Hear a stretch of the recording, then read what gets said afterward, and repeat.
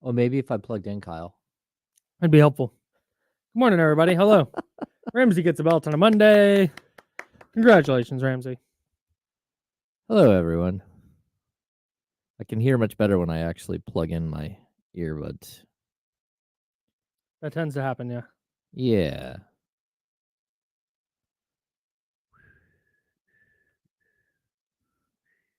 Oh, here we go.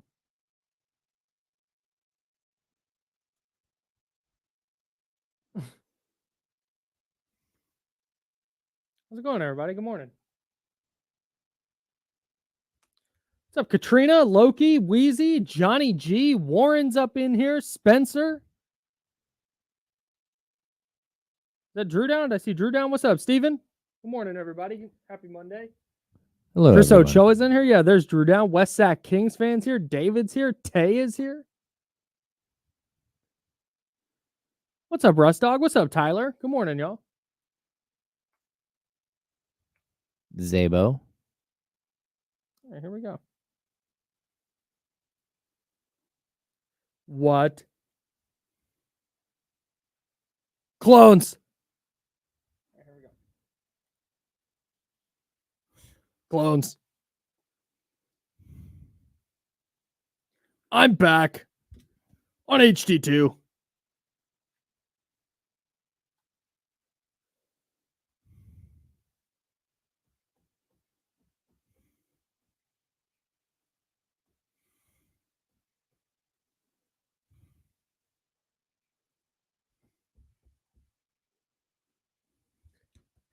I already see Tyler Jennings in the chat saying, I hope it's not a lot of Niner talk today. Buckle up, folks. Come on now. No, what do you... Look, dude. They were supposed to be a team that going into this year was Matt Barrows, who's covered the 49ers for 68 years. That's not 68, but it's messing with Matt. He's covered the 49ers for a long time. So this is the most talented 49ers team I've ever seen. That's where this was supposed to go. And instead, they're 3-4 and in a spot where, you know what? You didn't need to beat Kansas City, but you needed to be competitive. And they were not competitive. They got outclassed in every single facet. I shouldn't say every single facet. I thought their defense played okay. Yeah. But beyond the okay day for the defense, they were terrible in a huge spot where you had the mini bye. You had extra days off. The Chiefs had a full bye, to be sure, but that was a chance to go in, and the Chiefs are a legitimate Super Bowl contender. Everybody knows that. Back-to-back defending champs. You are a contender until you are no longer in the playoffs. So the Chiefs are a bona fide, legit Super Bowl contender, and the 49ers look like a JV team. That's where they're at right now. Yeah, I mean, the Chiefs are 6-0. They're the best team in football. They're the only undefeated team left. They're also the two-time reigning champs.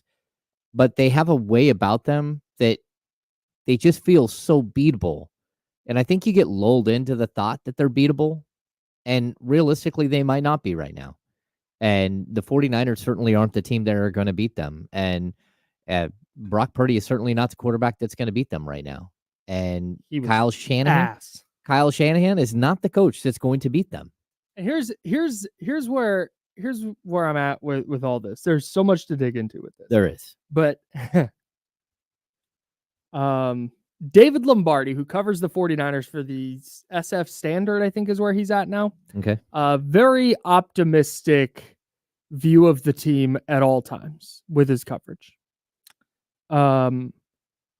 Was quick to point out, well, hey, 2022, the 49ers were 3-4 after week 7, and they lost to the Chiefs in week 7. This year, 3-4 after week 7 with a loss to the Chiefs in week 7. Miss me, dude.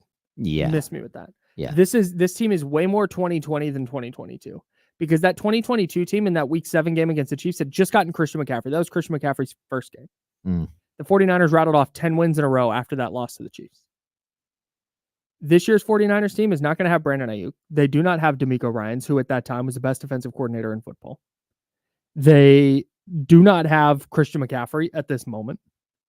Their defense is not close to as good. It's just top to bottom. Their pass rush isn't as good. Their linebacker play isn't as good. Their safety play isn't as good. Not as good of a team. Flat out. So to point to that and go, well, hey, they were in this exact same scenario. Everything's fine. It's not, dude. It is not fine. There is nothing that's happened through. Do you know who they beat? They beat the 2-5 Jets. They beat the 1-6 Patriots. Oof. And they beat the Seahawks. What are the Seahawks now? 4-3? 4-3. 4-3? Yeah, the 4-3 Seahawks. Nice. Good work. Cool. They're just not that good, dude. Like it's maybe it's Christian McCaffrey. Maybe it's Dre Greenlaw being out. I don't know, but there's nothing through 7 weeks. I don't. Through the first couple of weeks, I was happy to lean on. Well, look at last year. Look at the last couple of years. They're going to be fine. They're going to right the ship. We're 7 weeks in. We're 7 weeks into this, and they've not figured out how to close a game. How to make the Chiefs yesterday did not play great. Their defense was awesome, but offensively they didn't play great. I thought Patrick Mahomes, same thing you always talk about, missing throws, looked indecisive at times. It's just not great. But yeah, when it came down to, hey, they need a play, they can put I thought his 33-yard run down the sideline was kind of the dagger. They need that play. Boom, he's going to make it. Huge third down. Hey, he's going to figure out a way to make that throw or scramble for a first down. Mm-hmm. They made winning plays when they needed to make them, and the 49ers did the opposite, the same way they have basically all season. Yeah, I think that there's a lot of concern. Not only, I mean, we'll dive into the injury issues, but just overall, the same exact things keep rearing their heads. Mm-hmm. Number one, like first and foremost, Brock Purdy does not look like a quarterback who can bring a team back and beat somebody. Yes. Still. 1,000%. And now we've gotten to a point where that's an issue. It's no longer like, hey, he could grow out of this. This is like an issue that you need to have strong conversations about. Yep.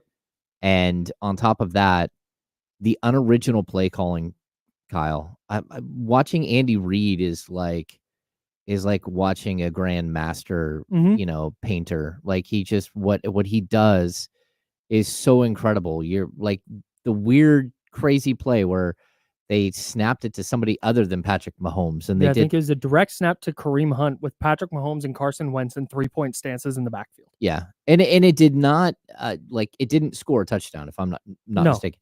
But what it does is it like messes everything up. And now you're so confused. Is he going to have like that weird tight end screen where Mahomes just steps back and then flicks it to Kelsey for the touchdown? Are they going to give it to Kareem Hunt to like run you over? Is he going to step back, fake, and then run up the middle? Like there's so many options.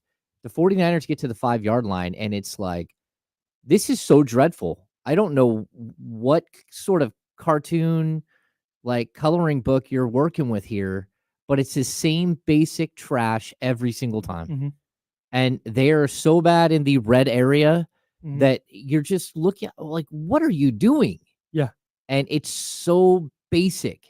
And that he's been this way his entire time as a head coach of the 49ers. When he gets in the red zone, it is nothing but basic. So I disagree with that, actually. I think he's been really, really good as a play designer and play caller. They were first in the league in scoring red zone touchdowns last year. Oh, okay. This has not been a problem until this year. And to your point, we saw glimpses of it yesterday. After Brandon Aiyuk got hurt, you saw glimpses of, oh, that was a fun little run design. Like, oh, that was kind of interesting. The QB sneak that Purdy scored on, where he takes a snap and the 2 guards pull, and then he just follows the center who has to take on a linebacker. That's a fun design. Yeah. That's a little bit different. That creates some chaos. And to your point about Andy Reid is like, screw it. He ran a play. I wish I could remember the exact circumstances, but it was like something along the lines of, don't quote me on this, like a security guard came up to him and was like, hey, I thought about this. And Andy Reid was like, let's try it. He lets their dudes, and this has been a critique I've had of Kyle Shanahan for years now.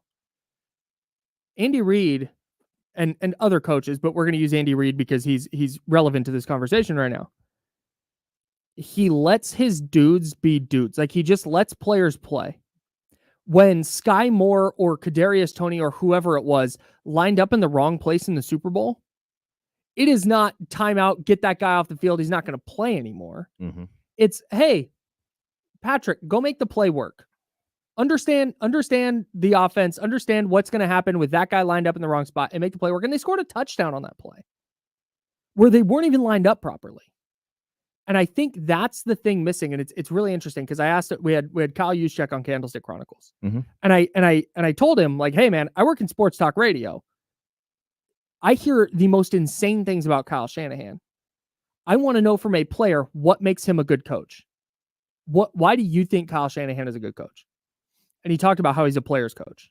He does such a good job of building those personal relationships with players where, like, you're homies, but he's going to hold you accountable and you're going to hold him accountable. And there's that relationship where he's the coach for sure, but he's also like, there's a human element to it. Yet that doesn't translate to the field somehow. Because the only way Jacob Cowing can get on the field, we all watched him in the preseason and went, oh, guy's a little interesting. Find a way to get the ball in his hands. Yeah. But he doesn't have enough of the offense down to get on the field. Meanwhile, neither does Xavier Worthy. Mecole Hardman stinks. Mecole Hardman is not a good wide receiver, but do you know why he's good with the Chiefs? Because Andy Reid says, hey, you know what? You're good at these 4 things. We're going to let you go do those 4 things. Mm-hmm. You're going to wreak havoc on defenses doing this. They know it's coming. It's not going to matter because you're really good at it, and we're going to execute the hell out of this play. They do the exact same thing with Xavier Worthy. They do the exact same thing with Kadarius Toney and any other player who has come through there. They have figured out ways to have success with those players. And with Kyle Shanahan, it's, hey, you know what? You lined up a yard off where you needed to be lined up. You're just not getting that. You're just not going to be on the field. And that is where I think what you're talking about comes in, where like this year, when they get in the red zone, it's not, hey, we need to get creative. We need to do something fun because our guys are not winning one-on-one often enough. It's not, let's get creative. It's, hey, we just need to execute better. Well, that's clearly not working. We're 7 weeks into this. Yeah. Hey, man, like I watched Xavier Worthy in week 1 score 2 touchdowns and he got thrown 3 balls. Yep. And he had 1 run. Yes. They put the fear of Xavier Worthy into the heart and souls of every other team that they're going to play the rest of the season. Yes. Whether he can do anything or not, we have no idea. But we do know that there's a fear of him. Mm-hmm. There's never been that. Nope. I mean, not only that, but we look at Cowings, right? And you're thinking, okay, there's got to be something wrong with him. He had to have like got to the combine and ran a 4.240, and everyone's like, oh, he's going to get selected in the draft because he's so fast. Mm-hmm. This is a guy who, in his senior year at Arizona, caught 90 balls. The year before, 85. The year before, 69 balls. Nice. This is not a dude who doesn't know how to run a route at all. Correct. This is a guy who is an actual receiver, not just a speed merchant. Yep. And what you did is you put yourself in a situation where you wouldn't let a kid on the field for the first 6 weeks of the season at all, except for the return kicks or whatever. You wouldn't let him because he needs training wheels for some reason. Yeah. Where other teams don't need training wheels, your guys need training wheels. And then when you needed him, you got lucky that he caught a deep pass, but you don't have him as part of everything. He doesn't have the confidence to go do what you need him to do because you've hamstrung him the whole time. Right. So, like, to me, like, there's a major disconnect in how he handles young receivers. There always has been. But now, what has he got? He's got Debo, maybe. He's got Juwan Jennings, maybe. And now he's got a bunch of young receivers. And that's it. Yeah. They're going to make mistakes. And I don't know. For me, like there definitely is a lack of creativity when I'm watching other teams play because I watch a ton of football. And sure, he made a nice play at what was it, 2nd and 1 at the 1 yard line. Okay, that was creative, but Mason could have ran that ball in on any given down. I mean, that's just the way it is. The rest of the season, it just feels like they're running the same exact thing, and everybody in the entire building knows what's coming. Yeah. And it does not get it's not the end zone carry that you need. It does not. They don't score in the red zone like they did last year. But last year, I'm going to put this big asterisk. There's a guy named Christian McCaffrey there who changes everything. And so, like, you still have to, just because you don't have one guy there doesn't mean you're no longer creative. It doesn't mean you no longer score touchdowns. You got to figure it out. And we're too deep into the season to figure it out. And now, everything else is snowballing around them. Yeah, man. And as much as, we can talk about Kyle Shanahan here, the bottom line for me is that Brock Purdy was not good yesterday. No. He was as bad as I've ever seen him. We've ever seen him. Thought it was the worst game he's ever played. His two best throws, the long completion to Kittle and the long completion to Cowing, should have been touchdowns. Yeah. But he horribly underthrew them. Yeah. The interception in the end zone, inexcusable. Chris Conley double covered. You're trying to force a ball into a window that's not there. You get a big fourth down stop. They actually got a stop on a fake punt. Next play, interception to nobody. There was no window for him to throw. He's guessing. And when he gets sped up and he's forced to operate from the pocket, he is not good. Yeah.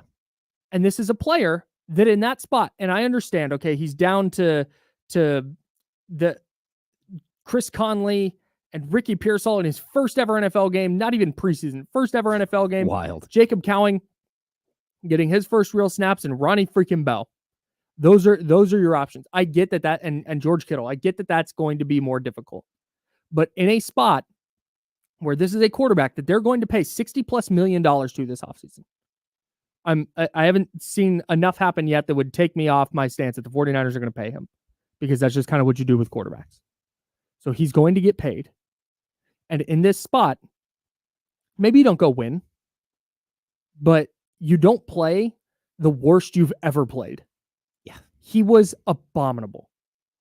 And if you want to look across the other side to the other sideline, and I say this because I see people talk about Brock Purdy is elite. No, Patrick Mahomes is elite. Patrick Mahomes, Juju Smith-Schuster, their number one receiver, goes down on like the first drive of the game or second drive of the game. Yeah, they're also playing without Rashee Rice, their best receiver. Their number one receiver. Yeah. You have Travis Kelce was hemmed up all day yesterday.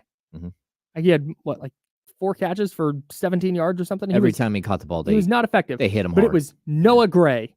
It's one to Samaje Perine here. It's one to Justin Watson there. It's figuring it out and making plays.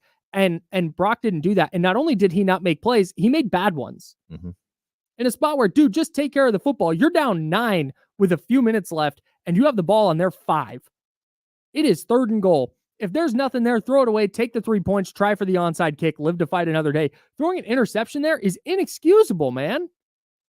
And not even an interception that was, it got tipped, or, defender made a great play. No, defender was just standing there, and Brock just threw it to him.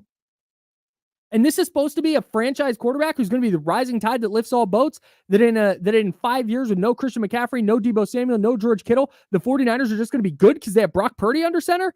No, not there. Yeah. He was that bad yesterday. I mean, half the throws that he made looked like Jimmy Garoppolo throws. Yes. Soft 1,000%. and floated and way too high. And you're like, what is happening?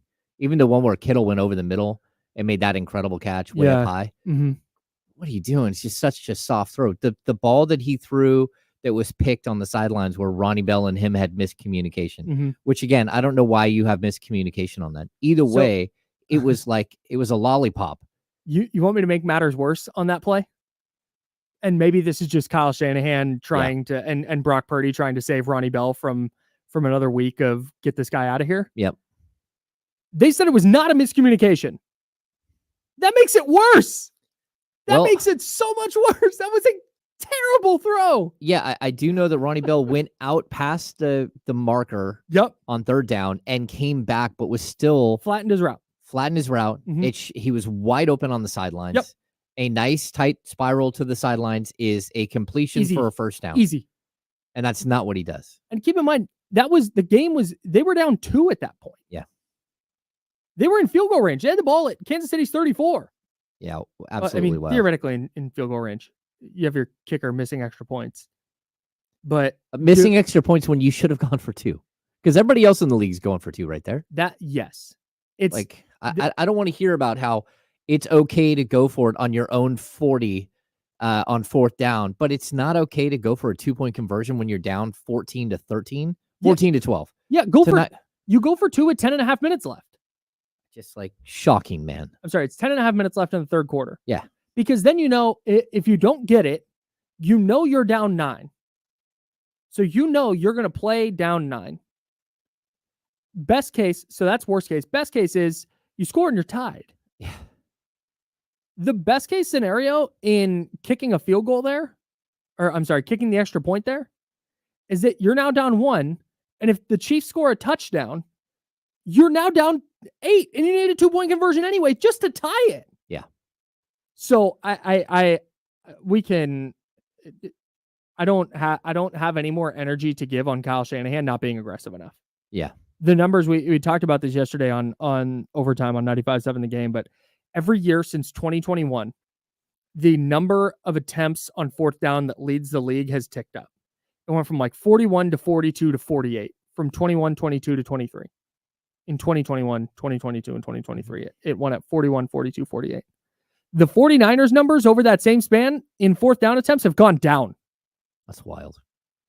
The league leader, the league leader last year was like the Panthers or something, because bad teams typically go for it on fourth down more often. I think the Lions go for it 40 times. They were second in the league at 40. The 49ers, 13. And that's where Kyle Shanahan is supposed to be that dude, where how do you not have, we can go back to the Vikings game for this. 4th and goal at the 2. And they go for it, and it's an out to Jawan Jennings that gets batted down at the line, or tipped at the line, and is incomplete. Mm-hmm. You don't have a fun play design in your bag to get you 2 yards? Do you feel like, yeah, we can break this out and get 2 yards right here? Yeah. Really? You don't have that? And that's what's baffling, man. Maybe it's the Christian McCaffrey of all this. Maybe they just went, hey, we are so invested in Christian McCaffrey, but you have had 7 weeks. You had more than that, Kyle. He didn't even play in preseason. Yeah. You had so much time.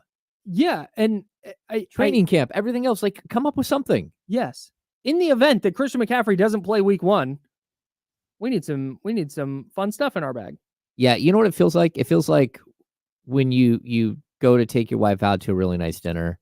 Okay. And you go somewhere and you're looking at the menu and everything is like $25 or $30, maybe a little bit more. And you're like, okay, this is really, really pricey.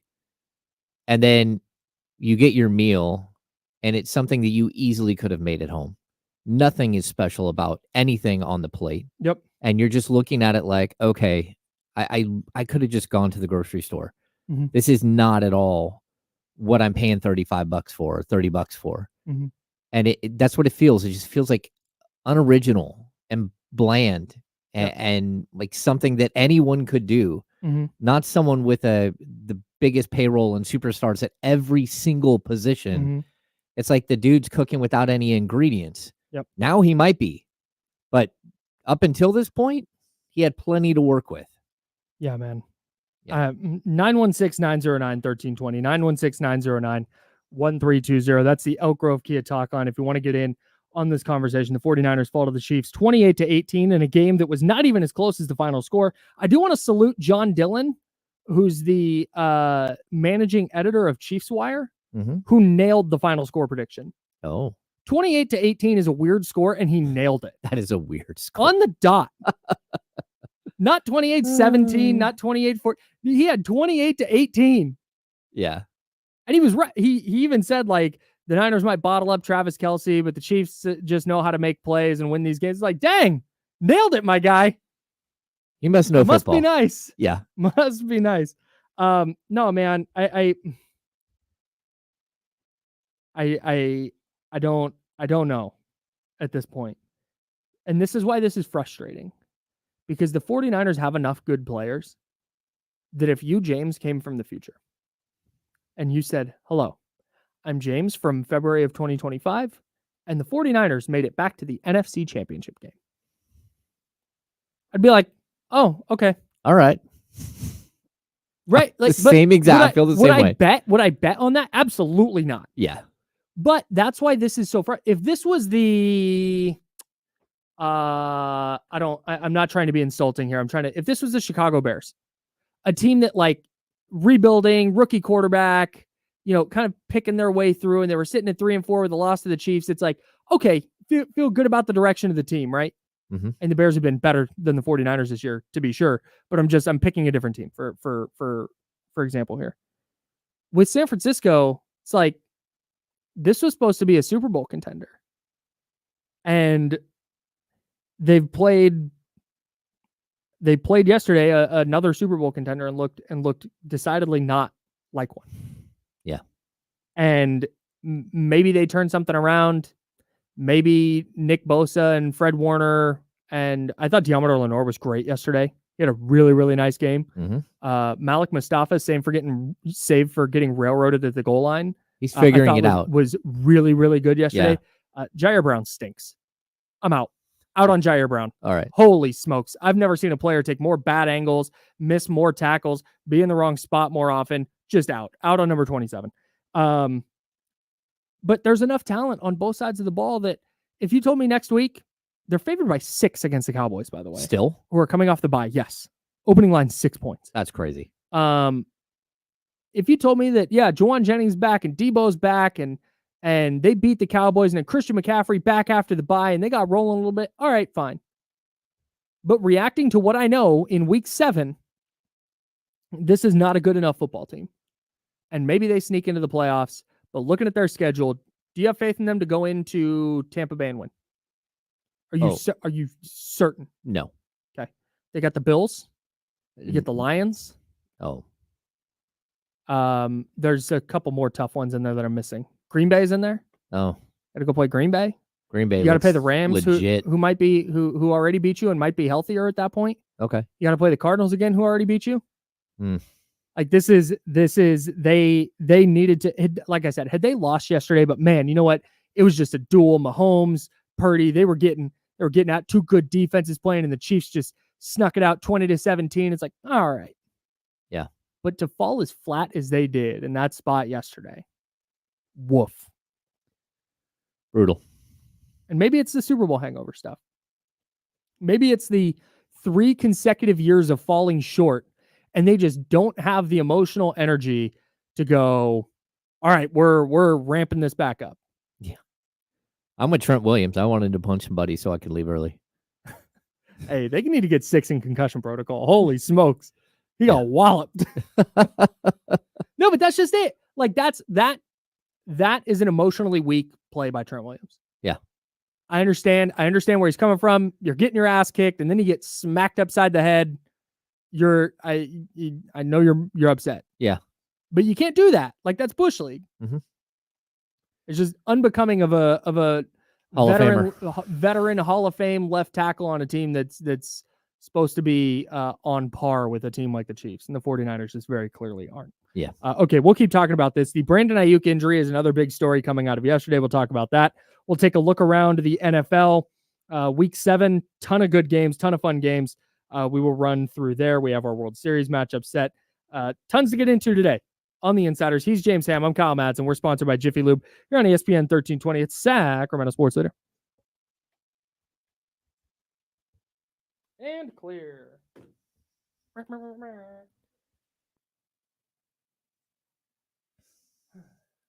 As the 49ers are today, yes, the Lions would boat race the 49ers. Oh my God.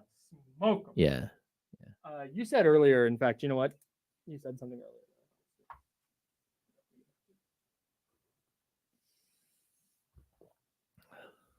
Was it about what I compared the 49ers to a poorly created meal at a restaurant? No. No. It's funny. On for our honeymoon, we did a honey fund. So we got I think I've told this story before, but I don't think so. We went to DC for our honeymoon. There was still COVID stuff and we were worried about leaving the country as a whole thing. So we're both dorks who like museums, and we went, hey, this is DC has a lot of museums. So we go to DC, had a great time. Wonderful city. Really loved it. But so many of the museums and stuff to do there is free. Like all the Smithsonian museums are free. Oh. So you just make a reservation to get in. Okay. So we didn't have to really pay for anything. And so we had all this money in our honeymoon fund.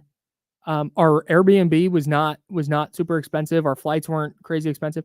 So our friend recommended this restaurant called Fiola. Fiola is the name of the restaurant. Michelin star restaurant. Cost like out the door after I did the wine pairing. And I was always, it was a lot of money. It was more money than I will ever pay for a meal again in my life. Okay. But I had always wondered, like, why do people do that? I can go to, like, Taco Bell's delicious. I can go to Taco Bell and fill up for like $8.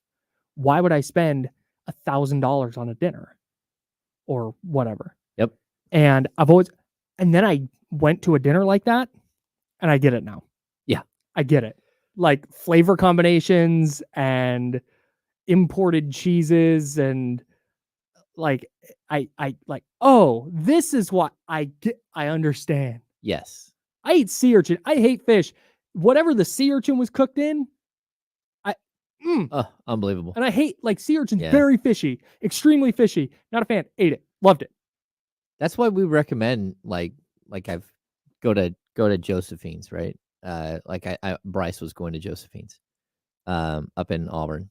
Just unbelievable. They're just wonderful people, but also the food, the quality of food. And the thing is, my wife is a very good cook, and we can try some of the stuff that they do, but you're going there, you're going to pay a lot of money because you're getting a meal that you really can't cook at home. Yes. Facts. Like that's the deal. And when someone wants to charge me a bunch of money, but the food is off the charts, like, okay, it is what it is. Yes. But when you go somewhere and it's like, man, it's so goddamn basic. Like, seriously? Yeah. Yeah. Like, don't tell me this is an aged steak. Like, don't what it's not aged because it's been in your fridge a couple weeks. Yeah, like I don't want to like it. It's if you're gonna spend the money, it's cool to go out to a nice new spot. We did a Michelin star restaurant. I think it was in Sonoma, and it was meh. The service was off the charts, right? But the food itself was just like, oh, okay, this isn't good enough for what you guys are supposed to be. Yeah. For what 4 people are going to drop $1,000 on dinner. It's like if you ever get to go to the kitchen in Sacramento, unbelievable. I've heard it's really cool. They do it up. Like everything is is like perfect.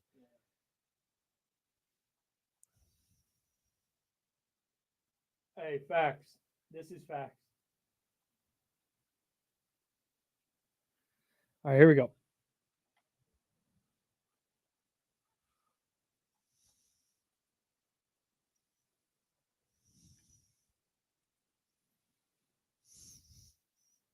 Now, back to the Insiders with James Ham and Kyle Madsen, brought to you by Jiffy Lube on ESPN 1320. Shout out to the chatty house, man. YouTube.com/ESPN 1320 and Twitch.tv/ESPN 1320. People in there right now giving wine pairings for Taco Bell meals. Oh. Oh. Talking a little food at the break. Speaking of food, that's what the 49ers were yesterday against the Kansas City Chiefs. 28 to 18. The loss there for the Niners. The other thing that happened last night, as we put a pin in the NFL for a brief moment, the Dodgers punched their ticket to the World Series with a win at home over the New York Mets. I have a couple things on this. The Mets are not a Cinderella. The Mets are not some plucky underdog. The Mets had the highest payroll in baseball. All right. And I know there's technicalities with that the Dodgers are deferring all sorts of money with a bunch of guys. And so that, okay, fine. The Mets pay their roster a lot of money. They're not the Guardians were like middle of the pack in payroll. Mm-hmm. That would have been a fun little story. Yeah. Just like, when was the last time they won? They won the World Series in 1969 and in 1986. They were in the World Series in 2015.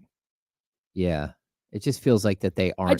They weren't a good team. Losers. They weren't a good team last year. Yeah, they're the lovable losers, no doubt. But they dumped a bunch of money into their roster. This was not a small market v big market, David v Goliath type of thing. The Dodgers have an awesome roster. The Yankees have an awesome roster. They're the 2 best teams in baseball, and they're facing off in the World Series.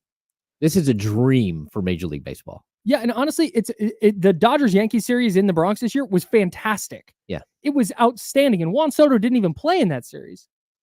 And for the Dodgers specifically, given how their coaching, not their coaching staff, given how beat up their pitching staff is, that they've been able to make their way through this postseason with like Yoshinobu Yamamoto, who was hurt for a bunch of the year with a shoulder injury, and Jack Flaherty, who's had some injury problems in his career who they picked up at the deadline, and then like bullpen games. A bullpen game. Just super incredible. Impressive. Yeah. Like really, really, really fun. And then Tommy Edman, who they acquired at the trade deadline, who had wrist surgery in the offseason, who didn't even play until August 19th. That's when he played his first game this year. For him to come out and be the NLCS MVP, that's fun. Yeah. You talk about the randos all the time with baseball. All the time. Tommy Edman's the rando. There we are. He's done it before. He's been there. Like, I get Tommy Edman, good player. Not trying to drag Tommy Edman. But on a team with Shohei Ohtani and Mookie Betts and Teoscar Hernandez and Freddie Freeman, for Tommy Edman to be that dude, it's a fun story. Yeah. So I understand people. It's Dodgers-Yankees. It's boring. It's going to be the best series that the league could have gotten. Oh, by far. And especially, I think, I always talk about the randos for sure, but to watch the Yankees' great sluggers all of a sudden like catch fire. Yes. It's like, oh man, if we get that, like that is like the highest of, like that would be spectacular. Yes. Like I want to see Giancarlo Stanton like hitting home run after home run, like the drama. I want to see Shohei catch fire, which I don't know. He has not been. It doesn't seem like he's been all that. He is. It's because he's not hitting with runners not on base. Yeah. In his last 23 at bats with runners on base, he is 18 for 23. That's wild. Like. That's crazy. They're just raking. So that's what, dude. There's star power. It is. This is, and if you, I know our guy Ramsey in the chat is like, I'm not watching. All right, fine. If that's you, totally fine. I'm not gonna hate. But I think for me, after watching that Yankees Dodgers series pretty closely back in, I think it was June, I'm fired up. Is it annoying because this is what baseball has quote unquote wanted and all the marketing and stuff around it? Yeah. I get it. I totally get it. But in a league that has done a bad job of marketing its stars, here's its chance.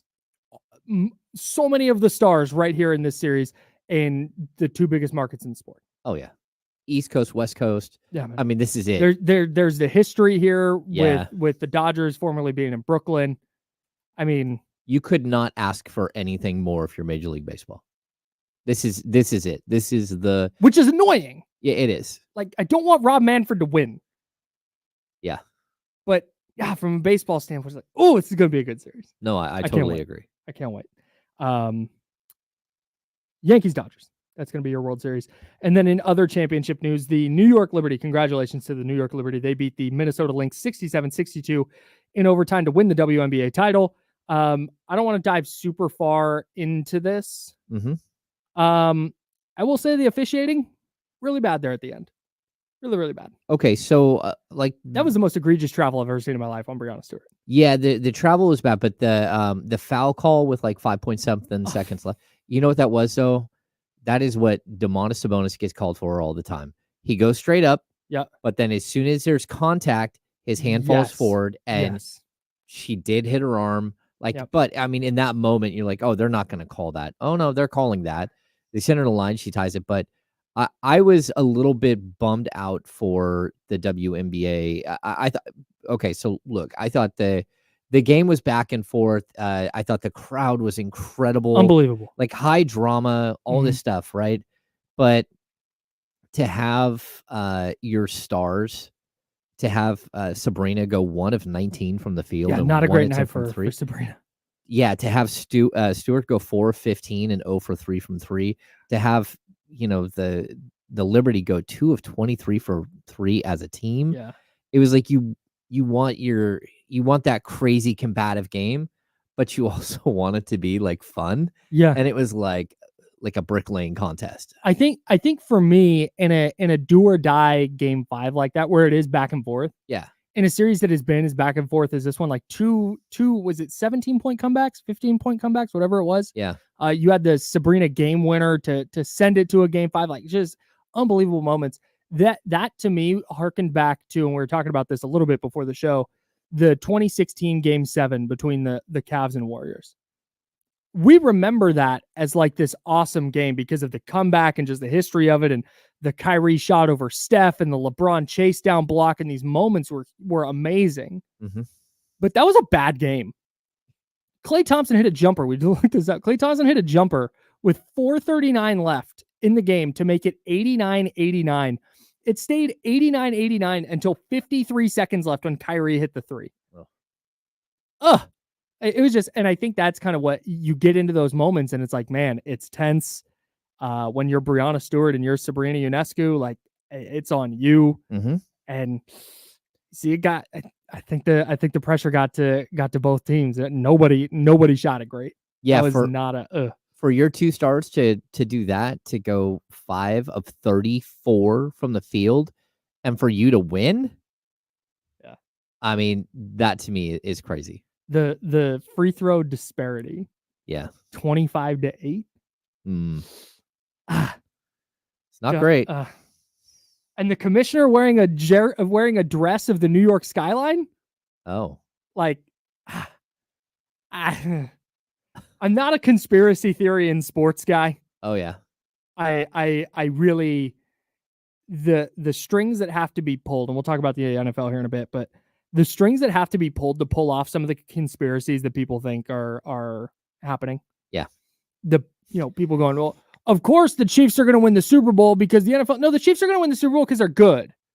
Yes. Like, because Nick Bosa crashed down on a 4th and 1 and got fooled on the read option, and Patrick Mahomes got a first down instead of being stopped to end the game. Like, that it's not a conspiracy, right? But you have the commissioner in New York. You have a game that is trying to grow. It's not trying to grow. It is exploding. Oh yeah. Like, the WNBA has arrived. There's no more like, oh, it's growing. The WNBA is here. And to have the commissioner in New York wearing a dress of what looks like the New York skyline, and to have the officiating go the way that got officiated. I'm not going to go as far as to be tinfoil hat guy, but it's really hard to argue against the tinfoil hat people. Yeah. I mean, like, look, I think the only reason I bring up the shooting and all that stuff is because I do know that so many more people were watching that, and you're competing against, again, the Jets playing on Sunday Night Football. And just New York fans, you're competing with that. At the same time, you're competing with the Mets in the NLCS. Yeah. Right. So you're competing with all this stuff. And if you're going to get this opportunity to be on primetime with all this other stuff, you just wish it would have been like a shootout or something that like drew in a few more fans, some casuals that were like, hey, you know what? This is the game 5. Like, let's see it. So that's where it was like, okay, it was a little bit dry. Sure. That's all. Yeah. I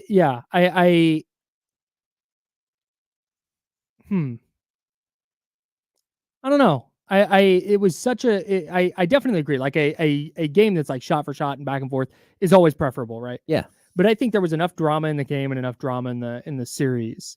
Oh, no, for sure. That it was just both teams playing their asses off. Is back and forth game. I think it was not a well played game, but I think overall a good game and a good cap to a pretty remarkable season for the WNBA, and hope to continue seeing that league grow for sure. Yeah, me too. Really excited to see what the next couple of years look like. So, week 7 of the NFL. We talked about it on Friday, and this is the Insiders. He's James Ham. I'm Kyle Madsen. We're sponsored by Jiffy Lube, and we're live here on ESPN 1320 Sacramento Sports Leader every day from 10 a.m. to noon. If you're not subscribed to the podcast version of the show, please do so. It's the James Ham and Kyle Madsen Show, wherever you get your podcasts. It's each hour of the show plus the full show. If you miss anything or want to go back and listen to something, we'll have it there for you. Or if you just want to support the homies and you have no intention of listening to the podcast, you can still subscribe and hook us up with the downloads. We would appreciate that immensely. Anyways, week 7. We talked about it going in. Man, there's a lot of really good games on this schedule this week. Oh, yeah. I want to start with the Lions and Vikings, because when we were talking about the 49ers and Chiefs, and the Chiefs outclassing the 49ers kind of in every way, you said the Chiefs are the best team in the NFL right now. They're 6-0. Yep. And if that's just, hey, they haven't had a loss, they're the best team. To me, the Lions are the best team in the league right now. It's a toss-up between the Lions and the Vikings outside of the fact that the Chiefs exist at 6-0. Mm-hmm. I would agree. The Lions are 31 points on that Vikings defense. Jared Goff looking as good as he looked against that Vikings defense. Their offense looks like what the Kyle Shanahan offense used to look like, where they just had answers for everything. And they have the two-headed monster at running back with Jahmyr Gibbs and with David Montgomery. And Amon-Ra St. Brown is awesome. And Sam Laporta's not even having a great year. But their offensive line is just freaking outstanding. Jared Goff is playing great football. Defensively, they're doing enough to win games. Remember, that was their first game without Aiden Hutchinson. Oh, yeah. And they still figured out a way to go in a division game on the road and beat the previously undefeated Vikings. And they got to Sam Darnold 4 times. Yeah, man. I am blown away by the Lions. I was blown away by the Lions last year. I thought they outplayed San Francisco in the NFC title game, and the 49ers just made a couple of plays and the Lions didn't down the stretch. The Lions this year, to me, for my money through week 7, are the favorite to win the Super Bowl. I don't think there's a team in the league that is hanging with them for 4 quarters. Yeah, I would say that if they still had Aiden Hutchinson, that I would put them in that. Like, I would think that they're the odds-on favorite just because they have a difference maker. They can get to the quarterback at any time, and just be disruptive. Like, so, but I still think that they're in a small group of teams.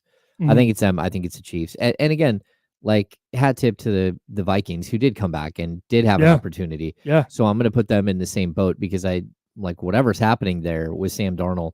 I mean, he wasn't great, but whatever's happening, it's still something that, like, they're really good. If I gave you the NFC North or the field to win the Super Bowl, the NFC North, that gives you the Vikings, the Lions, and the Packers. Packers also look good in a 24-22 win over the Texans. We can talk about that here in a second. I'm taking the NFC North. I think I am too. Yeah. Because your options outside of the NFC North are the Buccaneers. Yeah. 49ers, the Seahawks. Well, Falcons. I mean, AFC. I mean, and then you've got the Chiefs, the Bills, the Ravens. The Ravens. I think we can stop there. I don't think there's another team in the AFC. Yeah, Houston worried me a little bit yesterday. Yeah, well, okay. Houston, if they figure it out, then maybe. Right now, I'm not putting Houston in that group. No, they're on. They're talented enough to, and maybe by the end of the year they get there. Right now, they're not there. Yeah, I think I'm leaning NFC North too, man. Yeah, I probably. The Ravens and the Bills and the Chiefs. Oof, I don't know. That's a gauntlet. Yeah, man. It just the Lions right now. I think the vibes are off the charts. They are so talented. And for one game, they figured it out without Aiden Hutchinson.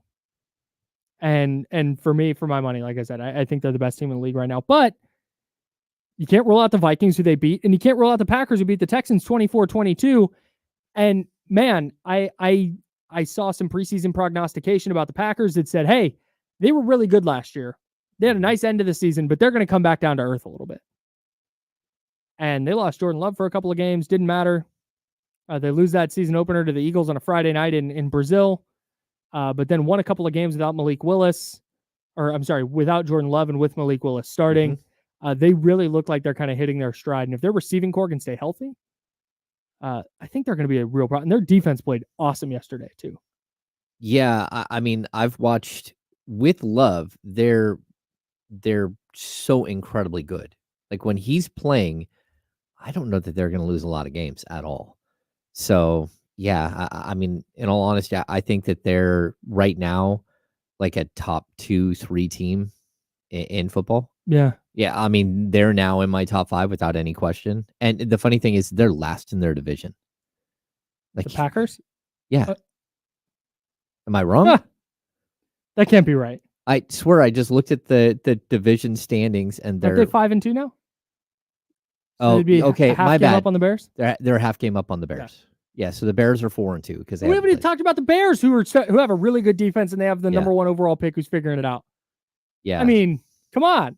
This is ridiculous division. Every week it's a new like 2 or 3 receivers that are dominating. Like I know you picked up Romeo Doubs on our fantasy. We got to get a piece of the the Packers offense. It's like, well, the problem is that they have him, they have Wicks, they have Reed, they have a tight end who keeps catching all kinds of touchdowns. Kraft. Yeah, they had like all these three dudes are different like dudes. 23. Oh yeah.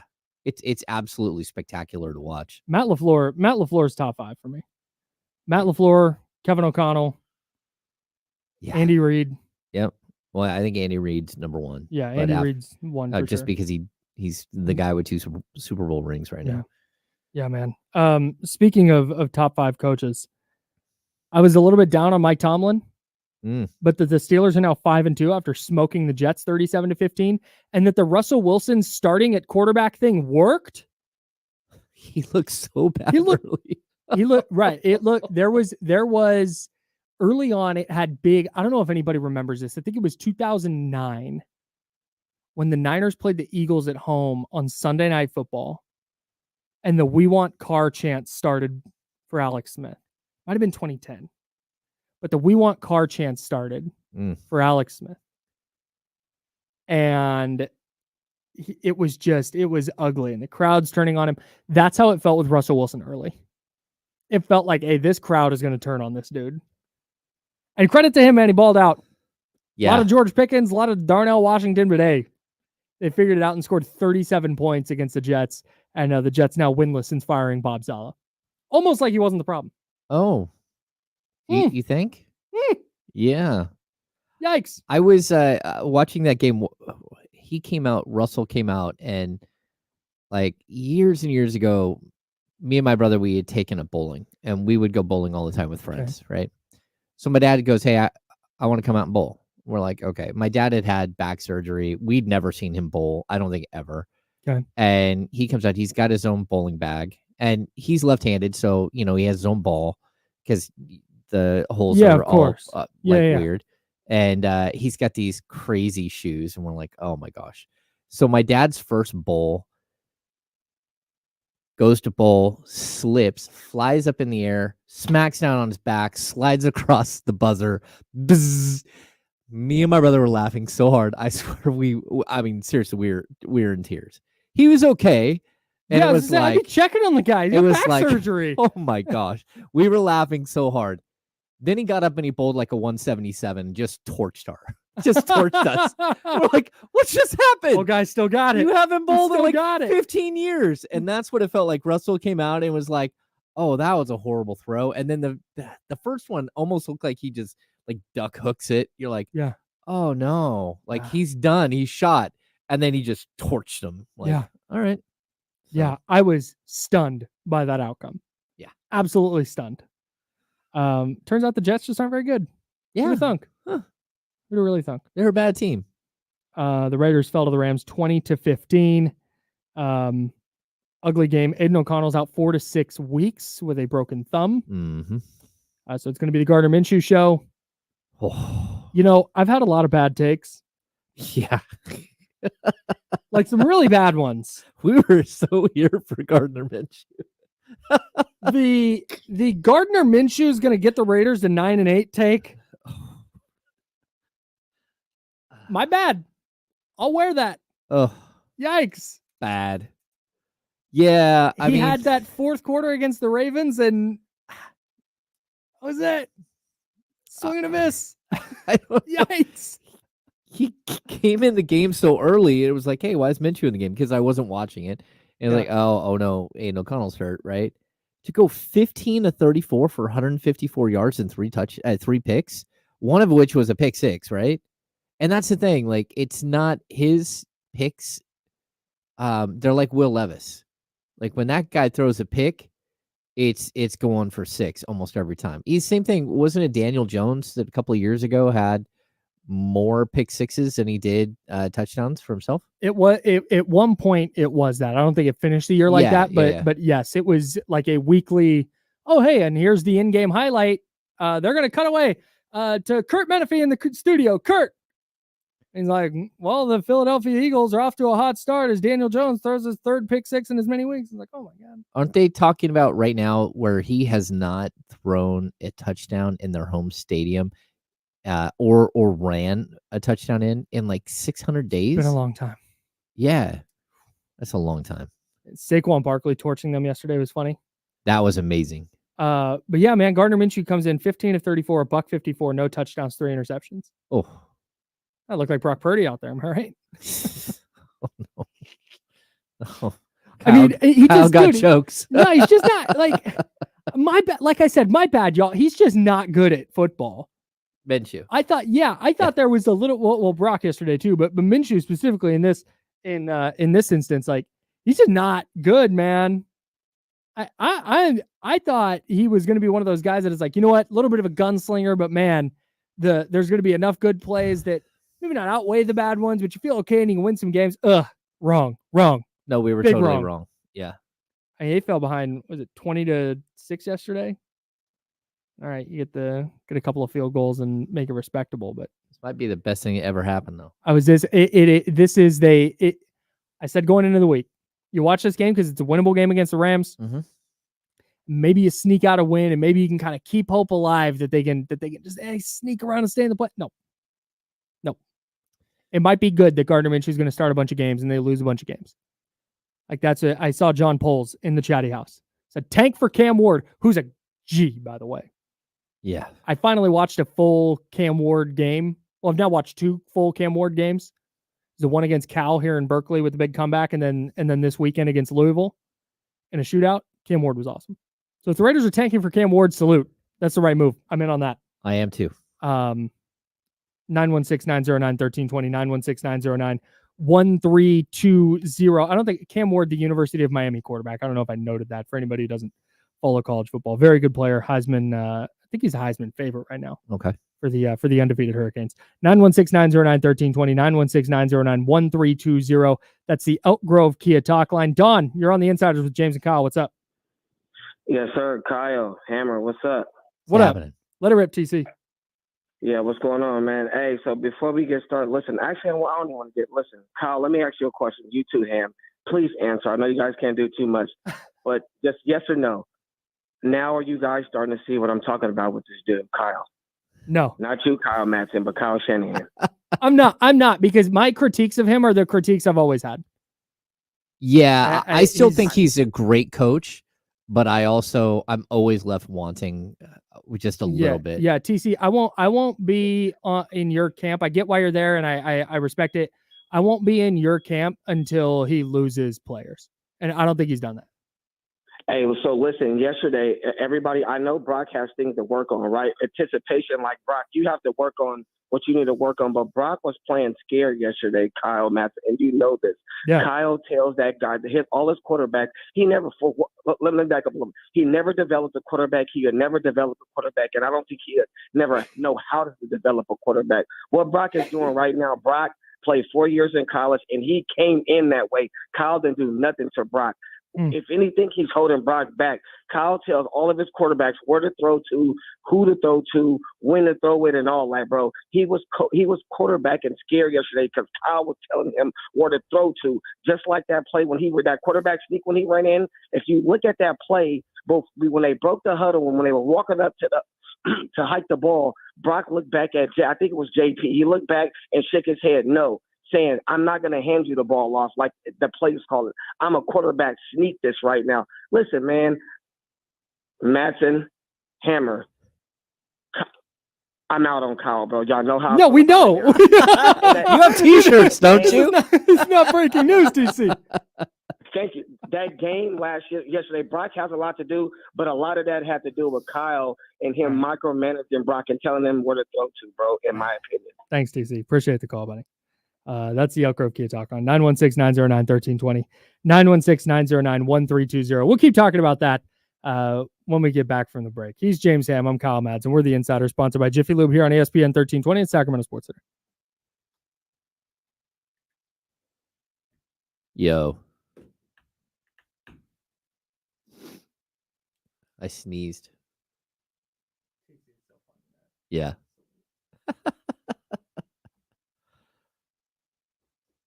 Yeah, it's not for me. It's not the quarterback because I think Shanahan does do a good job of developing quarterbacks.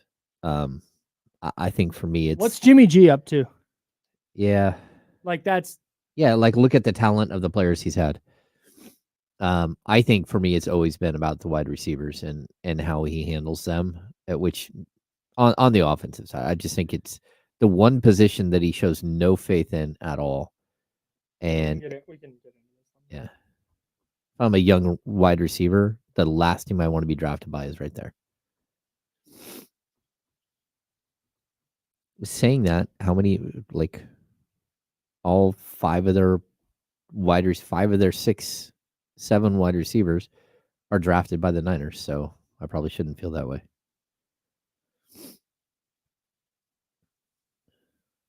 Also, like Deebo Samuel was an All-Pro. Brandon Aiyuk was an All-Pro. Juwan Jennings is good, carving out a nice little career. Yeah. And they're all drafted here and developed here.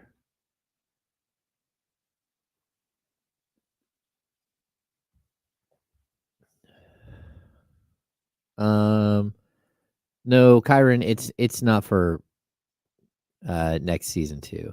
An ACL tear is about like 8 to 10 months at this point. It's not the full like year plus. If Aiyuk did in fact tear his ACL, he'll probably be ready for week 1 next year. Yeah, I was trying to Talanoa Hufanga, and everybody's different, right? There's so many different, like there's so many factors that go into this, but Talanoa Hufanga tore his ACL in week 11 and came back in week 3. Week 11. Got it. Yep. So that would put, assuming, it follows the exact same timeline, it'd be about week 1. Yeah. 10 months. Yeah. As soon as I saw the replay, I was like, oh, you kidding me? And what a weird, that's very seldom do you see a torn ACL on a play like that. He just got hit really hard. Yeah. And you saw his knee just like, boom. Yeah.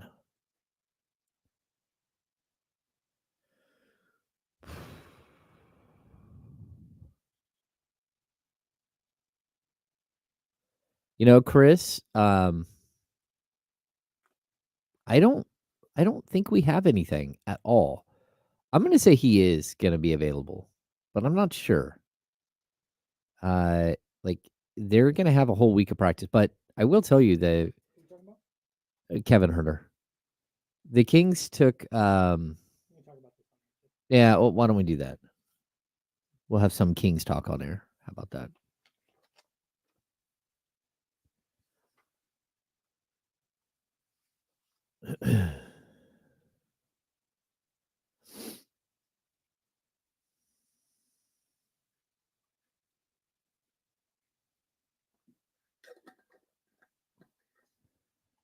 I have a question for TCG. What do you believe Andy Reid has done to develop Patrick Mahomes? Yeah. What is Andy Reid, the head coach, done that has made Patrick Mahomes the player that he is?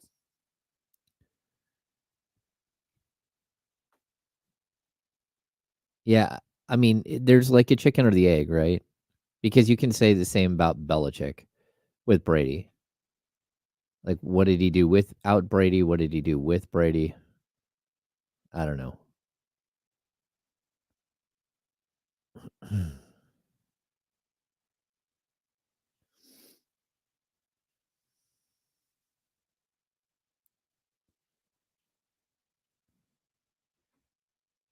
All right, here we go.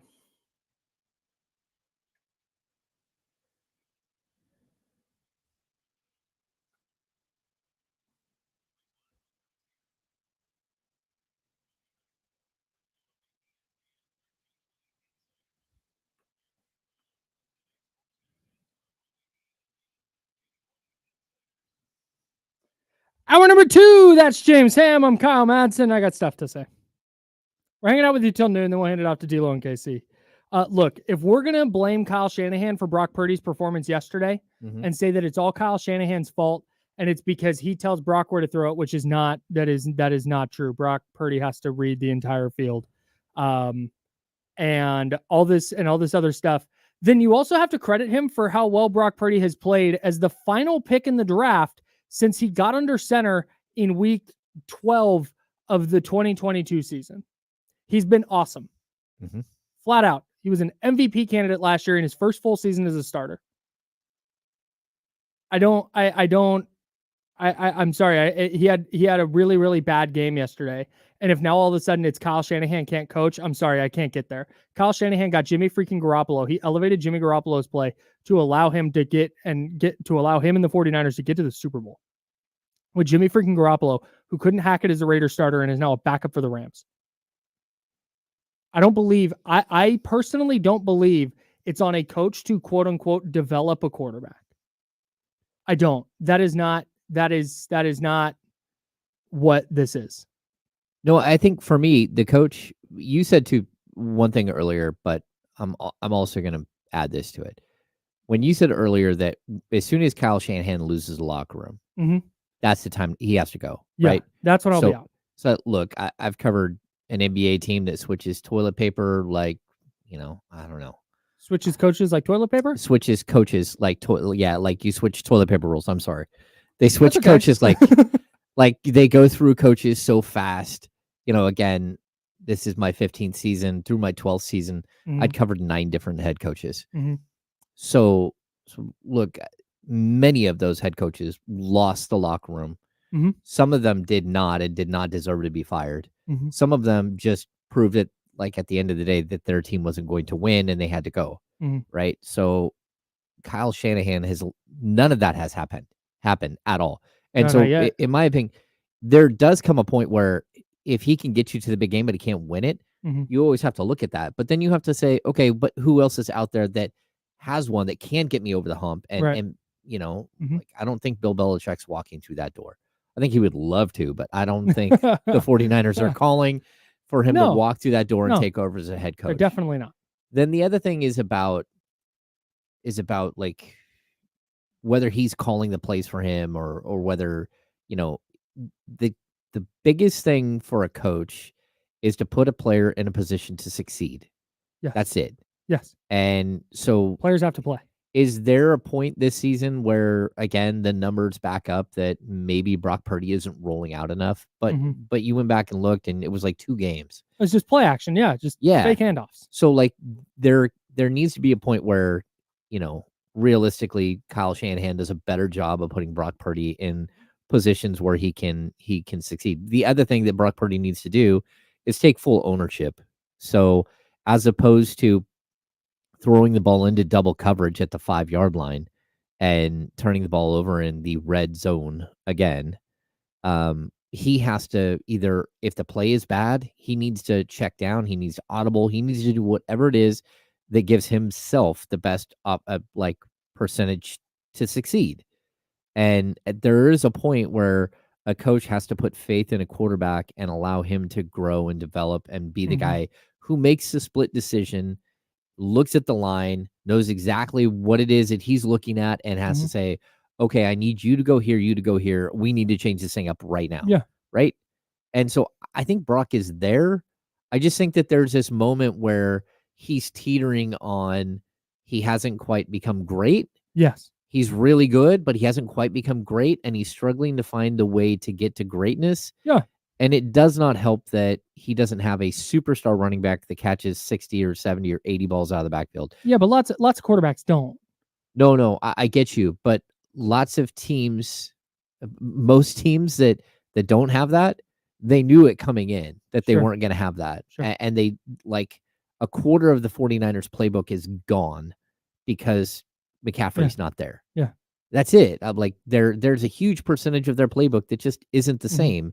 And it's, I think, why we're seeing the red zone issues this year with this team. Yeah, I mean, there's only so many times, again, that you can run Mason up the middle and think that you're going to get the necessary yards. And the 1 yard line, he's going to score that if you hand it to him. But overall, I think that there is like a lack of creativity in the end, in the last 10 yards, whatever it is. And a lot of that comes down to McCaffrey being gone. And a lot of it does come down to the fact that Shanahan is too conservative. And then the third thing is Brock Purdy just has to be better.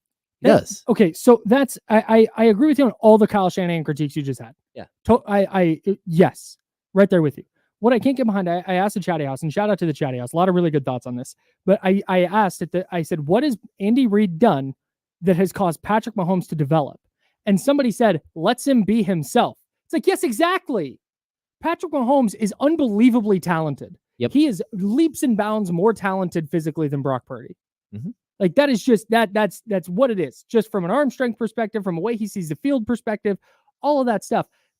Brock Purdy, you want to talk development? He is throwing the ball downfield more than any quarterback in the league this year going into last week. Like the offense had changed pretty dramatically to lean on Brock Purdy, and he was answering the call. Like you want to talk about development? Brock Purdy was putting up career best numbers with throwing the ball down the field, doing more things than just managing the game. Mm-hmm. Like you want to talk development? That's development, dude. Oh no! And was he I bad? Was he awful yesterday? Yes. Josh Allen, who's been outstanding this year, not shading Josh Allen. Josh Allen had a game where he went 9 for 31 earlier this year.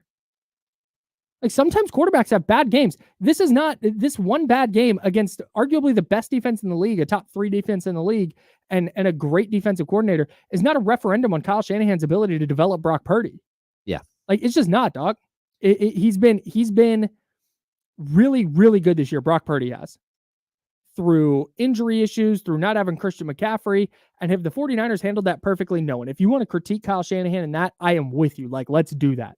Let's talk 4th down decisions. Let's talk 2-point decisions. Let's talk red zone play calling. Let's talk play calling in general. I'm with you. Like, let's ride. But if you want to say that Brock Purdy's not developing, he is. Like, we're watching it happen this year. Mm-hmm. He was awful yesterday. But I don't think it's because he went, okay, I'm supposed to throw it to Chris Conley on this play and he's double covered. Okay, I'm going to let it rip because that's what Kyle wants. It's not.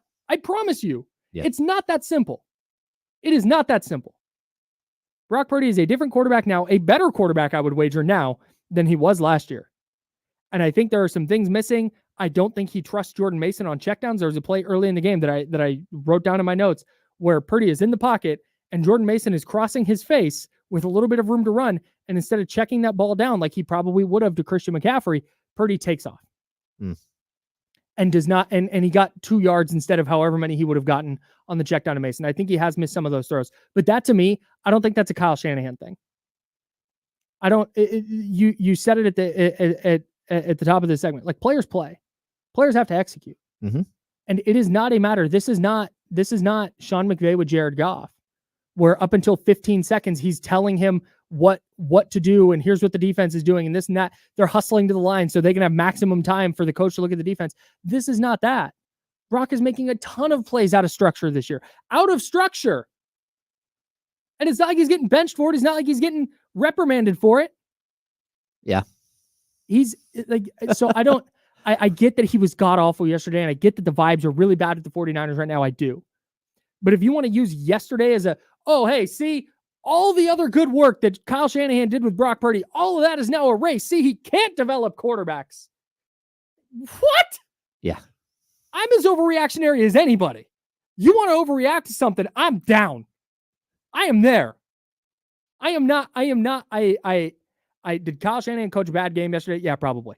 Yeah, he did. In fact, I'm not even going to say probably. Remove that. He did. Okay. Is he good at 4th down decisions? Terrible. Has his red zone play calling been good this year? No, abominable. But I'm not blaming him because Brock Purdy had a bad game against a really good defense and a really good defensive coordinator. I'm not. If you would like to, by all means, go for it. I'm not getting there, man. I'm not. No, I'm with you. And I would point out too, we joke around about the Gardner Minshew thing. Like, Brock Purdy is a much better quarterback than Gardner Minshew. Not even close. Like, the fact that they had similar stats this weekend, like that, we're being facetious. Like, this is still a really good team. It's a team that's lost its way, that has incredible injuries. I mean, you just basically lost your 2-star receivers. And oh, by the way, your 3rd wide receiver was already hurt, and you had to run a guy out there who got shot 7 weeks ago, 6 weeks ago, and another guy that is a rookie that had. There was one possession where you had Ricky Pearsall and Cowing catch their first NFL passes. And that's where you were in the game. And, oh, by the way, you have the best running back in football who has not played in 7 weeks. Mm-hmm. So, yeah, there are reasons. Like, these aren't excuses why the Niners aren't finding success. Their defense is not nearly as good as it was before. No. One of the reasons is because Dre Greenlaw isn't there. Yeah. Like, I'm not going to make excuses for what the safeties are doing. I'm not. And I'm not going to make excuses for the fact that you didn't load up on your defensive line in the proper way, and the middle of your defensive line is nowhere as good as they were before. Although, hey, they've been great against the run. They've been able to, they just can't get to the quarterback like they should be, right? Yeah. So, but like there are reasons that your team is struggling or the 49ers are struggling, and there are also, I'm not going to make excuses for them. Like, again, you have to be better. If you're Shanahan, you have to be better. If you're Brock Purdy, you cannot throw those lollipop balls like down the sideline. The Ronnie Bell interception was so bad. The decision at the 5-yard line and threw it into the end zone, so bad. Really bad. And there's been a handful of them. Mm-hmm. And so we keep pointing them out. But like, look, at the end of the day, this team does have some reasons why they are where they are. Yeah. So, and I think you hit another critique I have of Kyle Shanahan is that ability to adapt in game. Yeah. We've seen several times throughout the years where Deebo Samuel leaves the game and the 49ers just have nothing. Like, he was a big part of the game plan, and now it's he can't breathe in pregame warmups all of a sudden. I don't. Did you hear how Kyle Shanahan described the illness that Deebo Samuel had? Stand by. Let me go find it. I wasn't prepared to do this, but they reported during the game that he came down with the illness during warmups. And here's what he said about Deebo's illness. The question: did Deebo get the sickness this morning? Like, did he just come in feeling, this morning? Can you describe what? Was he just vomiting? Answer: throat, stomach things, just real fatigued, struggled to breathe, couldn't catch his breath. And so he kept trying to fight through it. But once he was struggling with the breathing and everything, we had to shut him down. Yeah. Yeah. I have a guess at what that is.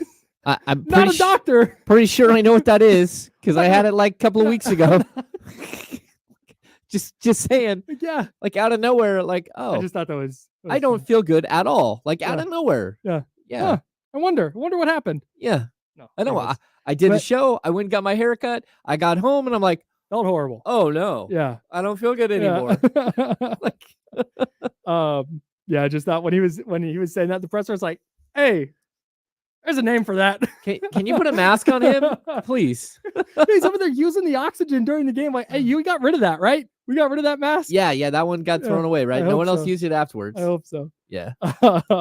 He's James Ham. I'm Kyle Madsen. We're the Insiders on ESPN 1320. We're sponsored by Jiffy Lube. If you would like to call the program, hit us up on the Elk Grove Kia Talk line, 916-909-1320. That's 916-909-1320. But no, and that's where, just to kind of go back to what we talked about at the top of the show with Kyle Shanahan, I would love to see him. And in fact, I really thought we did see points in the second half after Brandon Aiyuk went down where they did some creative things in the run game. And they did the 4th and 1 sneak with Brock Purdy where Kyle Juszczyk goes in motion and then they snap it and Juszczyk runs in behind him and pushes him. Thought that was great. The QB sneak where he scored. Thought that was great. There were a couple of things they did with motion that got Jordan Mason loose after he was really struggling. At one point, Kevin Burkhardt said that Kevin Burkhardt, the broadcaster for Fox, said the 49ers were getting hit in the backfield on 75% of their runs. Like, that's not going to cut it. That's not going to get it done. No, but they made adjustments. Right. They figured out how to move the ball a little bit. And that's where, to me, this falls on Brock Purdy because the plays were there. The deep shot to Kittle should have been a touchdown. The deep shot to Jacob Cowing should have been a touchdown. Yeah. He just missed those throws. The interception in the end zone that came after the long completion to Cowing, that should have been thrown away. That's got to go out the back of the end zone, dog. Like, you're down 9. A field goal here works. You got to get the onside kick and stuff, but field goal works here. Yeah. It was not super inspiring, man. Just a really tough game all around, but not to me, not yet anyway. I'm filing it away. People in the chatty house who disagree with me, like I said, I'm not with you yet. But you're over there. You guys in TC are over there hanging out. I respect it. Maybe I'll get over to that side. If they struggle again against Dallas the same way, let's have a real discussion. Mm-hmm. But this one game, I'm not going as far as Kyle Shanahan can't develop quarterbacks and Kyle Shanahan should be fired. There's a gray area. There's a gray area between he's the best coach and he should be fired. I'm existing in the gray area. Yeah. He is not the best coach. I'm with you. He should not be fired. I'm with both of those sentiments. Come wade around in this gray area with us. There's plenty of space. We're hanging out. I'd also say, like, look, this next week, it's a true test, right? The Cowboys are not nearly as bad as they have been this season. They at least, they're coming off a bye. Like, this is a team that can beat you. They're 3-3. Yeah. They have a better record than you do. With the way the 49ers are playing right now, mm-hmm. I don't know that there's a team in the league that when the 49ers play them, I'm like, W. The Patriots, probably.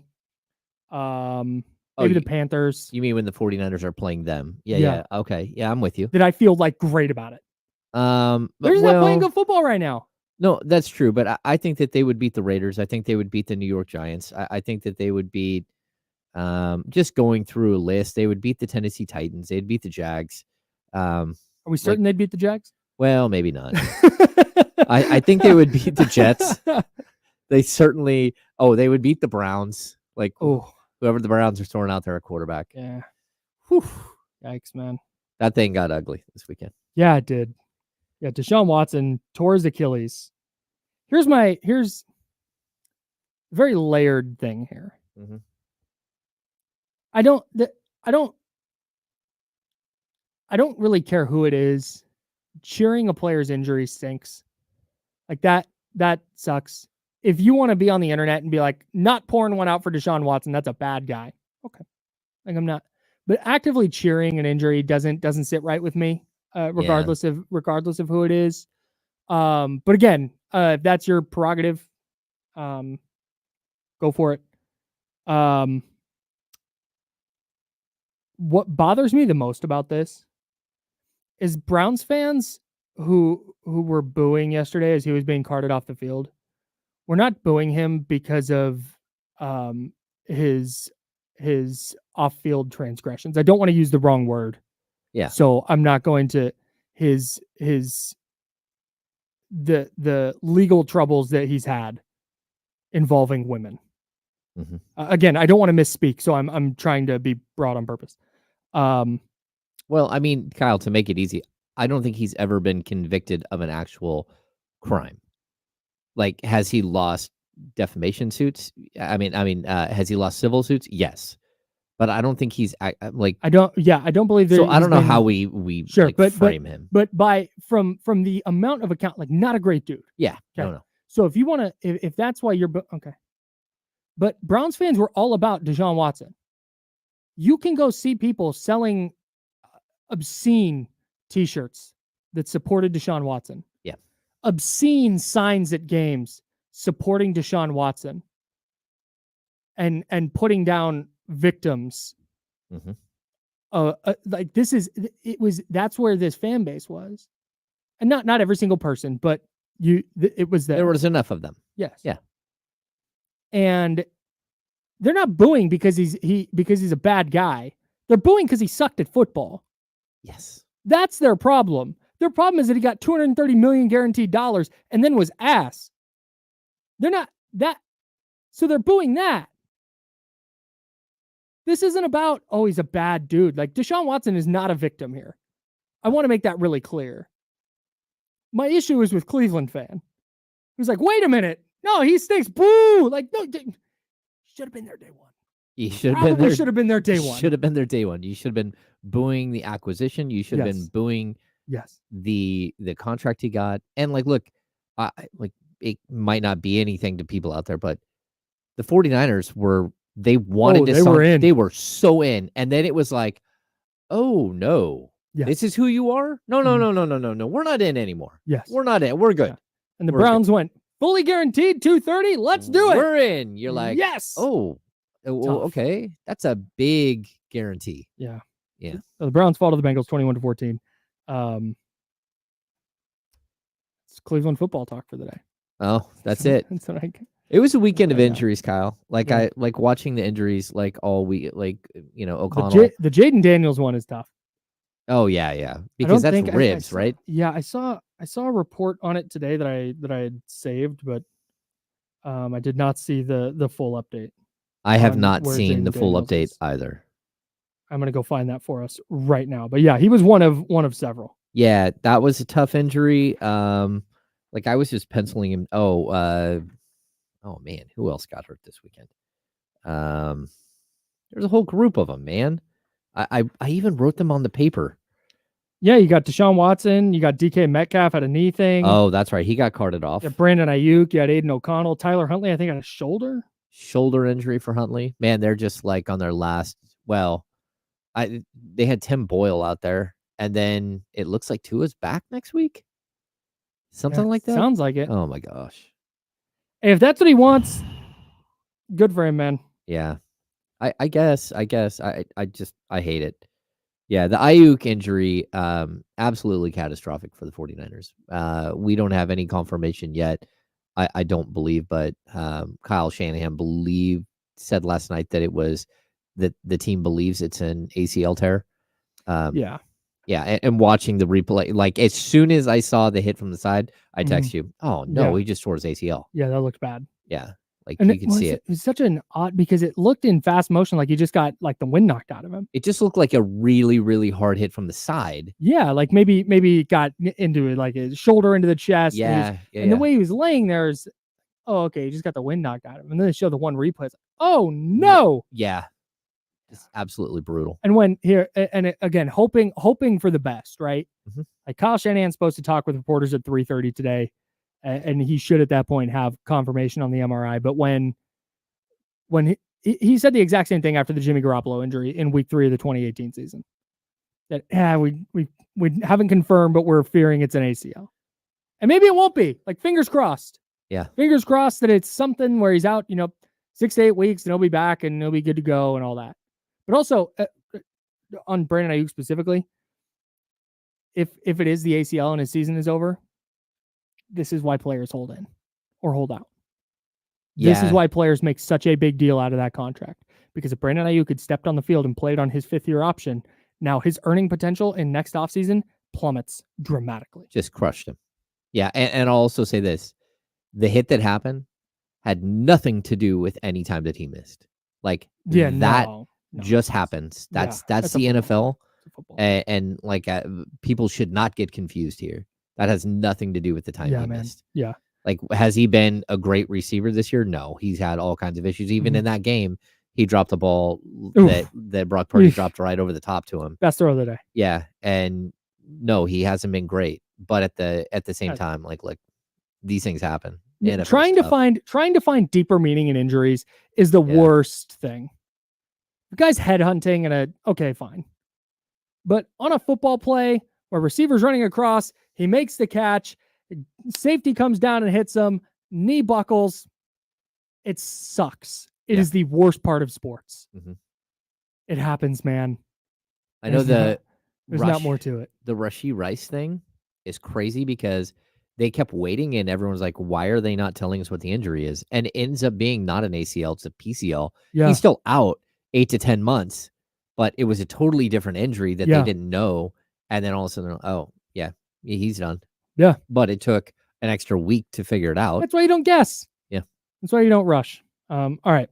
We'll have more. Speaking of injuries, there was a Kevin Herter question in the chatty house.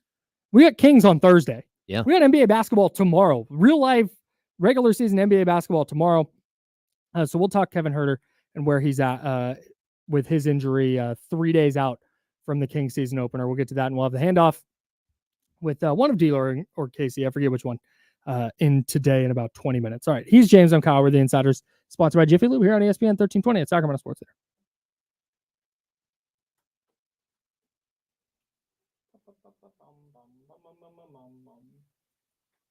Drew, this is the funniest thing. Mariota whooped up on the Panthers. Sorry asses. That's what's so tough is that Mariota came in and just looked phenomenal. Just cooked. You're like, oh my gosh, look how good Marcus Mariota looks. And you're like, oh, but he's playing against a little league team. Like he better be able to cook. Yeah, but the wild thing with that is he was not in a space where he would have cooked anybody. Yeah. Except for the 49ers in week 6 of the week 6, 2022, when the Niners looked like they'd never defended a read option in their lives. That was yeah, Brandon Ayuk's not paying for anything with his injury. Yeah. I'm interested with the whole Guardian cap thing. Tua said he's not going to wear one. Soren noted that. What? So I would love to know, is it, because this is literally like, not like I'm just asking questions. I'm literally asking questions because I don't know. Okay. I would love to know if it's a comfort thing. Like, do you notice them? And it's just like, hey, I've played quarterback for so long with this type of helmet, and the Guardian cap throws off everything, and I can't play effectively with it. Or is it just purely an aesthetic thing? Because to be totally honest with you, the players who are wearing Guardian caps, I barely notice it. When they zoom in and it's like a close up on the player, it's really obvious. But on the zoomed out like game angle, I don't even notice. You know, I talked about this once before. We're waiting for one team to just show up wearing them. Yeah. And just put it to rest. Just make it part of the NFL. Yeah. And if I'm the Miami Dolphins, if I'm his teammates, I'm saying, hey, can you get us 60 of these things, whatever they are? Like everybody's wearing one this week. We're all wearing one. We're not doing this.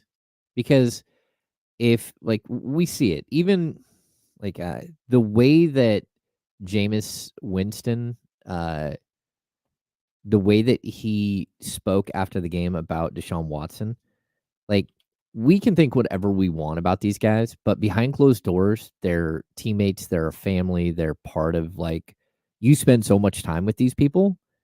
And if I'm a teammate of Tua, my advice to him is please don't play again. But the second thing is if you are going to play, put on the Guardian cap just to see. And Tua could say, my problem isn't getting hit in the head. My problem is that I snap back and am jarred in a different way. And maybe that's what his defense would be. But then put on, I know a quarterback doesn't put on a neck roll, then put on a neck roll. Like whatever it is you have to do to stop that from happening. And it just seems silly that they wouldn't put on a Guardian cap. So.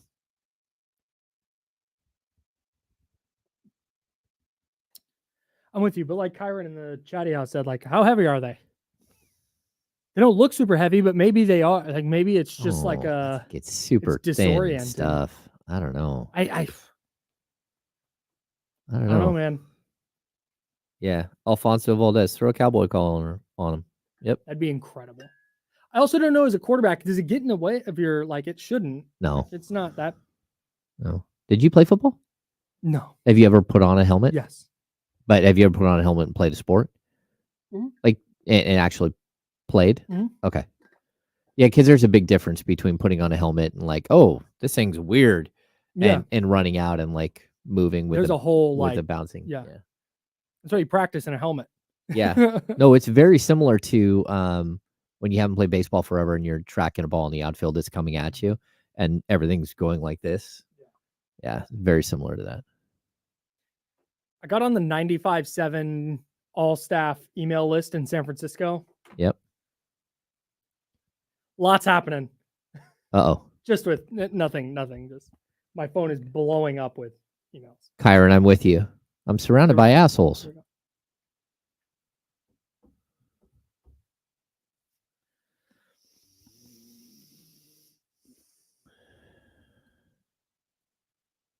Now, back to the Insiders with James Ham and Kyle Madsen, brought to you by Jiffy Lube on ESPN 1320.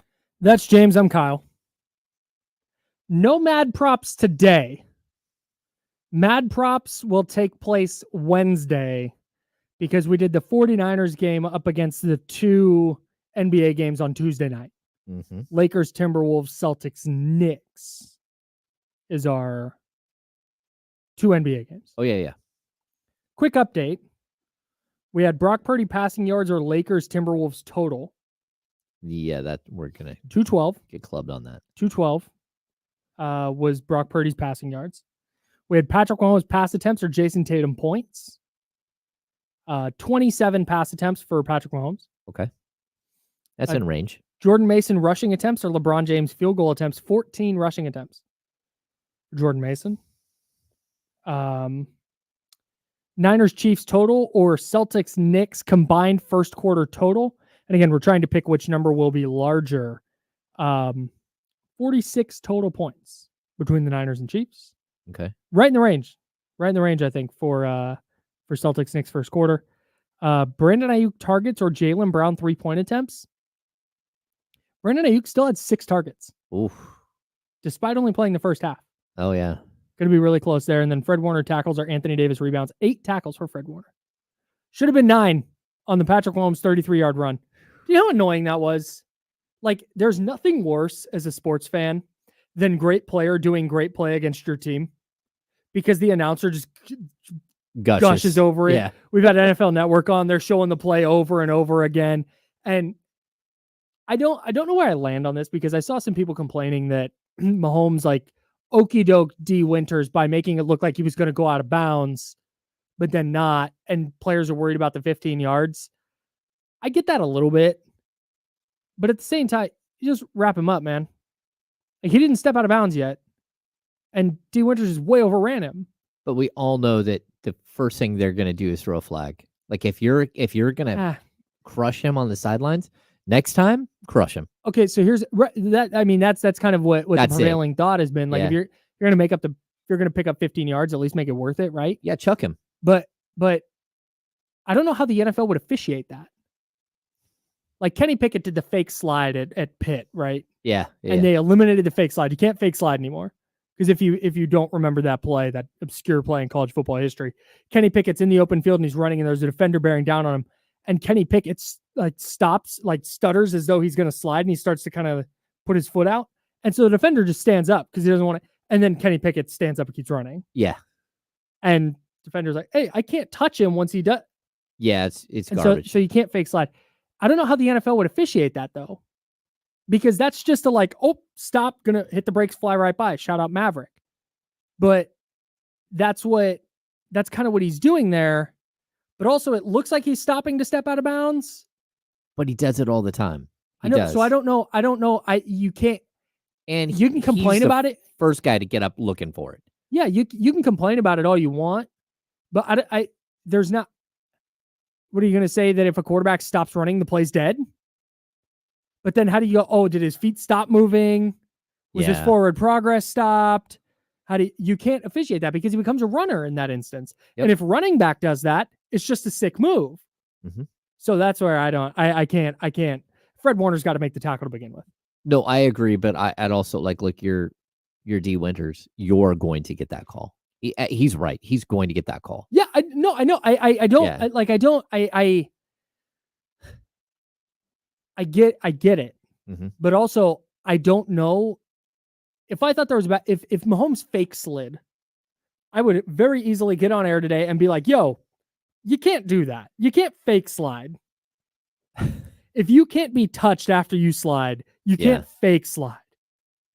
And if there was a solution, but I don't have a solution for that. Like, that's just and you know, there's a little bit of a loophole and he's taking advantage. Even if you tried to go in and not just crush him, mm-hmm. And you didn't do the big push so he flies out of bounds, and you just went in and just popped him, mm-hmm.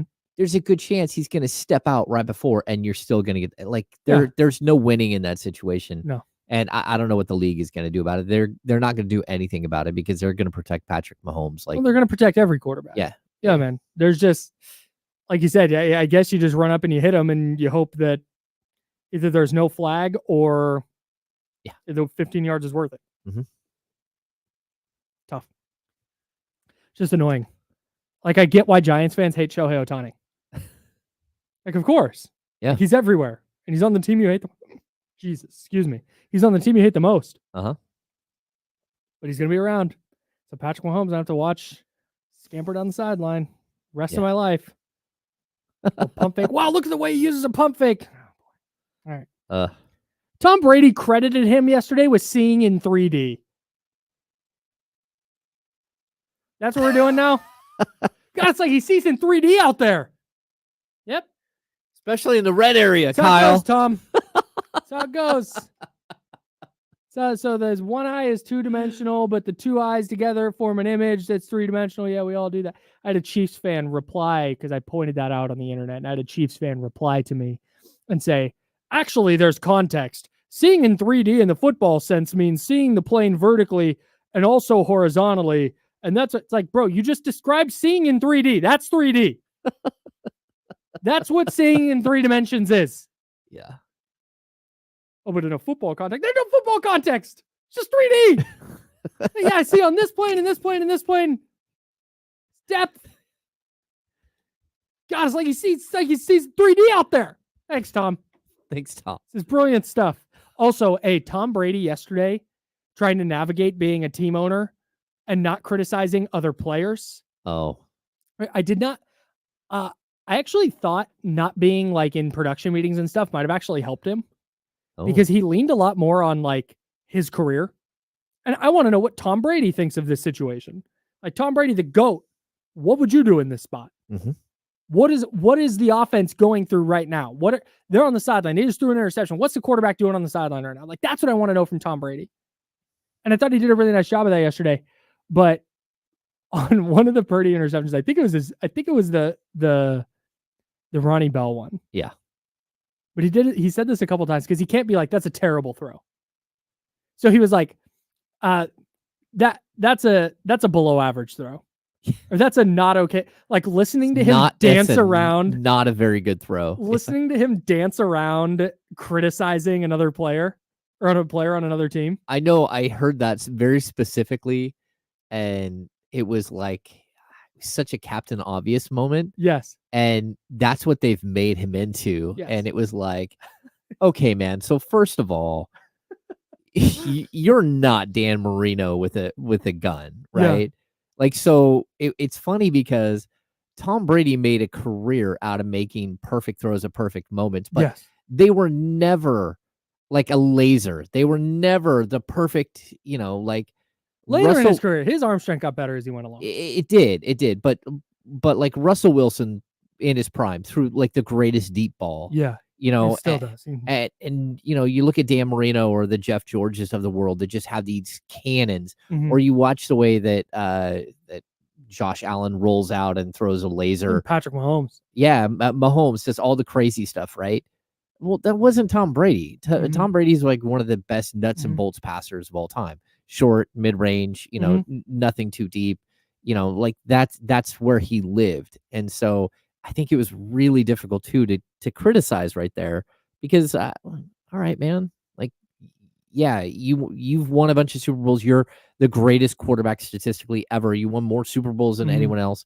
But at the same time, you also don't have like the raw skills that some of these other guys have. Yeah, but if you miss a throw, you miss a throw. Oh no, totally.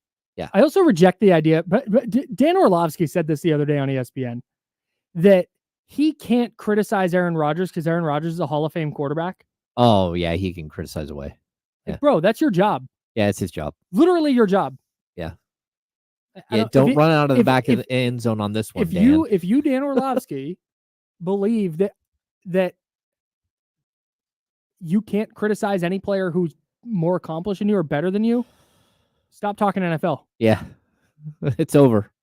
Like your career's over. You were a low tier backup. Yeah. I'm sorry. That's Literally, your Yes. career highlight is Yeah. you running out of the back of the end zone. That is why you are a notable NFL player. Yes, it's the only reason anyone knows your name at all as an NFL player. Well, I can't criticize Aaron Rodgers. Yes, you can. Yes. Literally your job, because it doesn't matter. It doesn't matter, Dan. You're on TV. Tell us what you think. But yeah, Tom Brady. That's a below average throw. Yeah, thanks, Tom. Really good stuff. Really good stuff there. I want to shift gears and talk some NBA briefly. I see the Chatty House requesting Kenny Caraway for the handoff. I have let Kenny know that his presence is being requested. Oh, So hopefully we'll get Kenny Caraway here for the handoff in a minute. But what's the deal? The Kings are what's the deal? The Kings are 3 days out from their season opener against the Timberwolves here at Golden One Center. Kevin Huerter update. Where are we at with Kevin Huerter 3 days out? Because Mike Brown, after practice on Friday, made it sound like he's not doing a ton. it does. Yeah. Okay. So we saw Trey Lyles on the court, and Mike looked over and goes, "Oh, well, that's new. He's over there playing against Jawad." He's like, and he made a joke about Jawad Williams. He said, "Yeah, He thinks he's still a player." he thinks he's still a player over there, and Trey's over there doing his thing, right?" He's like, "But that's the first time I've seen that." So that was the one-on-one, right? Mhm. I sure do think that he's got to the point where he should be at practice. Like they have, they'll practice. Well, technically, they're not practicing today. They didn't. Yesterday they had Fan Fest, and on Saturday they did not practice. They took a day off. Very strange to see this build up to the season where you have 3 days in a row where they're not like in full-fledged practice. But that's, whatever. I don't care. They may even practice today and just not invite us, right? Because they had Fan Fest yesterday. Yeah. Technically, they're not supposed to do that, but they could say it's a film study day or they're just shooting today or whatever. Sure. The next couple of days, like Tuesday, Wednesday, Thursday, well, Tuesday and Wednesday, we're going to get these guys and we'll know whether Kevin Huerter may or may not play on Thursday. But it sure does feel like his return to play might be like it feels like it's way further out than 3 days. Yeah, he looks physically fit to play, but it kind of feels like it might not be the first week of the season or something. But but I don't know. Like we'll get to the bottom of it the best we can in the coming days. But I also would not be totally shocked to see Kevin Huerter like roll in the mid first quarter and check into the game on Thursday night. So I just think it's interesting. He's James Ham. I'm Kyle Madsen. It is time for the handoff. Kenny Caraway of D-Lo and KC is in the building. Kenny, your presence was requested by the Chatty House. Let's get you. Okay. Let's get you. It's not like I don't have a radio show, but it's okay. No, I know you're about to talk for 4 hours. Yeah, People are like, we got to hear from Kenny now. Yeah, no, this is awesome. Yeah. So I'll let Chatty House. What questions do you have for Kenny? Because I don't. I'm assuming they want to talk football. Yeah, like that Steelers Jets game was crazy. I got a story about that. We'll get into that at some point. Shout out Prize Pick. Use the keyword what? That's KIFM. You know what I mean? Go check that out, man. Yeah. Kyle, I don't want to talk about it. I'm just saying, man. Look, Niners look bad yesterday, man. Here's the crux of kind of the discussion we've been having today. You'll be shocked to find out TC called in, and on the don't call us no on the more. Elk Grove Kia Talk line 916-909-1320. TC don't call us no more, man. He mad because I don't feed into his Kyle Shanahan propaganda. He's over there. A bunch of the Chatty House are over there. They are saying now, based on yesterday's game, that Kyle Shanahan cannot develop quarterbacks.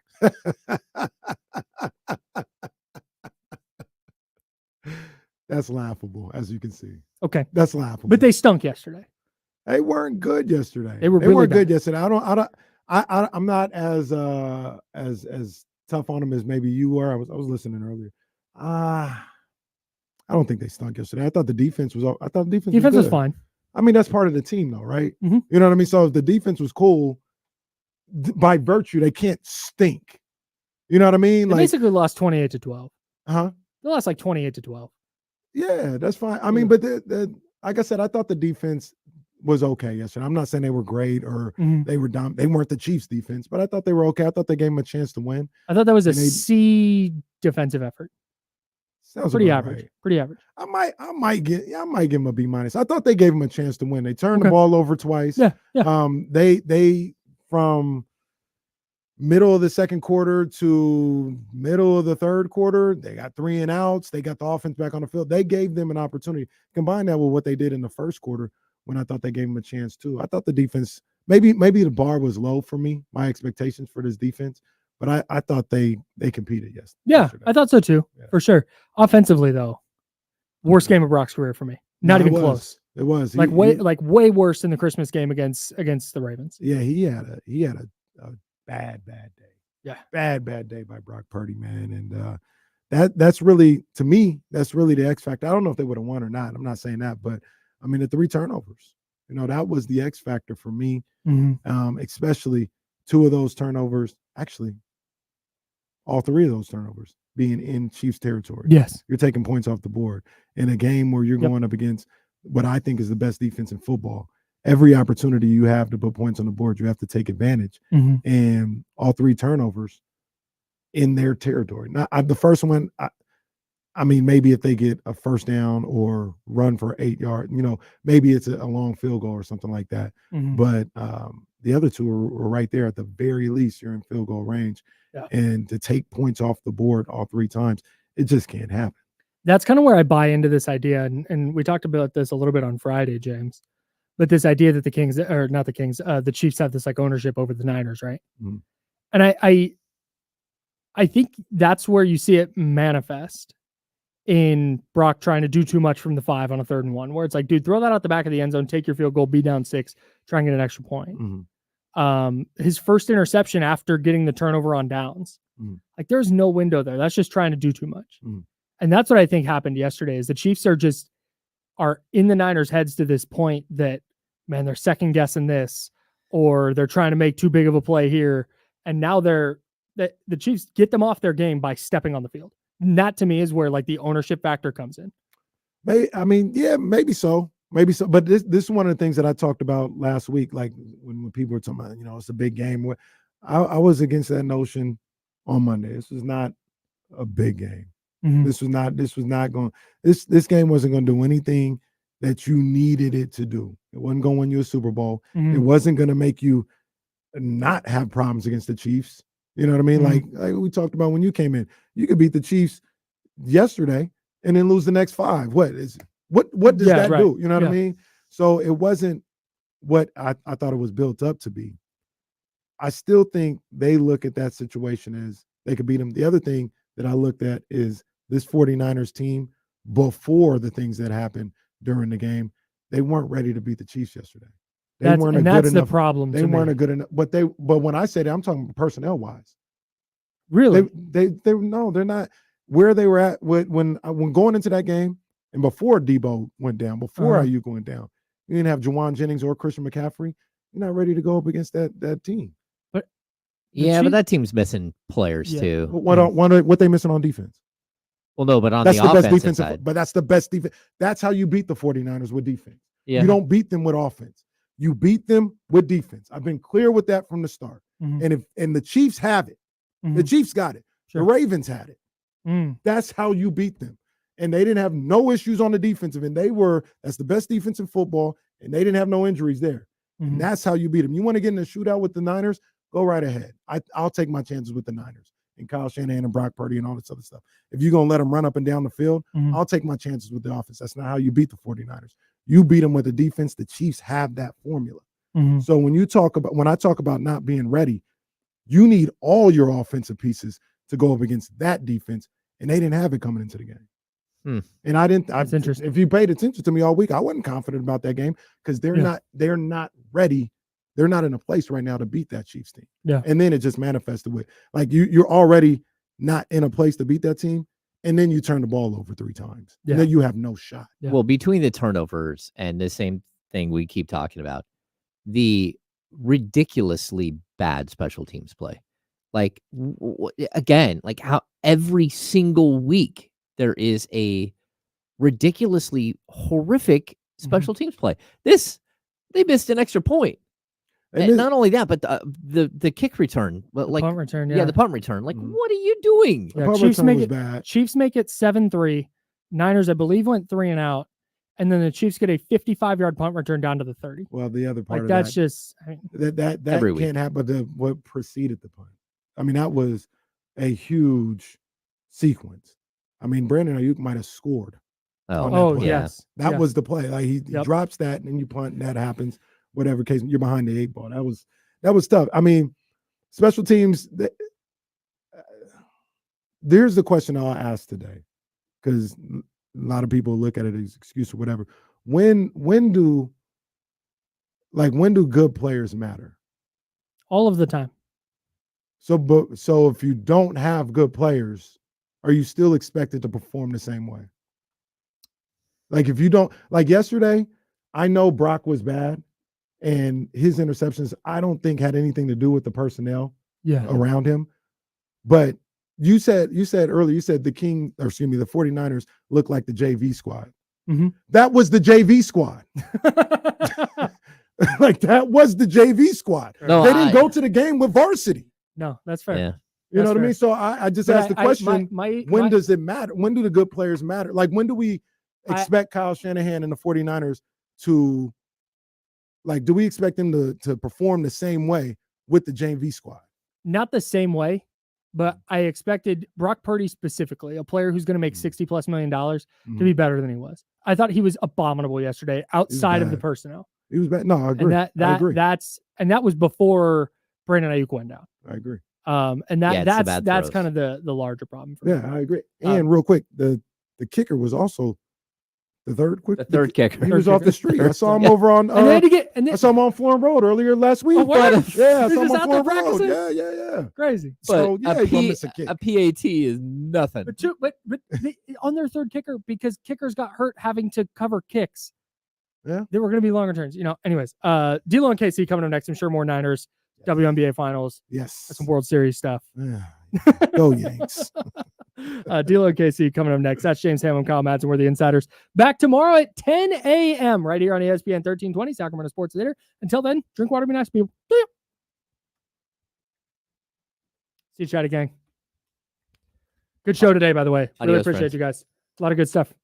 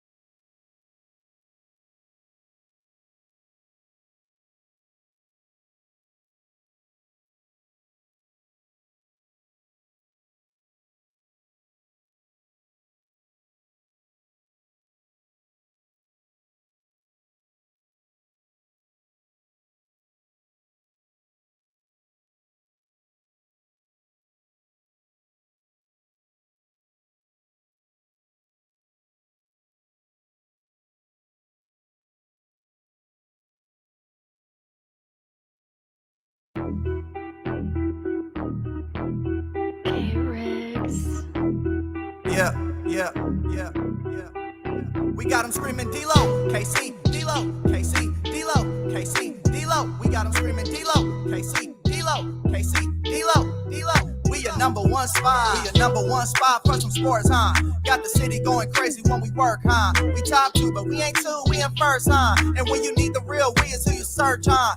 D-Lo, KC, D-Lo, KC, D-Lo, KC, D-Lo. We your number one spot. Come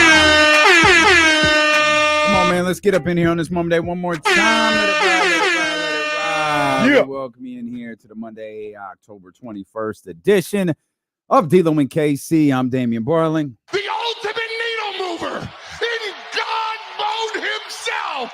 He's back and he's Kenny Caraway. Yes, sir. Acknowledge me. And we are live. The worst slums of Sacramento. Yes, indeed. Happy you are back with us, my man. Certainly missed you on Friday. No, it's not the circumstances that you would like to return upon. But while it was a great weekend in sports, not necessarily a great weekend for the San Francisco 49ers. I don't know that it's been confirmed yet, but the belief is Brandon Aiyuk tore his ACL in the 49ers' most recent loss to the Kansas City Chiefs yesterday. There's a lot to talk about with that game. We've got a World Series set. We've got a WNBA champion, and we've got an NBA season starting on Thursday. Yeah. So all that coming up here today, but we will start. Season starts on Thursday. Yes, I meant us collectively as the Sacramento Kings fan base have a season beginning on Thursday, excuse me. Sunday, however, not the best day for the San Francisco 49ers. That was ugly. And amazingly, I didn't agree with Kyle Shanahan.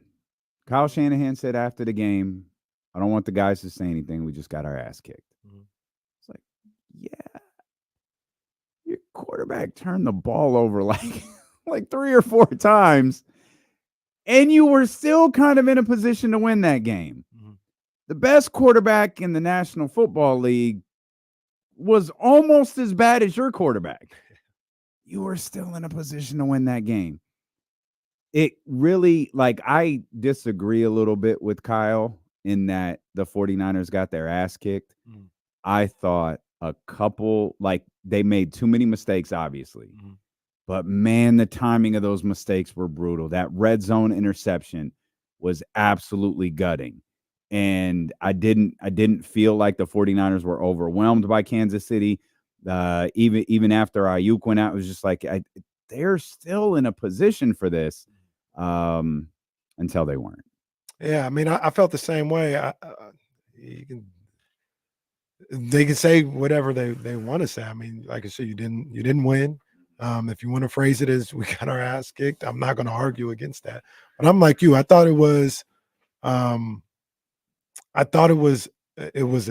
game, right? I thought there was opportunities there to be had, and being shorthanded, being just not as good as the Chiefs right now.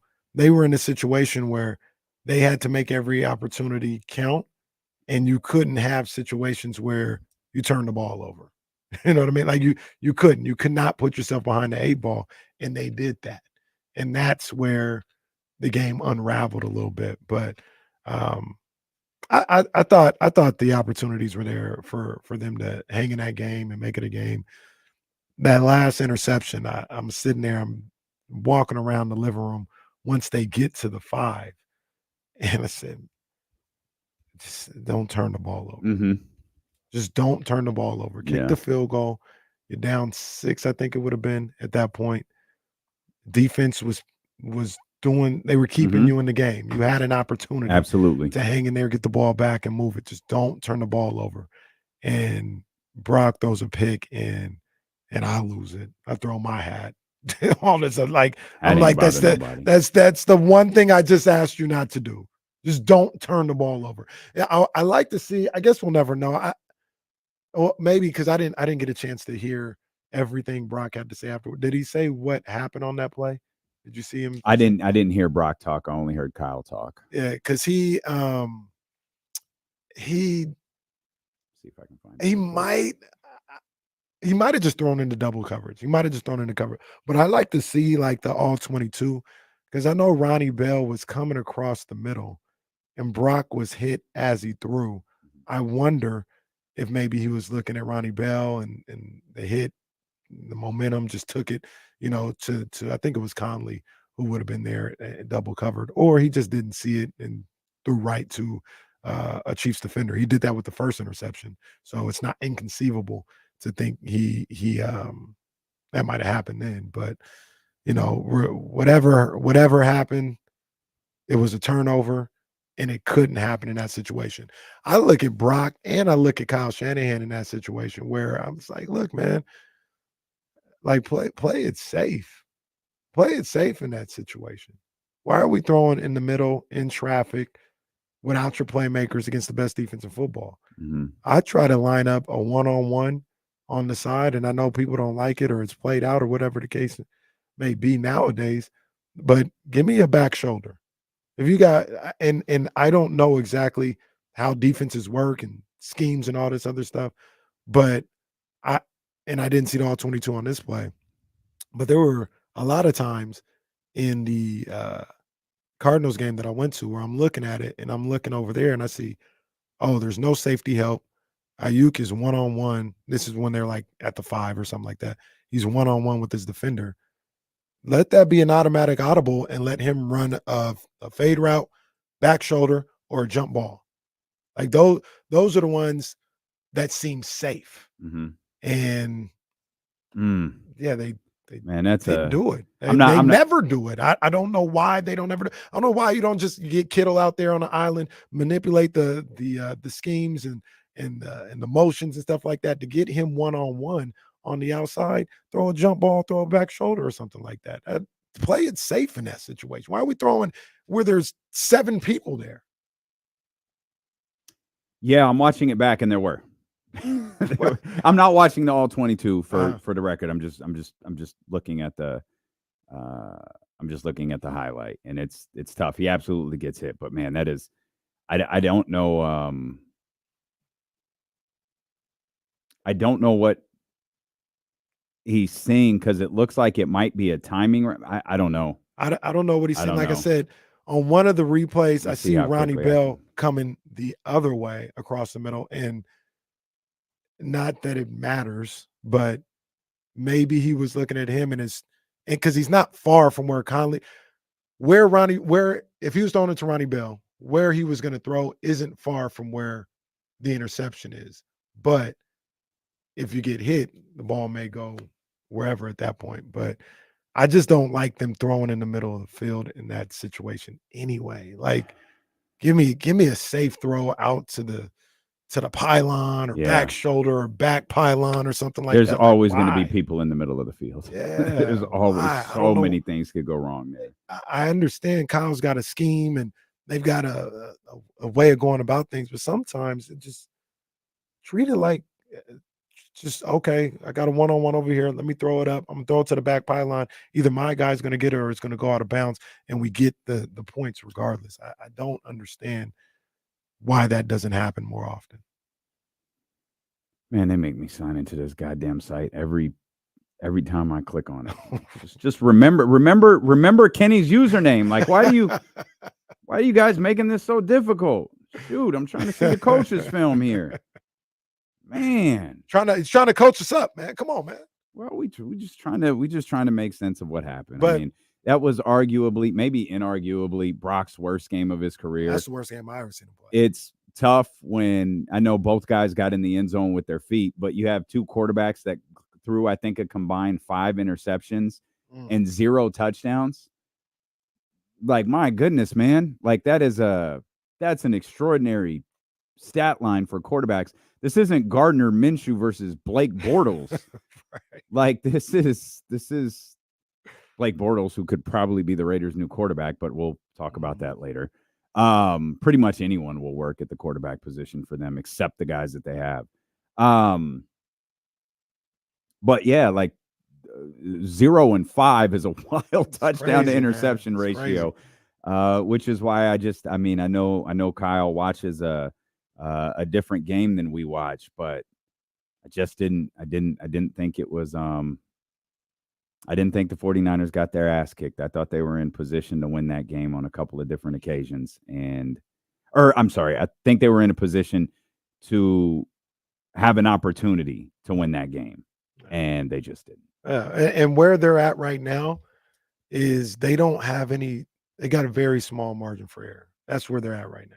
They're not in a place where they can turn the ball over twice, let alone 3 times, and – still have an opportunity. And then, like I told the insiders on the handoff, all 3 interceptions were on the Chiefs side of the field, where you're taking points off the board at that point. And now Carlson might have missed anyway, but we're taking points off the board. Throwing interceptions in those situations, like you can't afford any of that. You can't afford the turnovers, and you can't afford not to be able to score.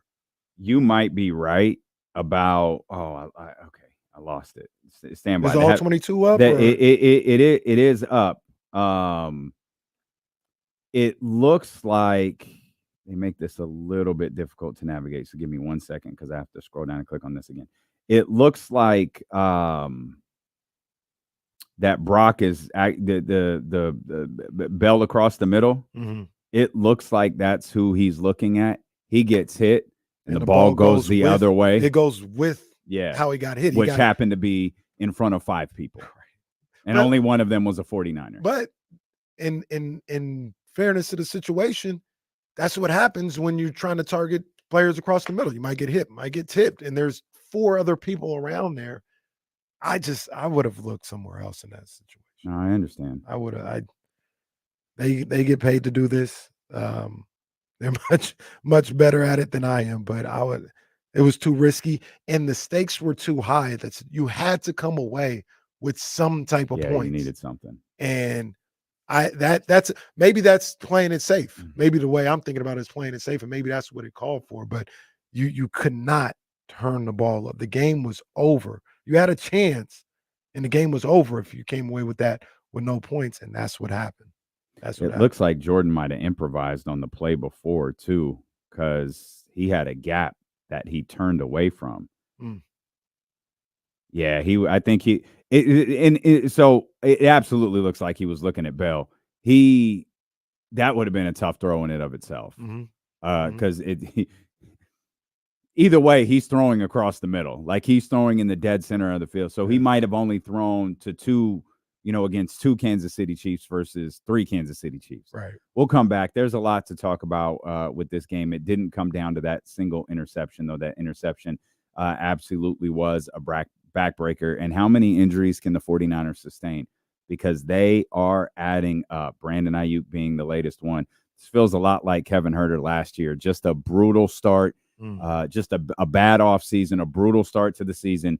And then it just ends with an injury. And that's what's happening with Brandon Aiyuk. At least that's what we believe is happening with Brandon Aiyuk. So we'll continue to talk 49ers. We will talk Raiders. We'll talk all things NFL. And we'll gear up for the Sacramento Kings against the Minnesota Timberwolves this Thursday. We're just getting started here on this Monday. Stealing with KC, brought to you by Sky River Casino and Sacramento Sports Leader, ESPN 1320.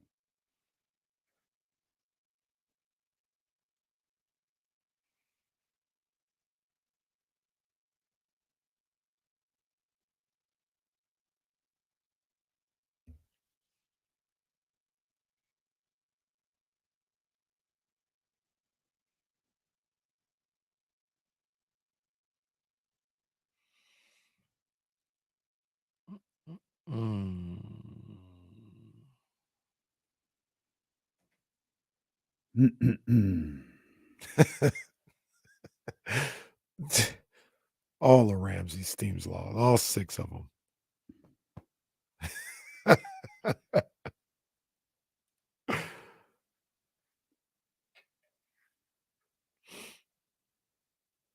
P-Dub, what's that even mean? Like, what Brandon Aiyuk do?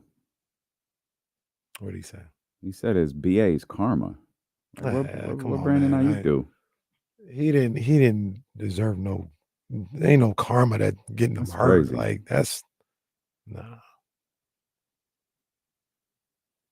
Don't do that. B-Dub, you actually kind of talking stupid. I'm gonna need you to chill because now you're talking about Deshaun. That's stop talking about players getting injured in here because it was a good thing. That's whack.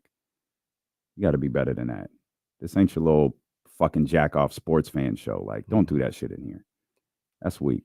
Respect these players.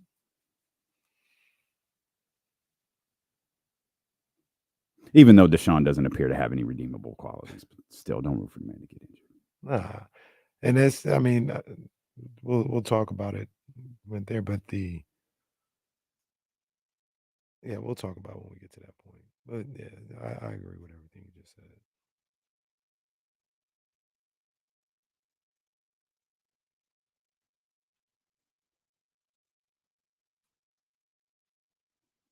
Roddy, what's happening, baby? Yeah, that's stupid, Scooter. Yeah, that's whack, man. Let Twitter live on Twitter, man. That's what a horrible place that is.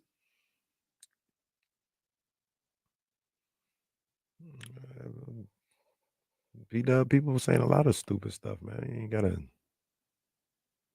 gotta follow it. Marked by God Primo. I see you.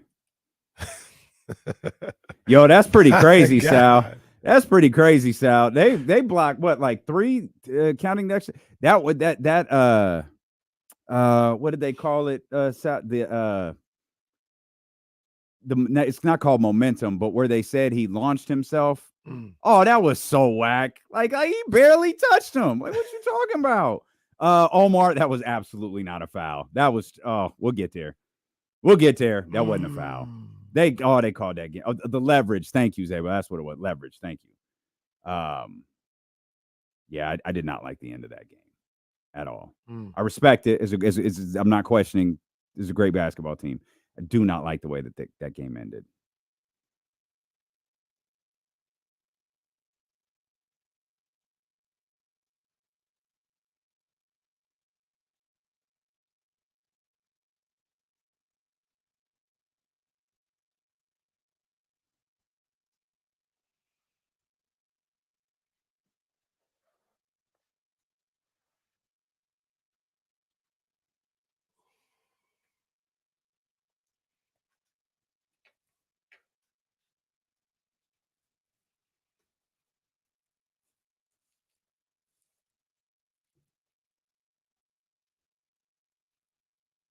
Well, Katrina, that's a good point.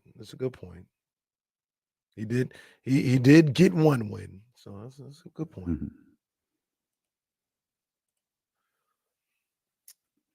It's actually one of my favorite parts of Mondays is trying to keep track of how Ramsey's teams did.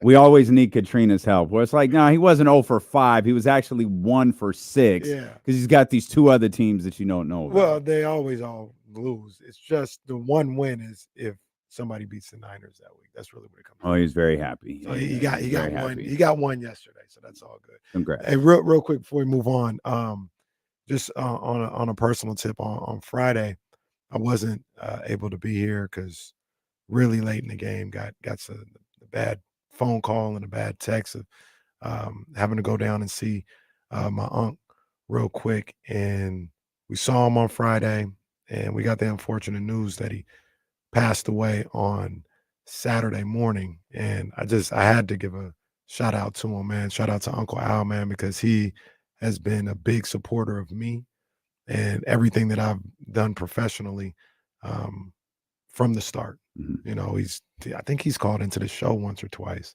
but he'd watch our show.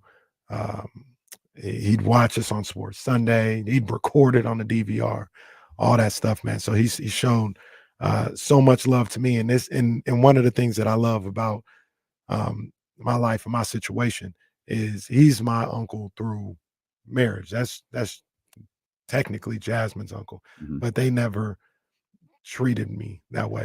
Cheryl from Baltimore, she's in the chat. They've never treated me like a relative through marriage. They treat me like their nephew, and that's how he always treated me, and always showed me love and always showed me support. So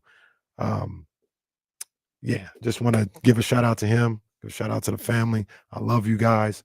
And I know he is watching the show. And the joke yesterday was he was at the pearly gates yesterday, and God put him on timeout because he was cursing at the 49ers game. So that's what he'll probably get in there today. Yesterday he had to wait because he was a little upset with what happened at Levi's yesterday. God, get used to it. There's a whole line of them down here that are going to do the same thing when they get there.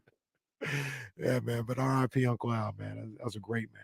Great man. Yeah, I'm certainly we talked Saturday, and I'm sorry for your loss. When one of us are out, particularly for reasons like that, we don't really divulge why. We leave it to the other one to determine, how much they want to share. And I'll say this about you, like some of you may know, more so if you were following through social media than anything else. Oftentimes weekends aren't weekends, and we have full days of work when we're not on the air, and that was the case on Saturday. And despite all that, Casey was out there at the Roseville Galleria in front of 1,000 some odd Kings fans. Packed. Amazing. Absolutely amazing. Packed. And, we caravanned over there from the Roseville Galleria to Sac State and, worked kind of a full day, full night there. So it's probably one of the things your uncle loved about you, man, was your work ethic and how much you put into this. On a lighter note, boy, that was an event at the Galleria. Oh my goodness! My goodness, was in the building, man. That was they was. I don't know what I expected, but I wasn't prepared for that. As Gorilla Monsoon would say, they were hanging from the rafters. They were. Jerry Jones was there too. Very well. Jerry Jones was that Kings fan. Well, Casey said, "Hey, Jerry Jones is up there," and I looked, and I'll be goddamn if that wasn't Jerry Jones up there. I mean, if Fresh had called for a Jerry Jones lookalike contest at the Roseville Galleria, that man would have won all of the prizes, every single one of them. Well, and I'm gonna say this for P-Dub. P-Dub says Casey was only there for Gucci and Louis. Well, it's not a coincidence that the setup for the Sacramento Kings was right outside the Gucci and Louis stores. So you're going to highlight that comment. Just talk about that. Just realize with what you've got on. Just realize that was probably a bad idea. That's me. Gosh, let this be example. Don't listen to these guys. Don't listen to these guys. They just throw out anything. Nothing is really real. Don't listen to these guys. That was a miss on my part. That was a poor calculation. I missed there.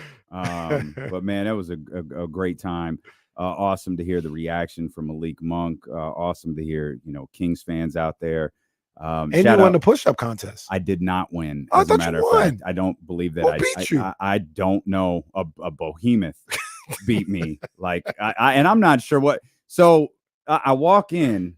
We walk in together. Me, Katie, Gavin. We're walking in.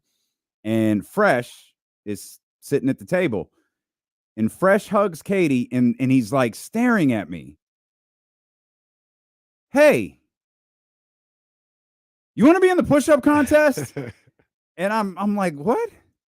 He's like, yeah. Do you want to be in the push-up contest? Slamson can't do it. And I'm like, what's wrong with Slamson? Well, see, okay, so that's what I was like, okay, yeah, of course, I'll do whatever you need. And he said Slamson had to leave. Normally, it's like Slamson did not leave. And Slamson was absolutely not a part of the push-up contest. And I'm gonna be honest with you, I don't know why I was a part of the push-up contest. Other than I think Fresh thought it was funny. So Fresh brings me up, and Gavin and Katie, I genuinely don't know what I'm doing. Like I don't realize that I'm getting down to do push-ups in front of 1,000 people at the mall. Yeah. And of course, Katie and Gavin, they've got the microphones. And Katie says, well, wait, give me your purse. Oh, we'll see. So, that starts. and then Gavin says, buddy, you might want to take off your jacket. I've seen these. You're going to be doing push-ups for a while. Oh, man. I'm like, all right, cool. This is what I'm doing here. And so Fresh does the thing where it's like, okay, there's got to be some synchronicity to this. So it's down, up, and he's just calling for it. Down, up, down, up. And then he gets bored and just goes down. Oh. And he just up. All right, everybody, get your planks in. And like, there's this little kid next to me, and I don't know what he's doing, but he's lasted a long time. That kid needs to be on. I'm checking for PEDs because we're on like 40 or 50, and this kid hasn't fallen yet. And I'm looking straight down because I don't want to know who's dropping out, and I don't want to know who's next to me. Yeah. And so I finally hear Fresh say, we're down to 2. And I'm like, I'm not losing in front of all of these people. And I finally kind of glance over and I can't see the guy, but I was like, all right. So we're doing the whole gimmick, and I get the down, and then we get the up, and I go up, and I look over, and he's not even trembling. Like, I have legit. That's tough. You were the 49ers. He was the Chiefs. I have legit beads of sweat. And then there just comes time to like, how am I gonna, what am I gonna do here? I get down, and Scott's having a blast now, and he's just down. He starts talking to other people. Oh no, don't do that first. Come on, him man. and Katie and Gavin are all talking up. And it was at that point I looked over and I saw my man just pop up, and I'm like, this is stupid. What am I even trying to prove? And the pop when I hit the ground was whack. So upsetting. I didn't act like I was mad, but I was kind of upset. Oh no! And then I got up, and I don't know how much time this guy served, but he comes over and daps me up, and he looking like the ultimate warrior out there in 1989. I was like, this is ridiculous. Isn't like the strength or whatever you do, like it's different than like bench pressing, right? Like push-ups. Oh yeah, that's different. Like a guy who can bench, or a guy who can't bench press a lot may be able to do like 100 push-ups. Yeah, it's technique. It's a lot of core, a lot of technique stuff. Yeah, D-Mac is right. I should have grabbed my hamstring. That's what I should have done. Oh, I wasn't prepared. That one would have been your try. I had well, no, it had to be unrelated. Like it couldn't be my triceps. It just get the Dion. I'm cramping. I had an alcoholic beverage in the back. I'm cramping. Yeah, no good. No. The second's still good. Though. Made up still good. Made up for it by meeting Chef Q. Shout out Chef Q, man. And then making my way over there. Boy, what a it was a 3:00 dinner because we had to go to Sac State, but what a dinner it was, man. Oh my God. I gotta get out there, man. I told Chef Q, man, I've been half stepping. Chef Q, his amazing wife tomorrow brought out like these they just brought stuff out for us. It was Lord is my shepherd, you know what I want. You know what I want. I gotta pull up, man. I gotta pull up. Yeah, Q1227 is the spot. Man. It is the absolute best spot. So yeah, it was a good Saturday. I'm glad you were able to make it despite the family sadness that went on, Friday and into Saturday morning. I was really, really happy that you were there. Yeah, man. Yeah. Other thing about the switch gears a little bit. No, easy transition, but the 49ers. I thought Brock played. We've said it before. Kyle said it. This worst game he played. I've seen him play. There were two other moments where I said, "Oh, Brock, he should have had 2 touchdowns." The pass to Kittle in the second quarter. You lead him, he should be racing into the end zone. And then the pass to Cowing in the third quarter. Yeah. You lead him. Yep. He should be racing into the end zone. And he didn't make the throws. He had an all-around bad performance against the Chiefs. And I don't know if he was rattled, I don't know if it's defense or just one of those off days. And especially like in situations like that, because we've seen Brock throw the deep passes and lead the guys, and they go Brandon Aiyuk, Deebo Samuel, George Kittle go right into the end zone off of deep throws. But he was just off yesterday. He was just off, and those were 2 plays that didn't result in turnovers, but they were missed opportunities. I think those should have been touchdowns. I think they had a few other, and that's the because it wasn't just Brock. that was it 31-yard run from Patrick Mahomes. Man, That's not look, Patrick Mahomes is him, but that had a lot to do with the 49ers. Yeah. That had a lot more to do with the 49ers than it did with Patrick Mahomes. That wasn't though and even though, Tom and Burkhart played it up like, oh, how does he do it? Well, he did it because the 49ers defense was being lazy. Just let him do it. Yeah, like not that he didn't have any skill to it. Right, that's what I mean. Not shading what he did. Right.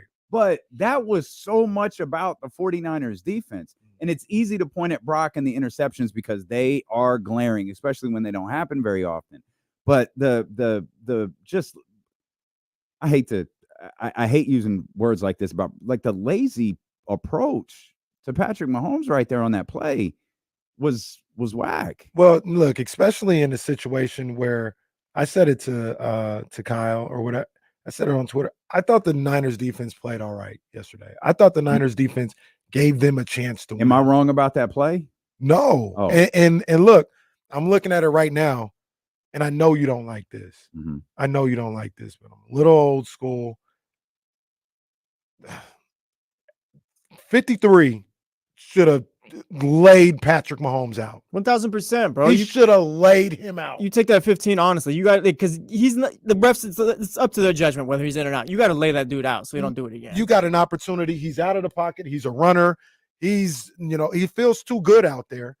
He feels too good just running around. He's coming up on that sideline.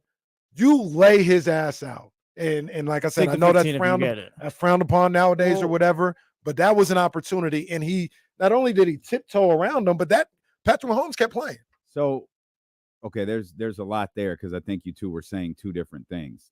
He was in the field of play. You can hit him. Yes. Jesse's saying if he takes that step out, it might become a flag. You have to take that risk. Mm-hmm. I think that's what's scaring some players right now, and maybe that's what happened on that play. Mm-hmm. Is he thought Patrick Mahomes was going out. He didn't want to make that hit, and I disagree with in that situation. You can't afford a 15-yard penalty.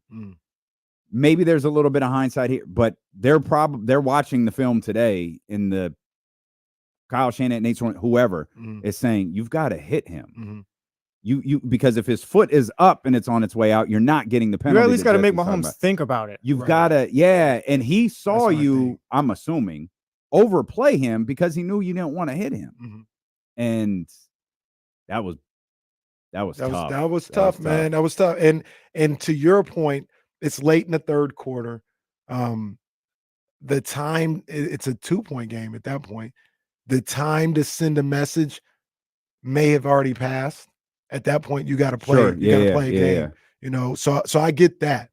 But man, that was an opportunity. That was an opportunity to, once again, I know it sounds bad. This is old school.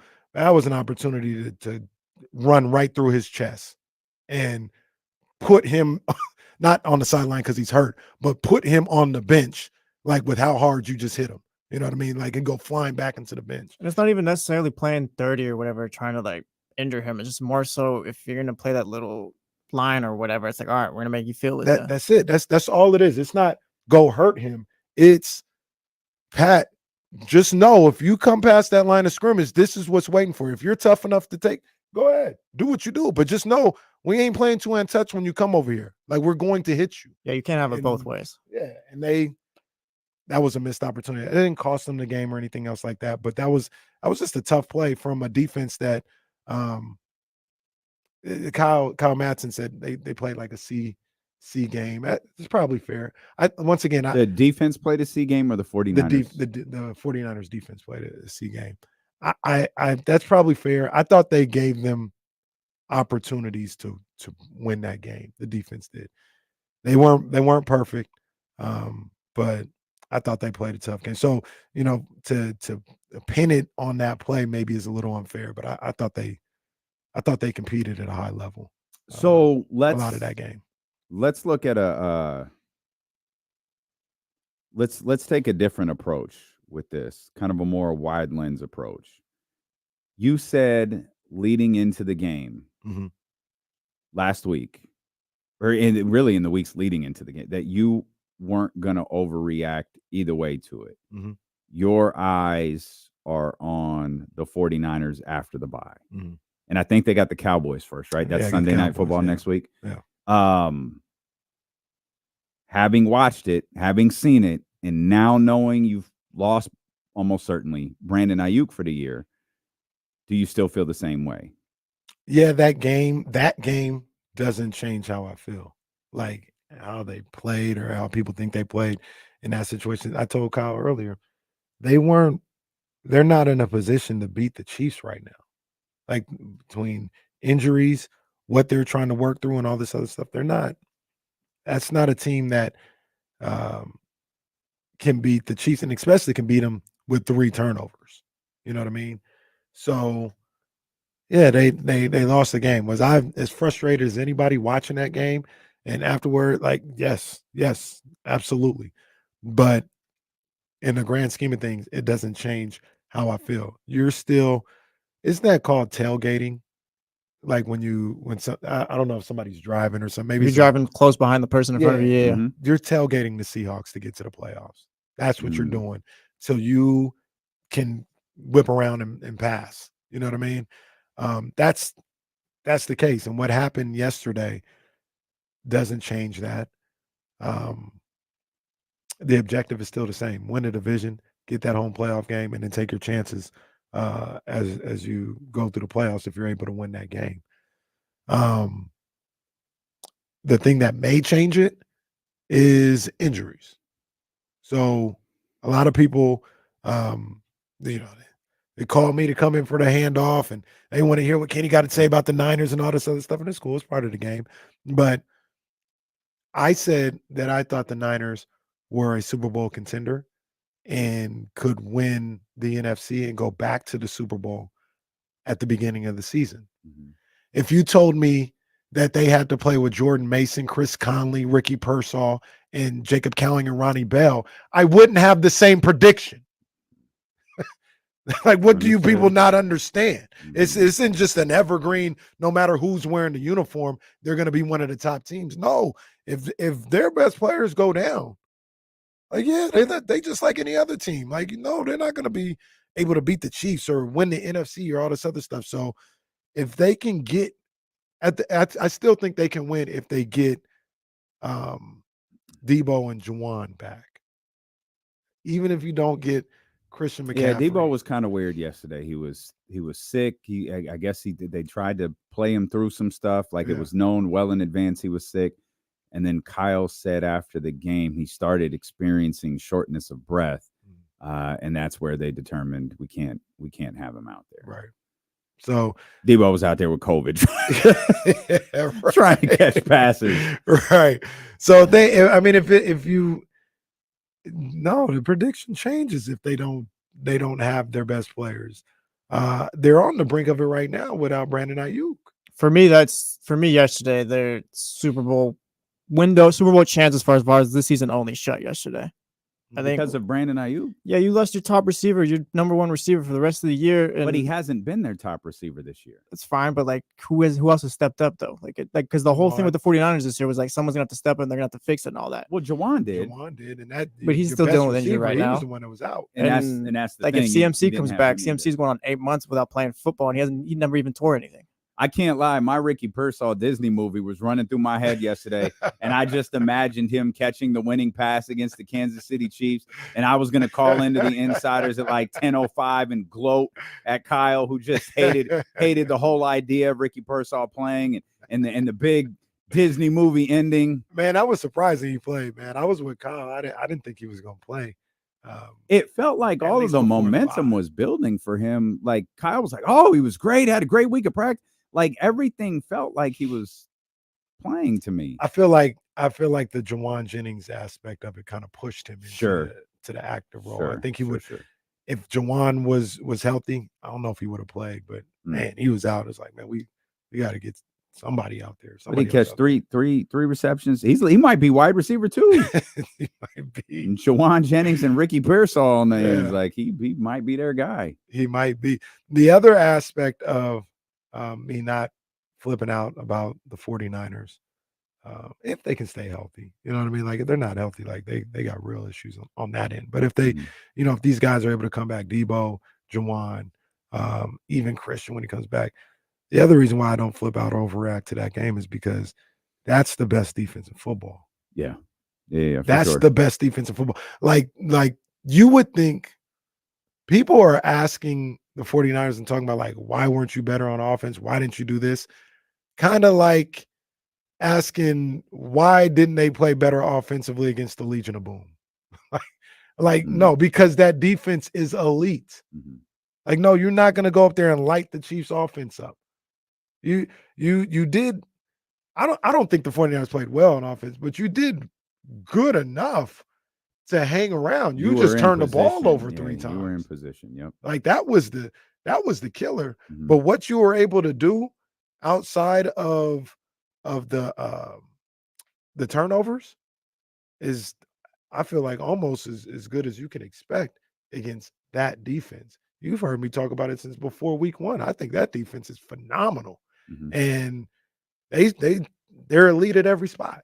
So I don't know what people expected going into that game, all things considered, going up against the Chiefs defense, not having Juwan Jennings, then losing Debo Samuel on the first play or something like that, then losing. I don't know what people expected. Probably didn't expect 3 interceptions.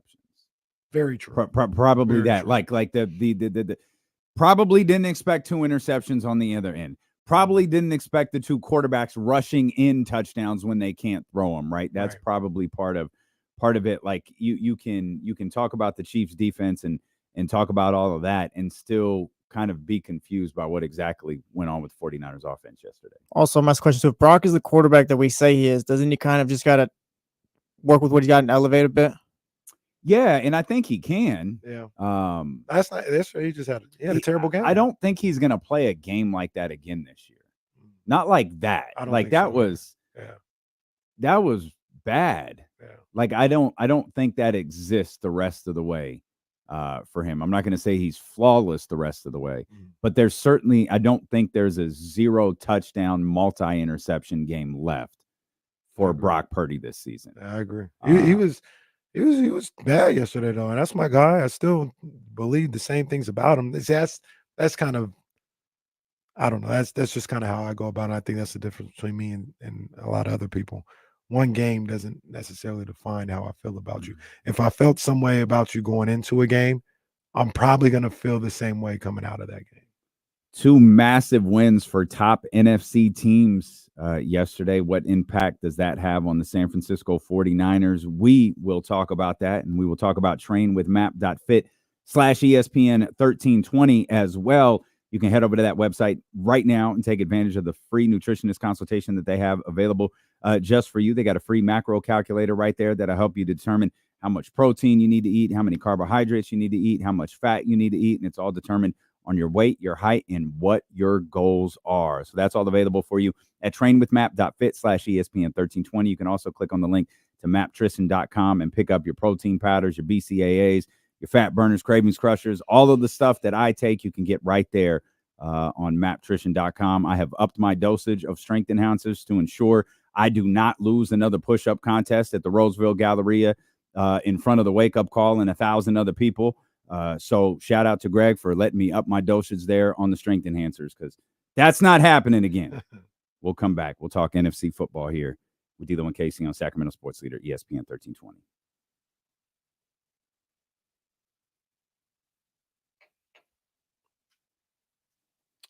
Omar, Casey, are you taking the Yankees?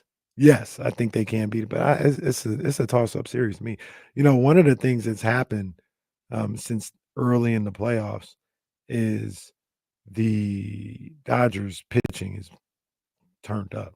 I said they couldn't win the World Series with the way they were pitching, and they've turned up. They've been really good since Game 3 of the divisional series. So that's the big equalizer. That's what they needed to change up. They were able to. But yes, I'm taking the Yankees. Let's go Dodgers. We're going to get it done this year finally. Stop it. We've been waiting so long. We're finally going to get it done. Stop it.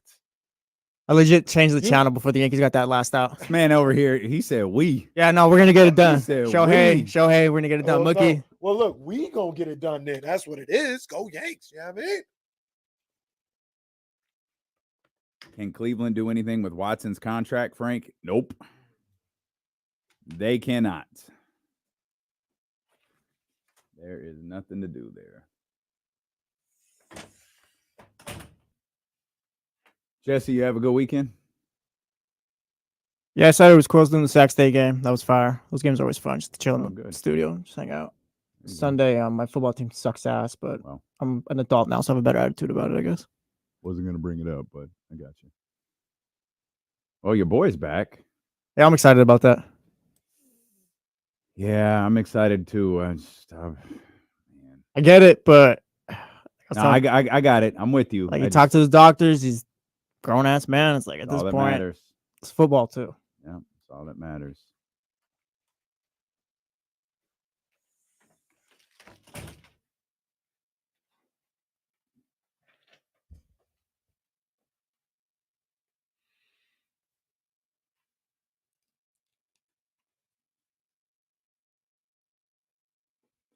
Mm-mm-mm. Mm-mm-mm.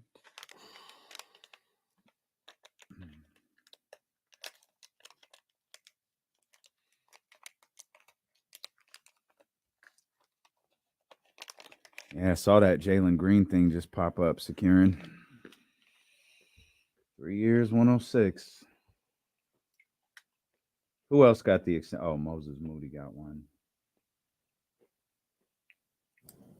D-Mag was working out until Raheem Mostert and Alec Ingold fumbled. Anthony Richardson is tough.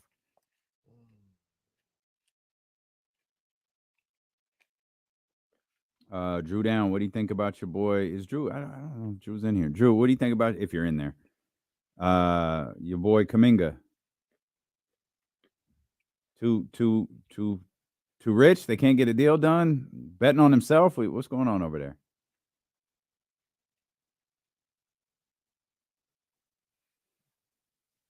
I do. Why are there 2 games tonight? Money to be made. Yeah. That's Make always the the answer. same money on Sunday. Whoa, Lizzie, what's that? What you mean? Oh yeah, she's out of there. I saw Yeah. her contract just ran out. Yeah, the Instagram post. Yeah.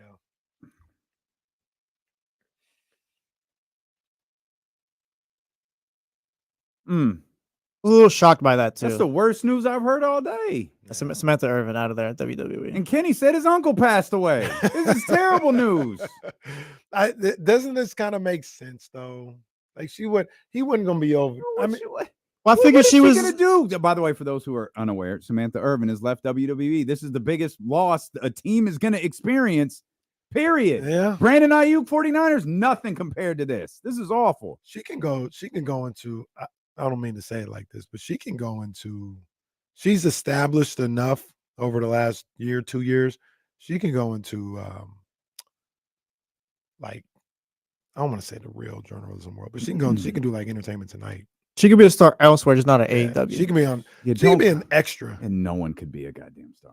Yeah, like she was doing like social media. That's why I was kind of surprised WWE let her go because I figured you Yeah. could still work with that. But That's what I'm saying. Like she out of wrestling. She can go do extra. She can do Inside Edition. She can do that now. She's established I herself hate that. at this point. catch I Samantha mean, Irvin on true. NBC. With NBA on NBC. There you go. Yeah. Football Yeah, night. yeah, she can get Basketball into- night in America. Absolutely. Yeah. That's terrible. I didn't even see that. That's awful. Pour one out. Yeah, yes, indeed. Didn't even pour one out for his uncle, but we're pouring one out for Samantha Irvin. Man, this show's got its priorities straight. Jeez almighty. You know, one other thing about the Yeah. 49ers. Yeah. So I talk about how like, hey, get to the bye. I'm still confident in some stuff with them if they can get guys back, if they can, keep their head above water and all this other stuff. It hasn't changed my outlook on this team. But that's what I think they can do. It is 100% plausible that they don't make the playoffs this year, that they're not a good team, that the things that they have to overcome are too much. And I'm not saying that's okay, but that's real life. Mm.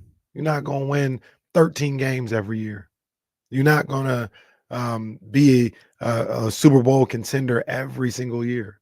Like that's like, we've been doing this show for 4+ years at this point. And I said this, I think, day one when we talked about the 49ers. I said, what I want from Kyle Shanahan is I want him to be a Mike Tomlin type coach. Mm-hmm. And what I meant by that is, come hell or high water, every year the Steelers are taken seriously and have an opportunity. Do they win the Super Bowl every year? No. Do they get to the Super Bowl? No. But every year they've got an opportunity. Some years are better than others. Some years they got more talent than others. But they always have an opportunity. And I said at that time, and 4 or 5 years later, I still feel the same way. I think Kyle Shanahan is that type of coach, that type of personnel guy with him and John Lynch, where, some years you're going to, be a true Super Bowl contender. Some years you're going to be fringe. You're going to be just a divisional type of team. Maybe that's what this year is, where they can only push for the division title because they're not good enough to be a Super Bowl contender. It's about the program that you're trying to build, and I think they're right on point with what they're doing.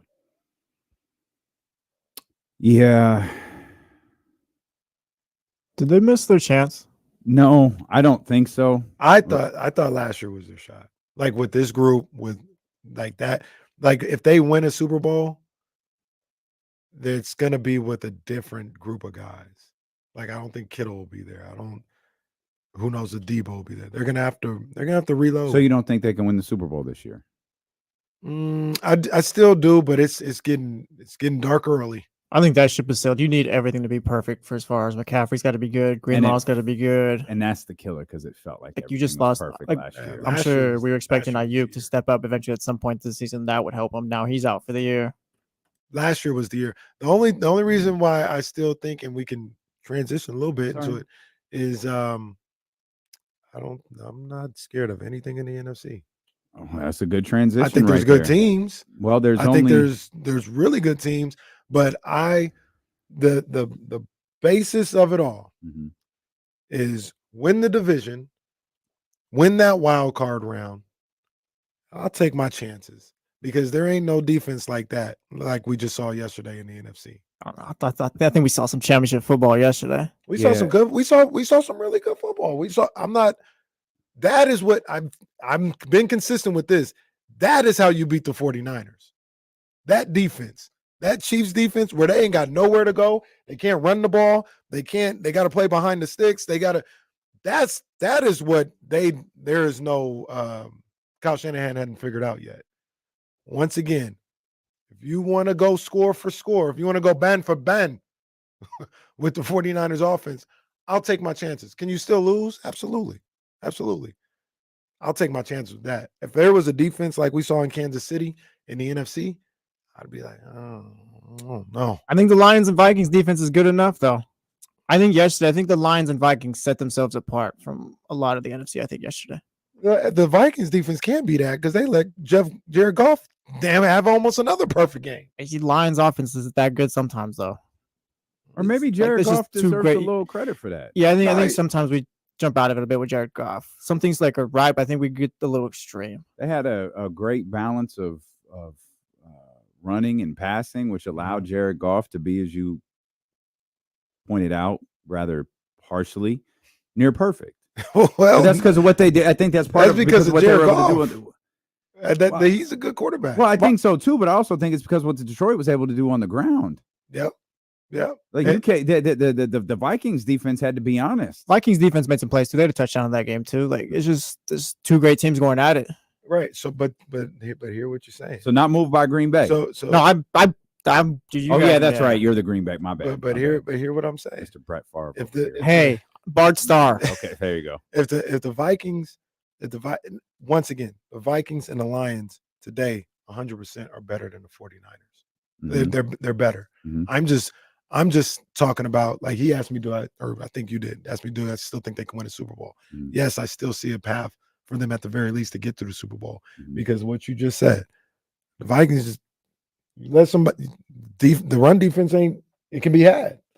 Yeah, and but that's the reason. I'm telling you, the reason why the Chiefs and even the Ravens were able to beat the 49ers is they took the run game away. you low-key give the Lions like the benefit. I don't even know if the right term, benefit of the doubt, but like the 49ers have not reached the level that the Lions have even gotten to. Like the Lions have kind of like earned that, where like, yeah, like you did well against the Vikings defense or whatever, but like the 49ers aren't even, like, their offense hasn't even gotten to that point where I think they could do that. If that makes sense. If the NFC Championship was today, like, yes, once again, Lions and Vikings are better. I'm telling you, we're talking about the playoffs, if the Niners win the division, win the wild card round, and they're like, yo, you got to go back to Minnesota to win in the divisional round, okay, I feel good. Me feeling good, does that guarantee a win? No. Like, they can lose by 2 touchdowns. I'm not telling you that, but I'm telling you, I'll put it to you this way: if, say, the Chiefs were in the NFC and you won the wild card game, like, you got to go to Kansas City and win. Oh, that ain't gonna happen. How much better does this 49ers team need to get, though? Or like, can this team kind of just skip through the season, win the division, get past the Seahawks? Like, as it is with them right now, can this team go into Minnesota, you think, or do they need to hit another level? They got to get to another level. They got to play better. They've got to take care of the football better than what they do right now. Once again, and this is where we talk about, and maybe we're a two-man wolf back here with this one, but the turnovers were the killer yesterday. They had an opportunity to win that game. I didn't think that was a domination. It was a game, and they turned the ball over 3 times in Chiefs territory. They're not good enough to win that. That's turnovers are part of the game. So, like, I don't want to. I think it's unfair because it's not like Kansas City won that game and was perfect. Like, they turned the ball over too. Like, they gave San Francisco an opportunity to score points, but the timing of the 49ers turnovers versus the timing of the Kansas City Chiefs turnovers. Just when you have a chance to dig into that lead, just when you have a chance to really kind of set the stadium on fire, do all of this different, you couldn't do it. You gave the ball back. And the run play, the Patrick Mahomes run play, I'm absolutely harping on that play because it didn't need to be that. And that set things up for Kansas City. Just the timing of a couple of miscues took them completely out of it. They survived so much during that game. They survived Brandon Aiyuk going out. They survived Debo not being able to play. They survived with a guy who played more snaps than anybody who got shot a couple of months ago. They survived him playing more snaps than they probably even envisioned last Monday when they activated him, or whatever day that they activated him. Yeah. Like, that's tough. And they survived all of it. And then one last miscue, and it just, when Trent Williams throws a punch in a game, like, things have gotten bad. Yeah. And, like, it's only happened a handful of times, but Trent, like, when a game goes really sad, Trent will punch somebody. And that's what happened yesterday. He was kind enough to sign autographs on his way out. God bless the man. That one, I know he's been he's been getting raked over the coals for that one. That was the classic. They catch the second guy. That's got 100%. Because he got punched. Yeah, he did. So he punched the guy back. It wasn't necessarily, oh, we're losing, so I'm just going to go punch people. Like, no, the guy punched them. That had something to do with it. The guy punched them. He punched them back, and they caught him. The thing about it, because, like, our guy Drew Down, who now is in the chat, and he talked about Mahomes turned it over as well. The difference between the two teams is the Chiefs defensively are way better than the 49ers and have a wider margin for error. The 49ers defense, or excuse me, the 49ers as a team, due to their defense, the injuries, that the margin for error just isn't there. Like, you can't turn it over against really any team. We've seen that with the in the Cardinals game, but you can't turn it over like that and just kind of skate and still be able to win. And before they turned it over the second and third times, I mean, look, we're talking about mid to late third quarter. They've got the ball deep in Chiefs territory, down by 2. Mm. Like, and you talk about all the things they had to overcome and all this other stuff. They had the ball. I think the interception happened in like the 30 or something like that, down by 2 with a chance to take the lead. Mm-hmm. So they have to, Jesse, to answer your question before, they have to play a really clean game at this point to have an opportunity. And if they don't play a clean game, they don't have the horses to overcome sloppy play. That's my thing with them, is they can't turn the ball over, can't have penalties, all this other stuff. And that's what bad teams do a lot of the time. So maybe they're a bad team, but yeah, they can't overcome that stuff. Is there a difference? And this isn't a question that I'm going to launch into a big monologue answer about. It's a question I'm genuinely asking. Is there a difference between a bad football team and a team that's playing bad? To me, there is. Because that's what I feel like the 49ers are. I do not believe the 49ers are a bad football team right now. I don't think they're playing very good football. Go ahead, Jesse. They're not a bad football team. They're like as good as the Atlanta Falcons right now. And that's like that's a game think set. I Like, agree that's a with game that. separate. Like they haven't done anything this season to show that they're better. I feel like they've shown like they're as good as a team like that right now. So they're not bad, but you're not the line. You're not the elite of the elite right now in the NFC. At least this season, you haven't shown that you are. Right now, you're not. One of the things that I looked at, and I always remember Bill Belichick, I think, said, it's empty calories. But in this case, it kind of checks out. I think they're 4th in total yards in the game. And it checks out because I think they're the only team in the top 12 that isn't above 500. So, like, if you're able to generate yards, it's like the De'Aaron Fox All-Star thing again. right. Like it's not like, oh, yards don't matter because the Browns are top 5 in yards right now. Like, no, like it's the elite of the elite who are able to generate that type of offense. Their issues have been not being able to convert in the red zone, which is a little bit of an anomaly from Kyle Shanahan over his career. Like he hasn't had this history of not been able to do right.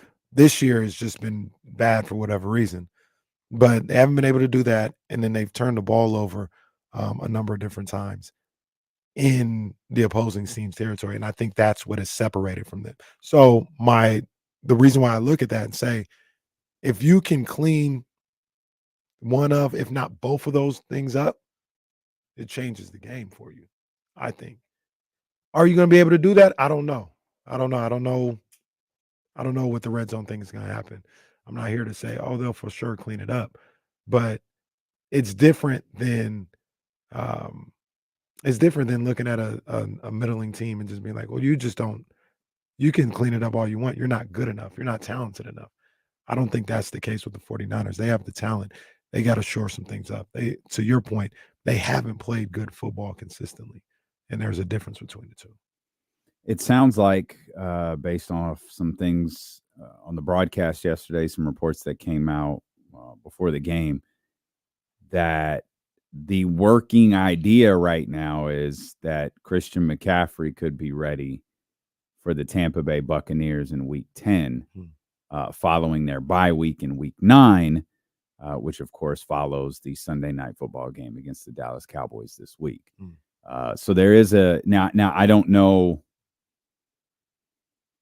what this version of Christian McCaffrey does for the San Francisco 49ers. I don't know what version of Christian McCaffrey this is. I don't know how healthy my brother is. I don't know if it's, can you give us anything? We're dying. Like, I don't know what it is. But defenses they're going to play him as if he's Christian McCaffrey from last year.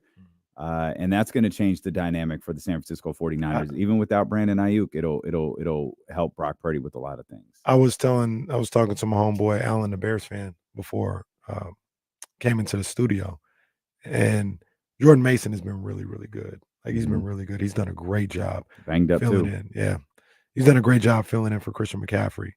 But there is a difference between Jordan Mason starts out in the backfield, splits out wide, and Christian McCaffrey starts in the backfield. Like, Jordan Mason splits out wide and says, "Hey, watch 24. Watch 24. Yep. Christian McCaffrey. Hey, red. Christian McCaffrey. Hey, red. Like, it changes everything. And we have to, as people who talk about the game, like the fans and everything else like that, like, you said this. At some point, having good players, like, the good players are good players for a reason. I thought that was a Like, strong take on my part too. It matters. It's not just, oh, I don't want to hear no excuses. Like, no. Like, you had all your backups in, a lot of your backups in that game in the second quarter on yesterday. Like, they're backups for a reason. And you don't have your guys. Maybe you point to, you blame Kyle Shanahan and John Lynch for not having a deeper roster or something like that. Like, maybe that's the case, but the starters are starters for reasons. And yeah, like we talk about the Chiefs or whatever. The Chiefs, they can make the same argument. They struggled on offense yesterday because they don't have some of their guys. Right. They were able to make a couple more plays and not turn the ball over as much. Patrick Mahomes, Kelsey. It's almost like a basketball team with them. Like, who's the best player on the field? It's Patrick Mahomes. All right, then that's the team that's going to win. Yeah. You almost wonder, though, like, their issues are just a symptom of the team, because, like, their issues yesterday with the backups are not necessarily any different than their issues 2 weeks ago with the starters and all that. Like, yeah, you don't have CMC, but like I said, if Brock Purdy is that dude, that you should be able to overcome a lot. How many games have they played? You know, we take Christian McCaffrey out of the equation. How many games have the 49ers played with most of the guys at the top of the depth chart out there? Like, because Debo has missed at least a single game so far this year, right? Kittle has missed games. He missed. I don't think Trent did, but No. Fred wound up not missing any game. But like, maybe on the defensive end, it really hasn't happened. It feels like more on the offensive end it has. So week 1, everybody was there. Week 2, everyone was there. Debo missed week 3 against the Rams. Week 4 against the Patriots. Kittle? Debo was there. Kittle was there. Okay. Kittle missed week 3 too. So Kittle and I was going to say, I Debo thought were they out both week missed. 3. Okay. He came back against the Patriots. And then, week 5 against Arizona, everybody played. So they played the majority of the games with everybody there. But I mean, week 3, they didn't have, and in that situation, maybe Ronnie Bell's not the one trying to make the catch at the end of the Rams game. You know what I mean? It's just, it goes back to margin of error for me. They don't have the same margin of error. They're not incapable. They just can't overcome mental mistakes, poor execution, turnovers. That this year's not the year to overcome that. They can't do that. What's Kyle's bad month? October? Yeah. Well, I got bad news, buddy. You play the Cowboys in October. Maybe that's the get right moment just before Halloween. You get everything right again. Maybe, hopefully, but I think you're going to get the best version of the Cowboys on Sunday. They're coming off a bye. They're coming off being embarrassed. Yeah, what does that even mean? It might not be good enough, but I think you're going to get the best version of the Cowboys. You did that, the Christian McCaffrey thing. Hey, did you see the Josh Allen, Amari Cooper touchdown? Yeah, I didn't hear. I saw the visual. So Josh Allen calls the play and then changes it at the line of scrimmage. He does an audible. And Amari's like looking at him, and then he looks over. I think it was Keon Coleman. I can't remember who it was. Keon Coleman. So he looks over at Keon Coleman, and he's like, "What?" He's like, "What do I do?" And I swear, Keon, who's like 21 years old, just points to the center of the field. And I swear to God, they snap the ball. Amari Cooper runs exactly to where Keon pointed, catches the touchdown, and I saw that I saw that on Twitter. That Like, was pretty I was cool. sitting there watching the clip. If you're the That's DB, so he great. just told you where he's going. Literally just right there. Yeah, like he Just told go. you. It's cool, Mari. Just go right there. Well, that's what happens when you play the Titans. So Mari's like, cool. I'm following what the 21-year-old kid tells me to do. Goes right in, catches the touchdown pass. Keon Coleman probably think I just right in the middle of the field told everybody where he was going and no one Went stopped there, him. scored a touchdown. Easy work. That play made me laugh. That play made me laugh. Shout out to Amari Cooper for catching that touchdown pass. So the 49ers got the Cowboys coming up on Sunday night. Then they'll have the bye week. There's expected to be some things happening after that bye. Obviously, Brandon Aiyuk will not be back once the ACL is confirmed. I'm assuming Kyle Shanahan is talking later this afternoon. That's normally what he does on Mondays. And then they'll have Tampa Bay. They'll have Seattle. They'll There's have no Green easy Bay, games the rest of the season. Buffalo, Chicago, the Rams, who they're a divisional opponent, but Jesus, they're a bad football team. Miami, and maybe they're going to change when some of their guys come back. They'll have the Dolphins, who are expected. We'll talk about this later, but Tua Tagovailoa is expected to return this weekend. Detroit and Arizona. Detroit, of course,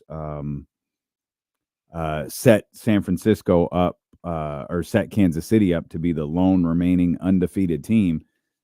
As Jesse was talking about earlier, the Detroit and Minnesota gave us that was a great game. They gave Great us win, a too, for they get Detroit. well, and you know, you guys aren't you guys I don't want to say you guys because Jesse's a big cheesehead, but I thought the Packers win against the Texans was pretty impressive. Love Wisconsin.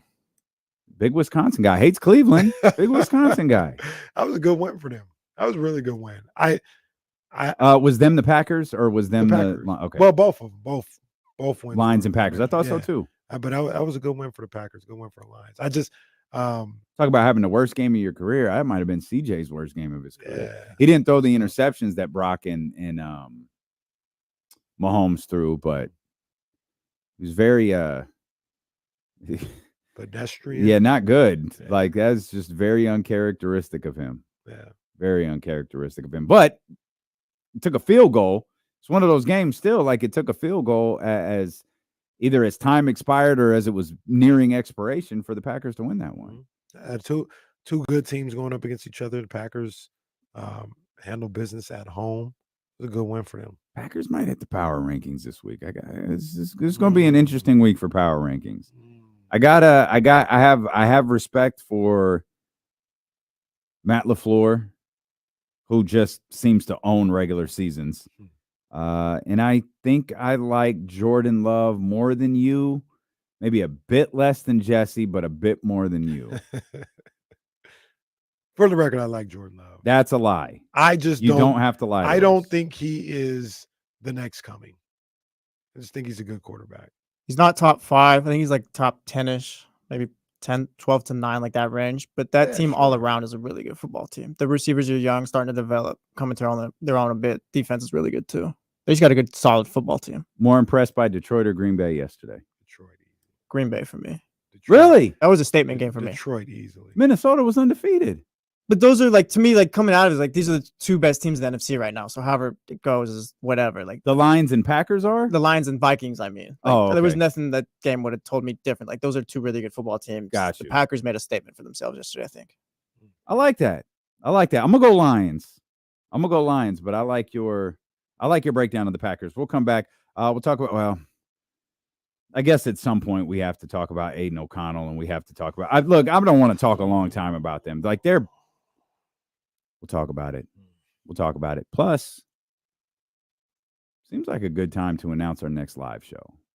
Let's do it. It's going to be a little different, but I think y'all are going to dig it. We'll tell you when our next live show is at Sky River Casino, 32 Brew Street, when D'Lo and Casey return here on Sacramento Sports Leader, ESPN 1320.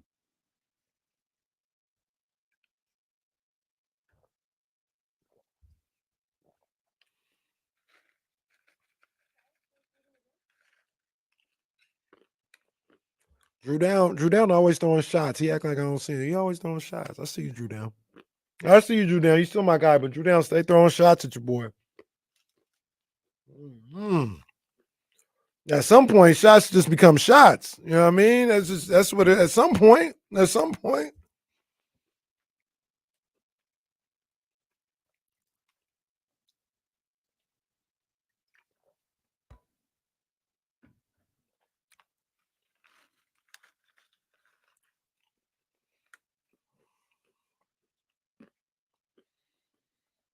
Yeah, you got confirmed towards ACL.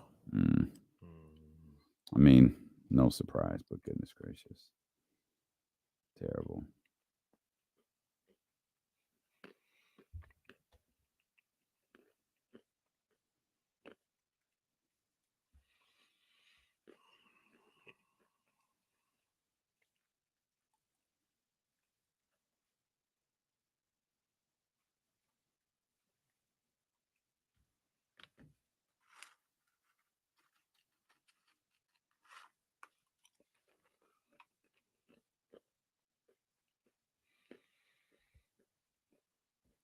Doesn't fit, I don't think, but I low-key want to call this a loser leaves town match.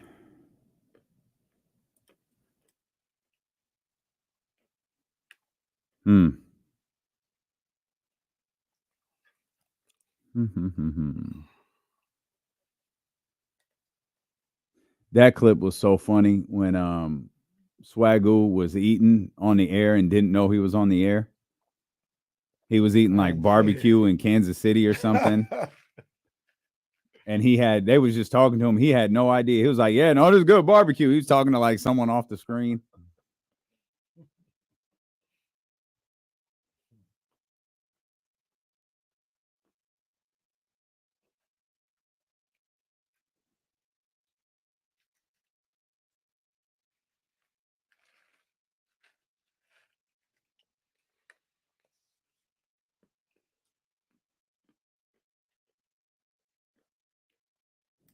Sad poor guy couldn't stop getting punched in the face.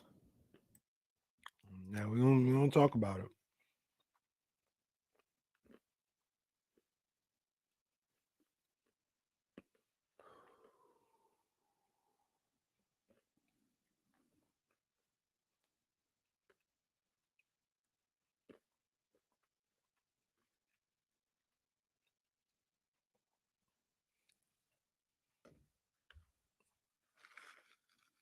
Nah, I see you, Drew Down. At some point, shots become shots. I see you though.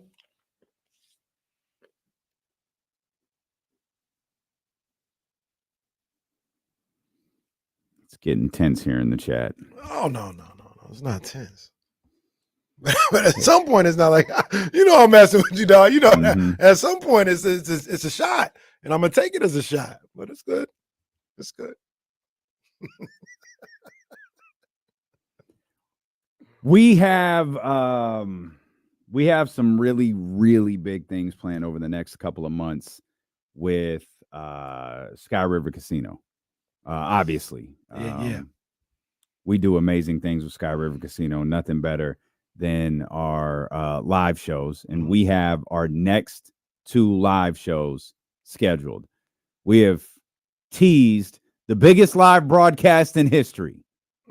We'll announce that at our next live show, which is going to be Monday, November 11th. Hey. Now, hear me out for a second. We went over the schedule tediously in attempting to find a perfect day. And, between Kenny and I's responsibilities with KSFM and some things that we do in the Bay Area, it got really difficult to find a Kings game that we could, build the show around. And then we discovered that the Kings play at 5 p.m. against the San Antonio Spurs on November 11th. I just thought, man, Mondays are tough. We're asking people to get out, come do something. But it's a holiday.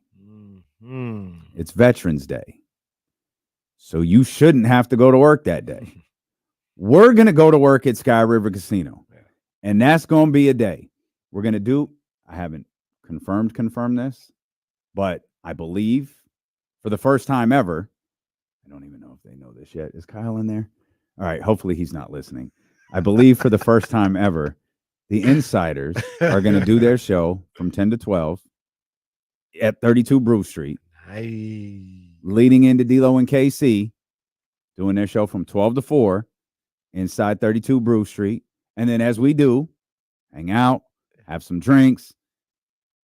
Kings game, 5 o'clock. Yeah. Kings at Spurs, 5 o'clock. We'll watch it together. That's going to be a good look.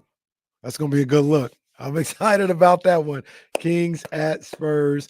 Kings versus Wemby. I think at that point, I'm just thinking off the top of my head, Kings will be, I don't know, maybe 9-5 at that time. I don't know if they play 14 games or not, but 9-5. I'm not going to count.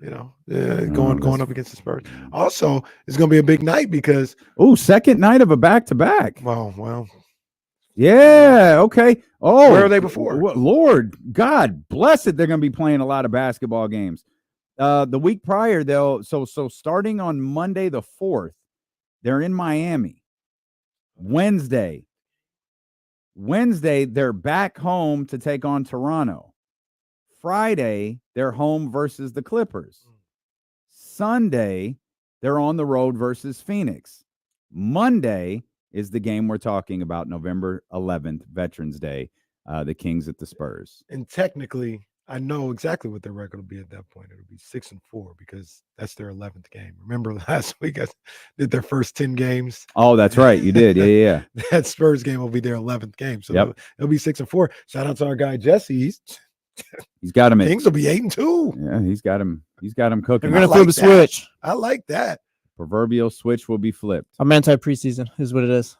It's a good look. I'm with it. I agree with Jesse. On that one. But no, it's going to be a good time. It's going to be a really good time. And then not only that, we got Monday Night Football, Dolphins-Rams. Let's go. Okay. There we go. I know Mr. Tapia will be there in his the Tapias will be in. Yeah, they were asking me about the live show yesterday, actually. November 11th is set. It's booked. And on November 11th, we will announce the biggest live show ever. Remember when Edge and Randy Orton, I think, had the greatest wrestling match in history or something like that? Yeah.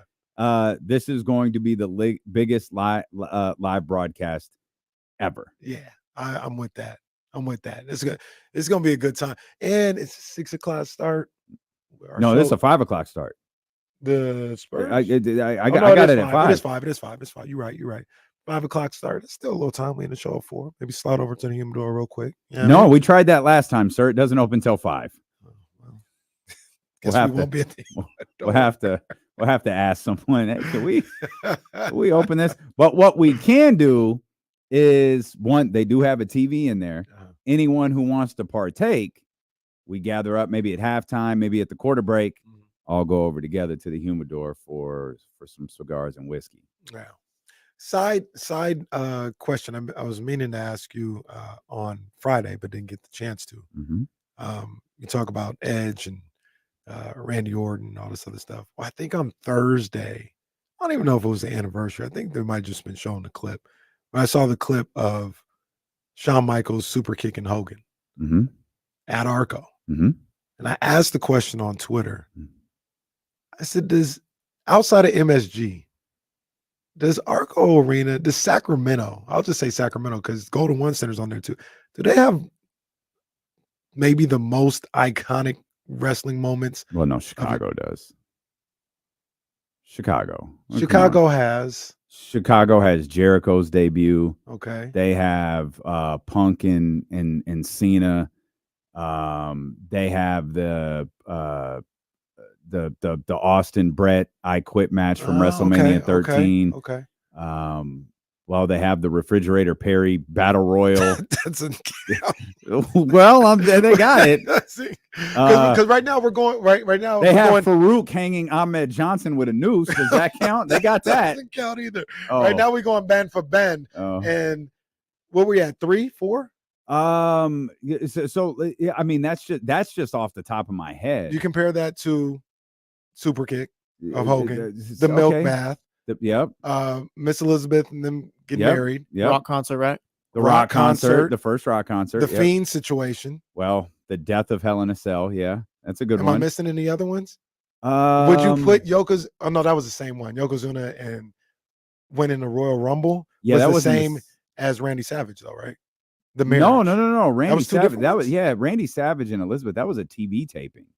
That was like a Superstars of Wrestling TV. Did The taping. Rock beat Booker T for the WC title at Arco? No, that was in San That Jose. was San Jose. Okay. Yeah, that was in San Jose. That Off the was top of my, SummerSlam. I'm not gonna argue Chicago because Chicago probably does. But I don't know. Sacramento top 5.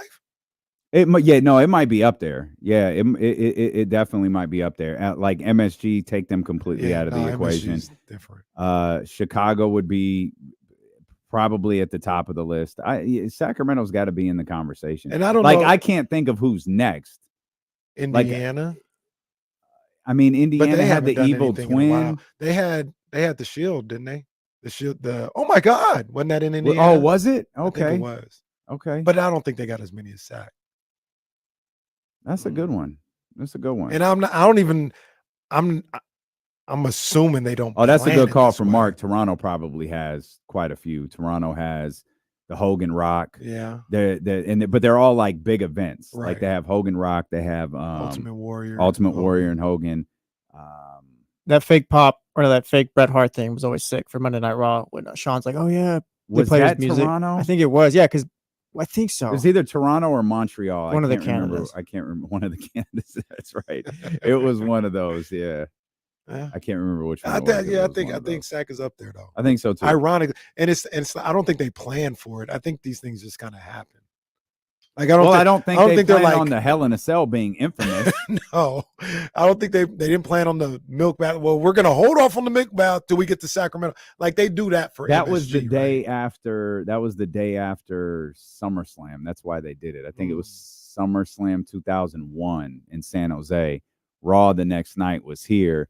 The milk bath was to follow up the Rock, or it wasn't Rock. Austin Kurt Angle main event the night before.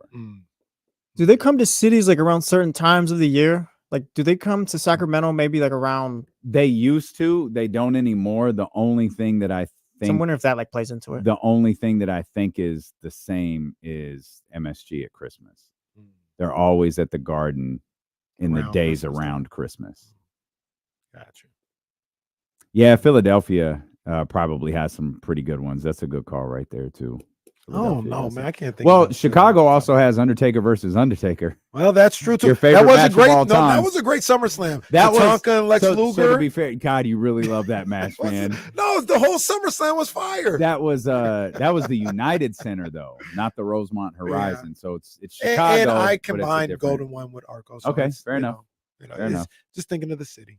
Fair enough. Fair enough. All of this is better than talking about the Raiders. I'll tell you that right now. Jeez. They should have moved to Sacramento. Well, and Al Davis wanted them to. Aiden O'Connell is out 4 to 6 weeks. Gardner Minshew is a disaster. That man threw 3 interceptions yesterday. He's got 10 turnovers on the season. They need to figure something out. Like, and I don't know what that means. I think they got a quarterback on their practice squad. Maybe they elevate him. Maybe I joked about Blake Bortles. Call anyone. Where's Ryan Tannehill? Is he in the league? Call him. Oh, he's chilling, waiting for his Do starting job. something. Like, What is there to pull figure Matt out, though? Ryan out of the boot. Like, 'cause if they're marching Minshew out there, they're dying. But their owner. They're They're dead done. though. I think already. I think they're done. I think okay, maybe. I think you're killing people on the way out if Gardner Minshew remains your quarterback. I feel like I'm with Jesse. I think what do you? What So are we you gonna just do? ride this out. You're just going to ride this out with Gardner Minshew because essentially you march Gardner Minshew. You continue to march Gardner Minshew out there. You're telling Max Crosby. You're telling everybody on that decent bit. We can't. We're done. We quit. 10 turnovers. That man hasn't even played the entire season, and he's got 10 turnovers. You low key quit He the is moment you named him your terrible. starting quarterback. Before the You season. low key quit when you signed his sorry ass. There's that, but there's no move for them to make. I got to stop talking about professional athletes like that. I apologize. He's not sorry. He's not good though. He's not a good quarterback. We understand the context. Man, when he's when it comes from terrible. you understand the game. Look, Yeah, Leezy, get Cam Newton off of TV and put him out there. well, Yeah. Yeah, I know. Still might be better than Gardner Minshew at this point. You're better off, I think. Just hopefully the front office is all on the same page. But hey, season's lost. Draft a quarterback and start rebuilding from there. Because there's nothing I think they can do that's going to change anything here. I don't know. I don't know. I don't know what the answer is, and I don't know what the smart decision. The smart decision. I know you can't. It's tough to look at Max Crosby in the eye and say this is what we're gonna do, and some of those other guys, but that's the best thing for them. Lose these games. Put yourself in position to draft whatever quarterback you want to. That's the best thing for you. Max Crosby should be happy. We kept Antonio Pierce around. That's what you wanted. Well, there's that too. And that's why you shut the hell up when it comes to hiring coaches. When you're a player, shut up. The Vegas Raiders are 2-5. Do they get to 5 wins? Yes. Stand by. That might be their ceiling. I need to look at their schedule. Hang on. I don't like this practice. I've said it a million times. No one had them beating Baltimore. Kansas City next week, Cincinnati the week after. The killer with them? That's 5 losses in a row if they lose both of those games. Kansas City is not firing on all cylinders at all. Kansas City might be in close games the whole damn season. Cincinnati's not good. They played Cleveland last year, which if it wasn't for Carolina, they'd be the worst team in football. I think Carolina might be the worst team in the history of football. I think we could play a different game here. Just pick a game where you think the Raiders would be favored in the rest of the season. Well, favored doesn't matter. I don't care if they're favored. The answer is probably 0. That's what I'm saying. Like, there's not a game where it's like you can make the argument that Raiders can get this team. Maybe Jacksonville down here. Maybe. I mean, the Saints. The Saints game. Yeah. They're not good. I think those are the two. Unless of course Derek Carr is back and that's the Derek Carr revenge game. Nah, the Jags beat the Raiders. I'm not saying they won't. He said who would it be favored? Yeah. Like I don't know. I don't know. I don't know. Jacksonville beat the Patriots this week. And then they end with the Chargers. To answer your question, maybe one. Maybe they're favored in one, but looking at it, you can maybe beat Denver if Minshew doesn't throw more than 2 picks. What'd you say their record was 2? So you two don't think they'll win 3 more games this year? I think if they do, that's gonna be it. They're gonna win 3 more at most, I think. I can't believe this is a 5-win football team, man. Well, maybe we were just completely wrong about them though to start the season. You think? Like that's just us completely. Like, that's on us. Yeah, we were wrong. We also gave best case scenario. We did. We would say that. We would say turns best out case 5 scenario. wins might be the best case scenario. we would say like, hey, we created a path for them to be successful. Worst case scenario is what's going on. This is Gardner Minshew's fault more than it is ours. Well, no, this is Tom Telesco's fault more than it's anyone else's. I was about to say maybe this is going exactly how they wanted it to. All right. The killer is they might have to sweat to get a top 5 pick. There's some bad teams out there. New Orleans. New Orleans might find themselves well, there. they might. But I was saying New England, Cleveland, Tennessee, Carolina. I can't believe it. And none of those teams have. Well, the Patriots do. We're already going week to week with the Giants too. Daboll naming Daniel Jones as starting quarterback. Well, so that's I don't even know that. Did you say Cleveland? Yeah, because Cleveland has to draft a quarterback. Well, no, I'm about to say outside of New England, no, none of them teams have a quarterback. Yeah, Cleveland has to draft a quarterback. So the Raiders might mess around and have the 6th pick, and all the quarterbacks are gone. Yeah, Giants don't have a quarterback. Wow. Mm-hmm. Well, I the team that they played isn't very good either. I don't think so either. The Rams aren't good. I look at them and they're getting guys healthy, but I just don't. I still don't think that's enough to. When you're really start making noise. When you're a bad football team, getting a wide receiver back isn't going to do anything for you. Case in point, Captain Jackass that we had to watch in prime time for like the 4th week in a row last night. He is an average at best quarterback. I have never seen so many NFL analysts make excuses for a bad professional football team like they do the New York Jets. I have never seen an analyst like Chris Collinsworth sit in that booth with a straight face, and instead of admitting they were wrong about the New York Jets, they tell you, well, if they do this, Chris Collinsworth ifed 10 goddamn things for the Jets to do to be a good football team.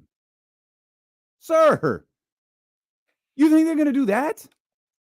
Come on, man. Traded for Devontae Adams and proceeded to play their worst football game of the And season that's so the far. thing. And that's the thing. Why would Cooper Kupp returning matter? That's not a good football team. Matt Stafford is a better quarterback right now today than Aaron Rodgers is. But Matt Stafford isn't the quarterback he was 2 years ago either. Like this, again, we have normalized these guys playing at 38, 39, 40 like Brady and LeBron, acting like there's no decline in it.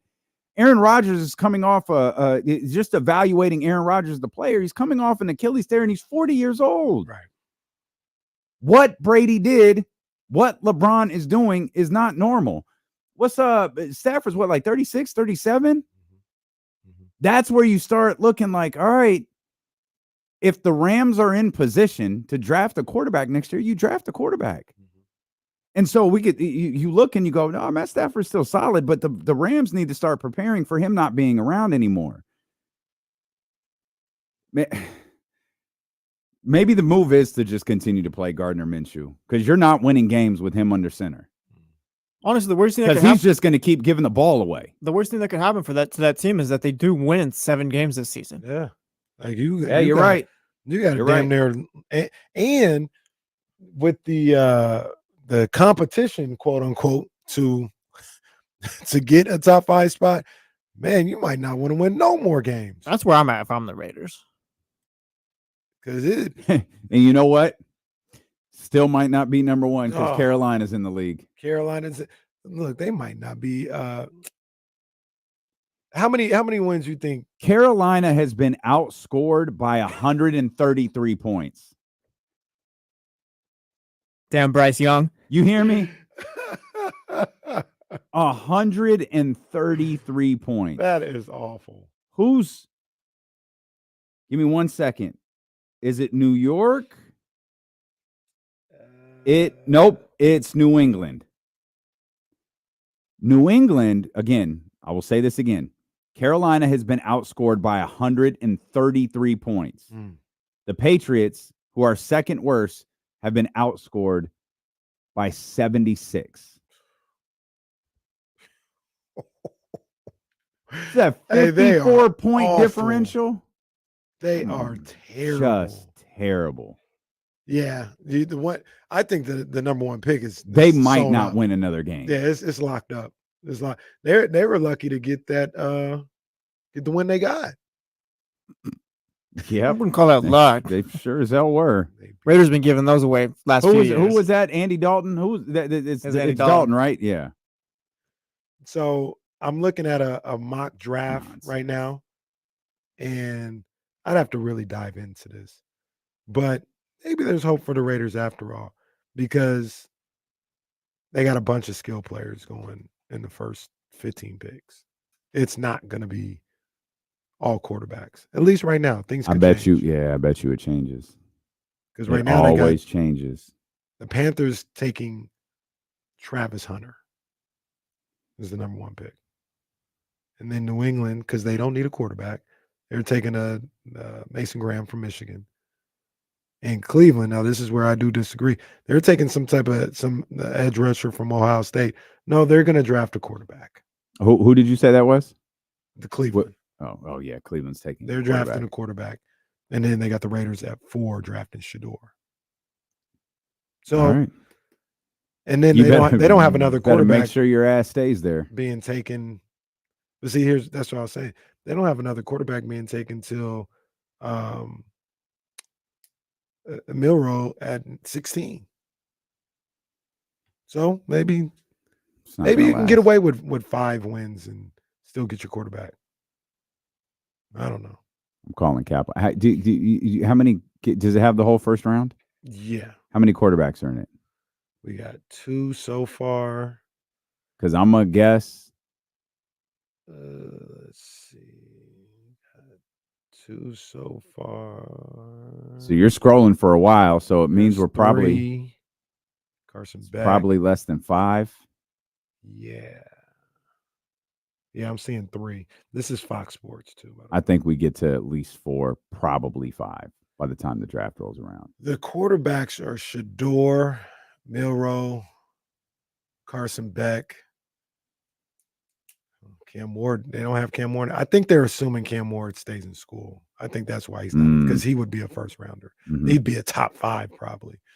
So, but if he leaves, Cam Ward, Ewers, they're probably assuming he stays in school. Why would Cam Ward stay in school? I don't know. Oh, I don't know. The only thing I can think other than of, he's probably paid really well. and well, played really, man. At the U, did you see this? Somebody sent me a video of what they're doing in Texas with the NILs. It's crazy. They have a deal with a Lamborghini dealership in Austin, and depending on performance and what's going on, nobody got any after this past Saturday. But yeah, they get the Lamborghini. They get at least the Lamborghinis.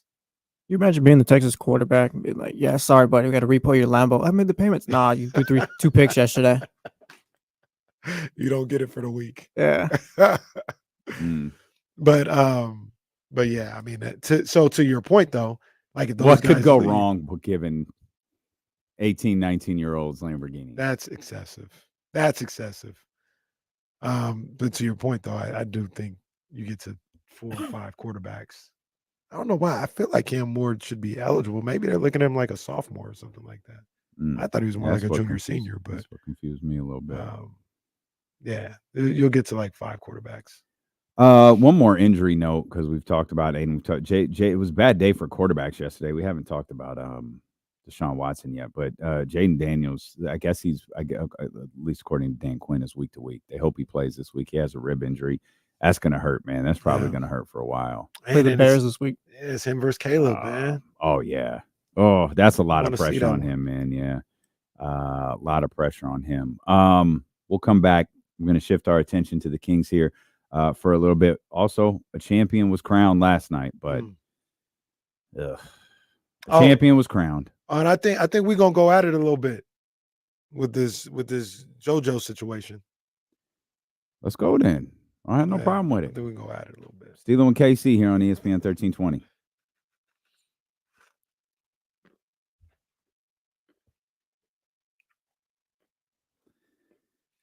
Chris Biederman says the A's will be playing on natural grass next season.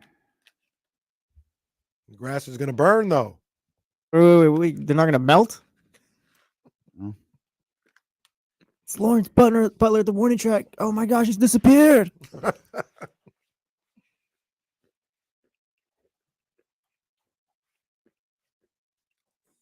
Let's get this popping.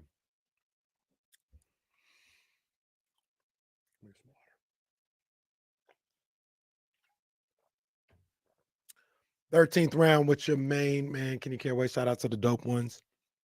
Big shout out to the Jordan brand. You know what it is, man. Those are my people over there. And we had, I mean, is it an upset? I would call it an upset. It probably shouldn't. You had the guy who was the champion going up against the challenger. But, you know, it was a little surprising. On Saturday night, Tim Tszyu got absolutely destroyed by, I'm going to try and get this right, Bakaram Murtazalov. I don't know. Mr. M. Yeah, we'll go with Mr. M. I think it's Murtazaliev, though. I think that's how you say it. But anyway, he beat the hell out of Tim Tszyu. And 3rd round TKO. And Tim Tszyu is a guy that I really believed in his talent. I really believed he could be one of the premier fighters in the world. But now we've got his 2nd straight destruction. basically. And he had a cut, in the fight against what's my man's name?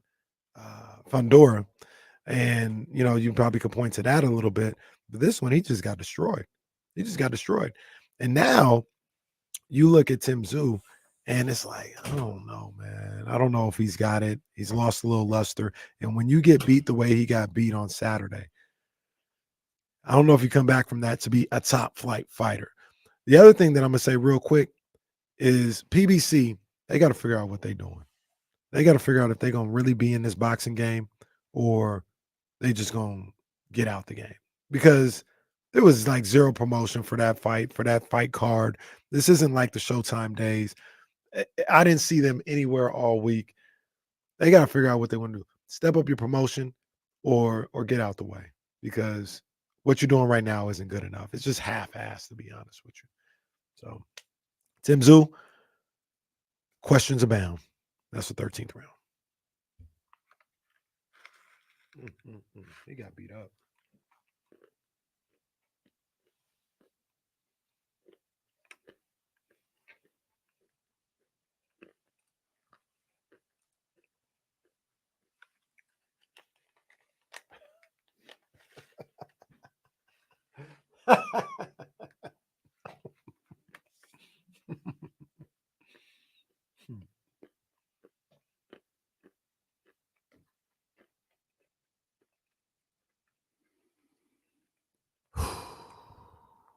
I miss Kimberly.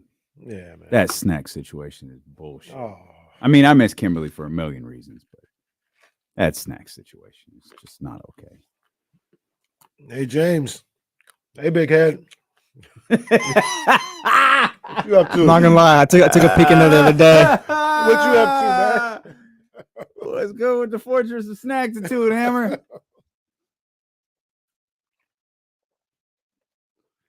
It's a damn shame when you got to go back to your ex-girlfriend. Man.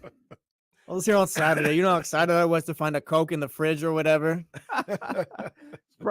Probably Charlie's.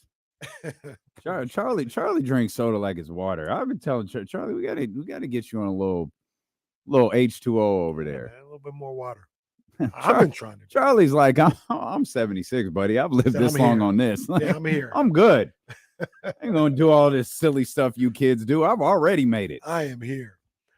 Real quick before we move on, I wanted to give a shout out to all our people over there at Sac State, man. Had a great time on Saturday night at the Sac State football game. Shout out to my guy Andy. Shout out to Mark Orr. Shout out to Luke Wood. I mean, showing love, showing hospitality. It was a good time. Shout out to my guy Connor. Shout out to my guy Mike. They was all down there. The whole Sacramento meetup, it was out there. Yeah, it was out there, man. Homecoming was going down. Shout out to all the fraternities and sororities too. I didn't partake anything. I just took a walk through the parking lot. My goodness. I don't know what I would have done if I was 18 and I was a student at Sac State. Well, I don't know. I was just minding my business. I parked in the media lot just like I was supposed to. Walked across the street, checked in just like I was supposed to. Made my way to the Sky River touchdown zone and just minding my business. I went out. So it was crazy that that's homecoming for Sac State. Like, it was popping. And what I was thinking was, I couldn't imagine if I was 20, 21 years old. And if that's what Sac State is looking like now, what if I attended a HBCU? What if I was at Howard's homecoming as a 20? What? Like, because the music was popping. Everybody was just having a good time.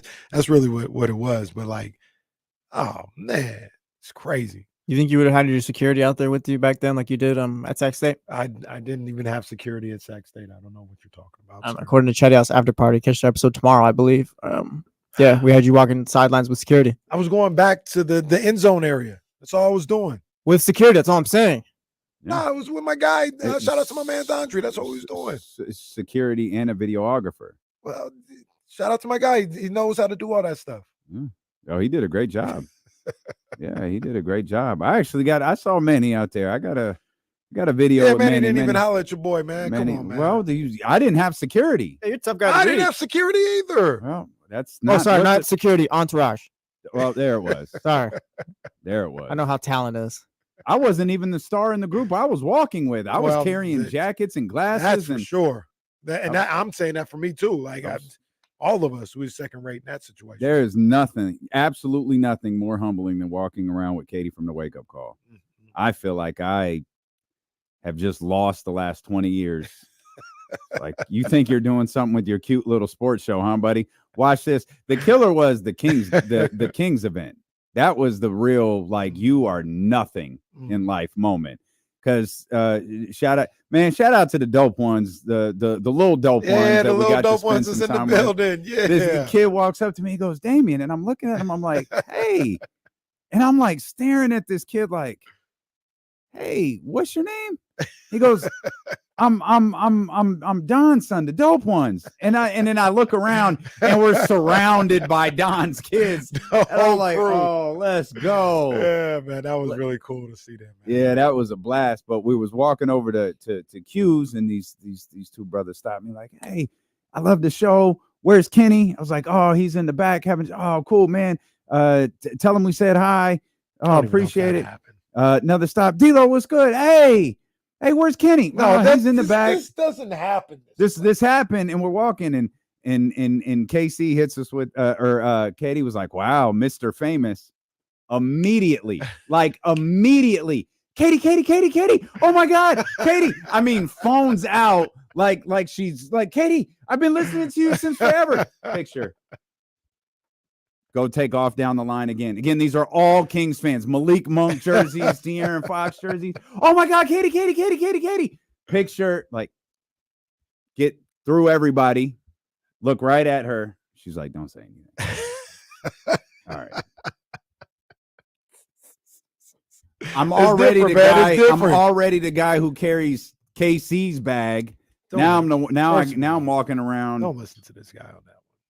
Don't listen to this guy. Rather, some of us just got to be Marty Jannetty sometimes. That's Bro, it. they were stopping Damian. I'm Marty Jannetty like in the Rockers, and I'm Marty Jannetty in like the new Rockers with like Al Snow or whoever. You're like in an endless time loop where you're just getting thrown through the barbershop window every day. Listen to this guy, man. He was getting stopped left and right on Saturday. The idea of Katie throwing me through a barbershop window is hilarious. Absolutely hilarious. But yeah, it was a great time at Sac State. Love Mark Orr, man. He is so passionate about that program, as is President Luke Wood, Andy.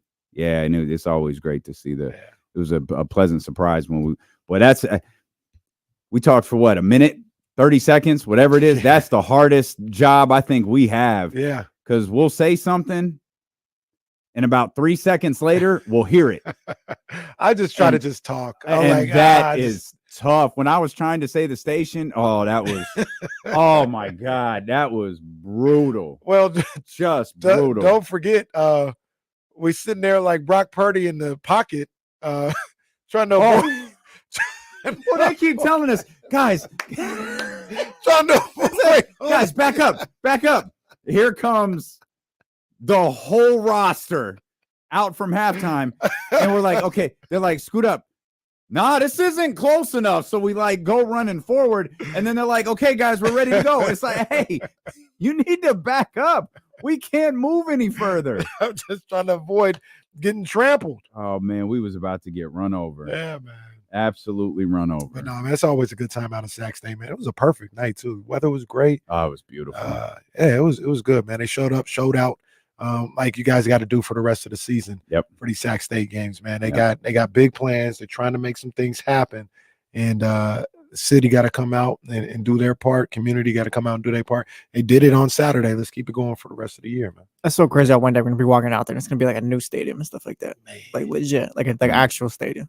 That's gonna be crazy to see, man. They during the week, they were on the socials and stuff, and President Luke Wood and Mark Orr, they were down at the LAFC stadium. I don't know the name of it, but the LAFC stadium, like talking about like getting ideas and all this other stuff. Man, if they pulled up, I know it wouldn't be exactly the same. If they pulled up to Sac State and had the same stadium like LAFC. Oh, I don't think it's the craziest thing because LAFC doesn't have like the biggest stadium or anything. yeah. LAFC like football club, huh? Yeah. Yeah. Interesting.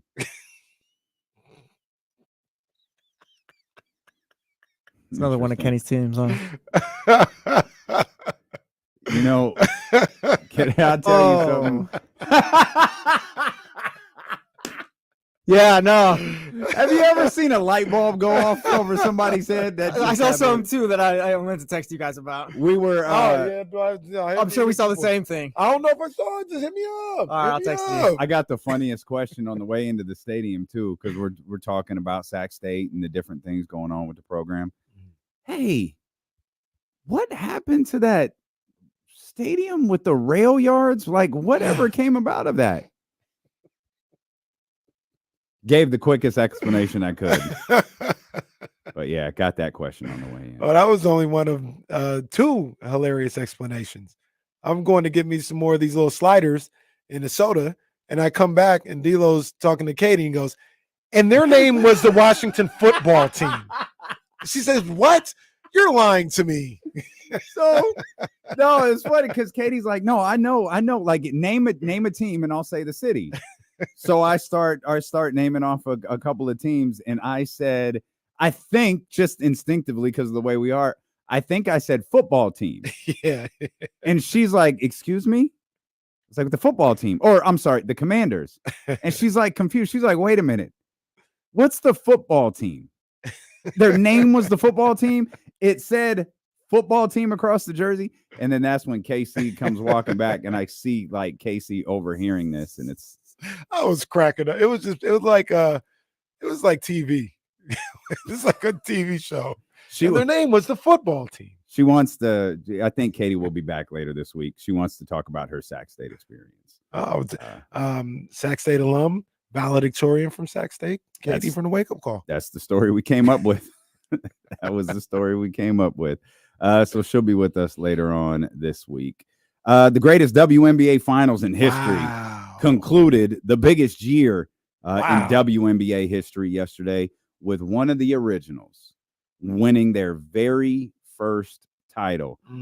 Arguably the team that owns the most famous shot in WNBA history that did not result in a championship victory finally got theirs. The New York Liberty won their first ever championship yesterday. Breanna Stewart wins another one. Sabrina Ionescu gets her first. Really a culmination of a fantastic season by the Liberty and for the WNBA as well. I did not like the way it ended. I hated that foul call that sent Breanna Stewart to the line. I don't want to scoop your heat, but I had the same thoughts you did on the missed Kayla McBride 3. Oh, unless you're talking about a different play. Same thing. You can go ahead and break it down. But I thought if you're gonna call that foul against Stewie, you missed the foul on that offensive rebound. That was, I don't know who that was. She got beat up. Yeah, and it's like if you can't if you're an official, you can't make the decision. You're gonna put the game in your hands on one side of the floor. And then not do it on the other. Like, I was stunned Kayla shot it so quickly, but it was a look like you don't pass up. Like, I admittedly didn't know the timeout situation, but I was stunned that she shot it so quickly. She had the look. It gave the Lynx an opportunity and a rebound. They were in a great position to get one. I thought a foul was committed. The referees decided otherwise. The game went to overtime. And Minnesota never really got it back. They missed a shot before the Stewie foul at the rim. They missed a shot at the basket that would have put them up 4 and probably secured their 5th championship. And that's tough too, because we'll go back a little bit to Friday night, which is also an unbelievable game, when they got a foul call on a rebound attempt. That was the 2 to win. That was on the offensive rebound that they called on Sabrina, and they were in a penalty, and Minnesota made 2 free throws. So you're looking at it, you're Yeah. looking for that as officials. All that one there too. So I don't know. I thought that was crazy. The foul on Breonna Stewart at the end of the game, yeah, that was a missed call. I got to go back and watch it. I was watching it on my phone, so you guys know my eyesight. I be needing my glasses, so I don't know, the whole, because I know the two arms came down. It didn't look like they made any contact with Breonna Stewart. At first, I thought, oh yeah, she got her on the wrist or something like that. And you continue to see the clips, and it's like, I don't think she touched her. And that you hate to see that come down to that, because Minnesota's got a valid gripe for that particular call for sure. That's tough. It is. That is tough. It is. But I know Cheryl Reeve was really upset. She's going to take whatever fine the WNBA gives her. She said the game was stolen. She was clear, and actually has been for the entire series, that she was not okay with the way that this series was officiated. And you don't often see coaches go that route after a W game, or after a championship game, a game that ends the season. You don't often see that, but Cheryl went for it, and she laid out why she was frustrated, the problems at the end of the game, the problems throughout the course of the series, and I'm sure she feels very passionately that her team was better. I don't know that the Lynx were better. I thought that they were an incredible matchup for the Liberty. I thought they played an incredible series. Whether the best team out of these two teams won, I don't know. But I think the best team in the WNBA this year won. And it was 1-2 virtually the entire season with the Liberty and the Lynx. The Sun were in the conversation. You always had your eye on the Aces. There were teams that kind of crept around up there, but it felt like Minnesota and New York were the cream of the crop this year. And hell of a series. Hell of a series, man. I was trying to think if that was the best finals in recent memory. And I'm talking both sides, men and women. Was it the best final since 2016? Because that's my favorite. If not, I think the best finals maybe in my lifetime was the 2016 NBA Finals. But I was trying to think if anything, and I was just doing it all off the top of the head. Like, I think 2019 was really good. 2019 was really good. You had some close games. You had some dramatic finishes. That Warriors-Raptors series. But, man, I don't know. I don't know since 2016. We're talking, I guess, eight years. I guess, yeah, since 2016. That might have been the best finals on men's or women's finals. That was great. Yeah. You had one lopsided game. Everything else came down to the final shot. Yeah, that game, man. Sabrina's shot, was it Friday night? That was one of those ones you're kind of like watching, and you're like, "Is this happening? Yeah. Is she doing this again?" And then and look, they're fantastic. They're world champions, deservedly so. It was crazy to see Sabrina and Stewie play as bad as they did last night. I just, every time they took a shot, I was like, oh, this is the one that's going to go in, and they didn't make anything. Yeah, Sabrina was rough. They didn't make anything, and at the end of the day, though, that's what a team is for. And the teammates around them stepped up, made plays, and they had to gut that one out. That felt like the end of a long series. I know it was only 5 games, but it felt like how we watched Game 7 Warriors Cavs. And it was like, yo, these two teams, they're tired. They know everything about each other. They are just battling it out. And it's crazy that that's what that felt like in only Game 5. You know what I mean? So I enjoyed that series. I enjoyed the playoffs. I enjoyed the whole season. Hopefully this is a jumping off point to, and I think it will be, to what's next for this league. It was a great season. Yeah, they have a lot of work to do this offseason. They need to capitalize on everything that they've built throughout the course of the last handful of months. Whether it's marketing, whether it's appearances, whatever it is, they need to stay on top of this. 916-909-1320 Elk Grove Kia Talk Line. Knew this call was coming today. TC. Hey. Hey, yes, sir. What's up with my two brothers? What's good, TC? Good to hear you, man. I don't be hearing from you no more. Everybody else hear from TC. I don't even hear from my guy no more. Nah, man, I be tapping in, man. Look, hey, I told you, Kenny and D-Lo. Listen, you was out. TC did call Friday. It just dawned on me. Like, TC did call Friday. Oh, that's no, because I was listening to the show all the way down. I was like, oh, TC called when your boy ain't around, man. And they had the Real Brothers of Sacramento, Lewis. Titus. Titus called, man. Yeah, It's like, okay, I guess they just be waiting for your boy to leave. It's cool. It's cool. Nah, before we get started, man, hey, I send my condolences, man, to Uncle, man. Rest in peace, though. Thank you, brother. I appreciate you. Appreciate you, for sure. But listen, hey, y'all know we get into the bread and meat of this whole situation. Yeah. I'm going to ask y'all this question. Yes or no? I asked Kyle and Ham earlier. Do y'all see what I'm talking about now with this dude, Kyle? Yes or no? No. Okay. Now, moving on with Brock. Brock had listen to me. Brock had a bad game. He got some stuff he got to work on, right? Those anticipation throws, those is getting him in trouble, dog. Ronnie Bell cut the route short, bro. So you got to nail him right there, Brock. But as far as Brock was playing scared yesterday, dude, that's Kyle. Throw the ball here, Brock. Throw it there. He can't check. He can't do none of that, bro, at the line. So he playing shook. Kyle destroys quarterbacks, big dog, and it's starting to happen to Brock in front of our eyes, big homie. That's all I got. Go on, TC. We appreciate you, dog. We appreciate you calling. I mean, Jimmy Garoppolo has been so much better since he's gotten away from Kyle Shanahan. And I'm sorry, so much Did better. Brock look like a destroyed quarterback a week ago?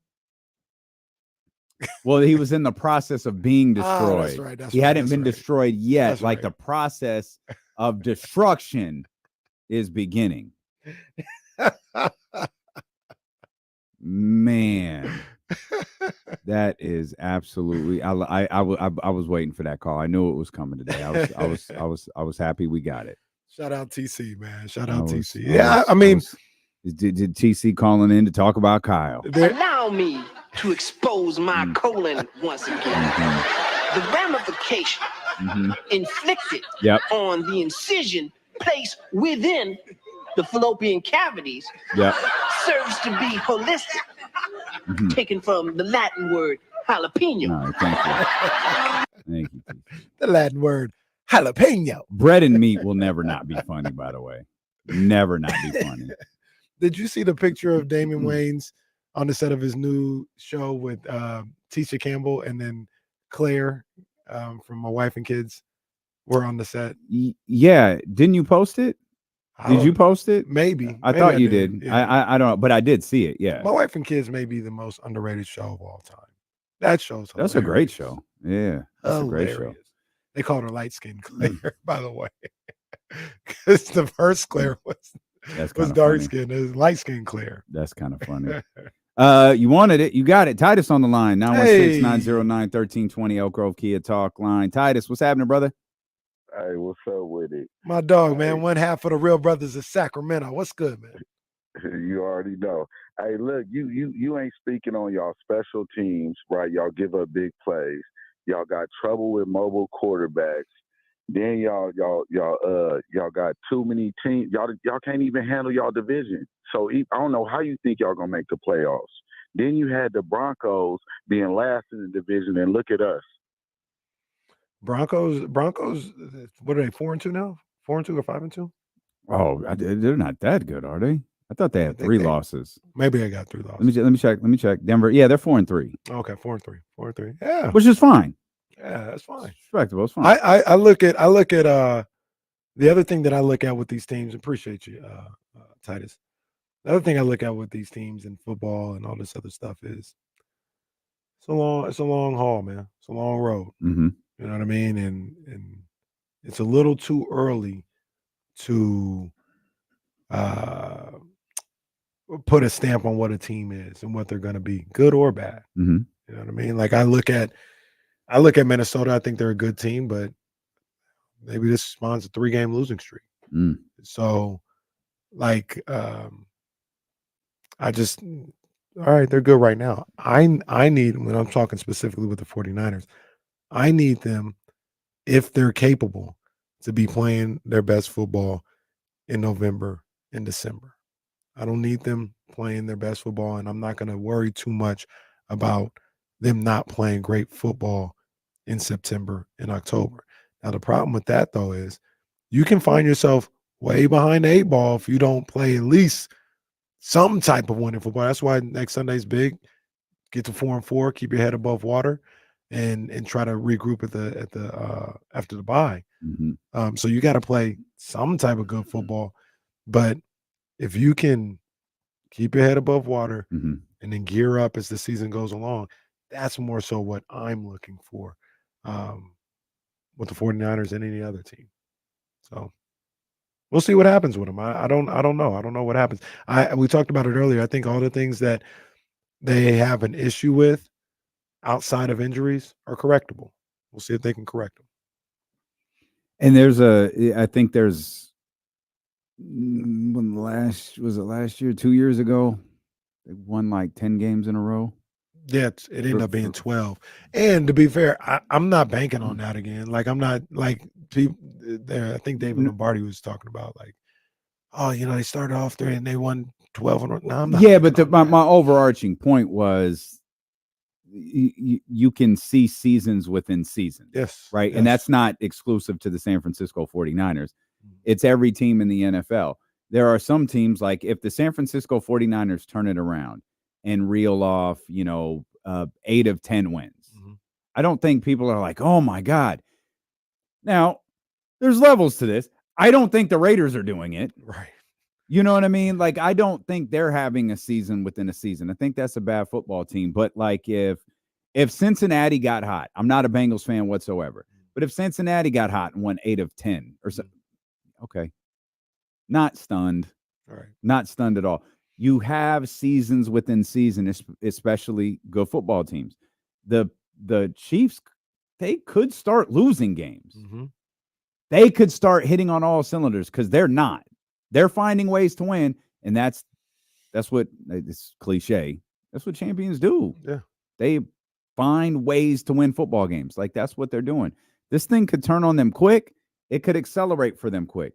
But I think good teams often have seasons within seasons, and I think that's going to be true for Detroit. I think it's going to be true for Minnesota. I think it's going to be true for Green Bay. In a positive or negative sense, it might not be anything catastrophic. Like you just said, Minnesota could lose the next 3 games or next 2 games, make it a 3-game losing streak. Okay, then they reel off 4 victories in a row or 5 of 6 or something along those lines to reestablish that they're a good football team. But you remember the point where they lost 3. They came back down to earth, and it's like, okay, maybe they're not elite like we thought, but they're still a good football team. Yeah. What did Philly start last year? 10-1. Mm-hmm. How'd that go? It's a disaster. 2-3 years ago, what if Pittsburgh, were they 12-0? They were like 12-0. Yeah, and something lost like that. Their last 4 or last 5. I think they were and gone lost the first week. Yeah, it happens. Yep. We'll come back. James Ham will join us at the top of the hour. We'll talk Kings. There was no practice today, so there's no sound to bring you or anything like that. Yesterday was Fan Fest. Of course, the day before, they had a big kickoff party at the Roseville Galleria with Malik Monk. So we'll get to the Kings when James Ham joins us. There's moves happening all over the NBA with contracts being signed and such. Plus, the Casuals Dream World Series is set, and I'm all in. I'm a casual. I'm ready for this. Go Yanks! And KC wants to pick a fight with me because I disagree with a Celtics legend. That's coming up here. Steeler and KC, brought to you by Sky River Casino on Sacramento Sports Leader ESPN 1320.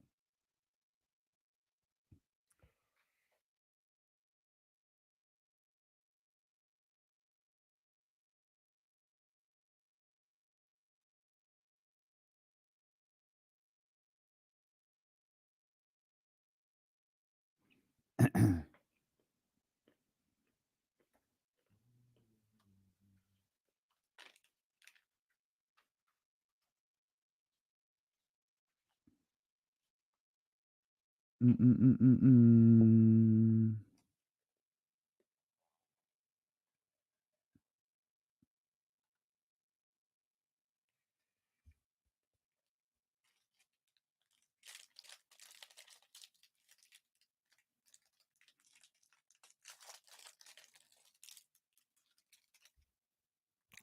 would ask the tribal chief what his plans are with the snack situation, but he's just on edge right now. Yeah, I wouldn't ask him what time it is.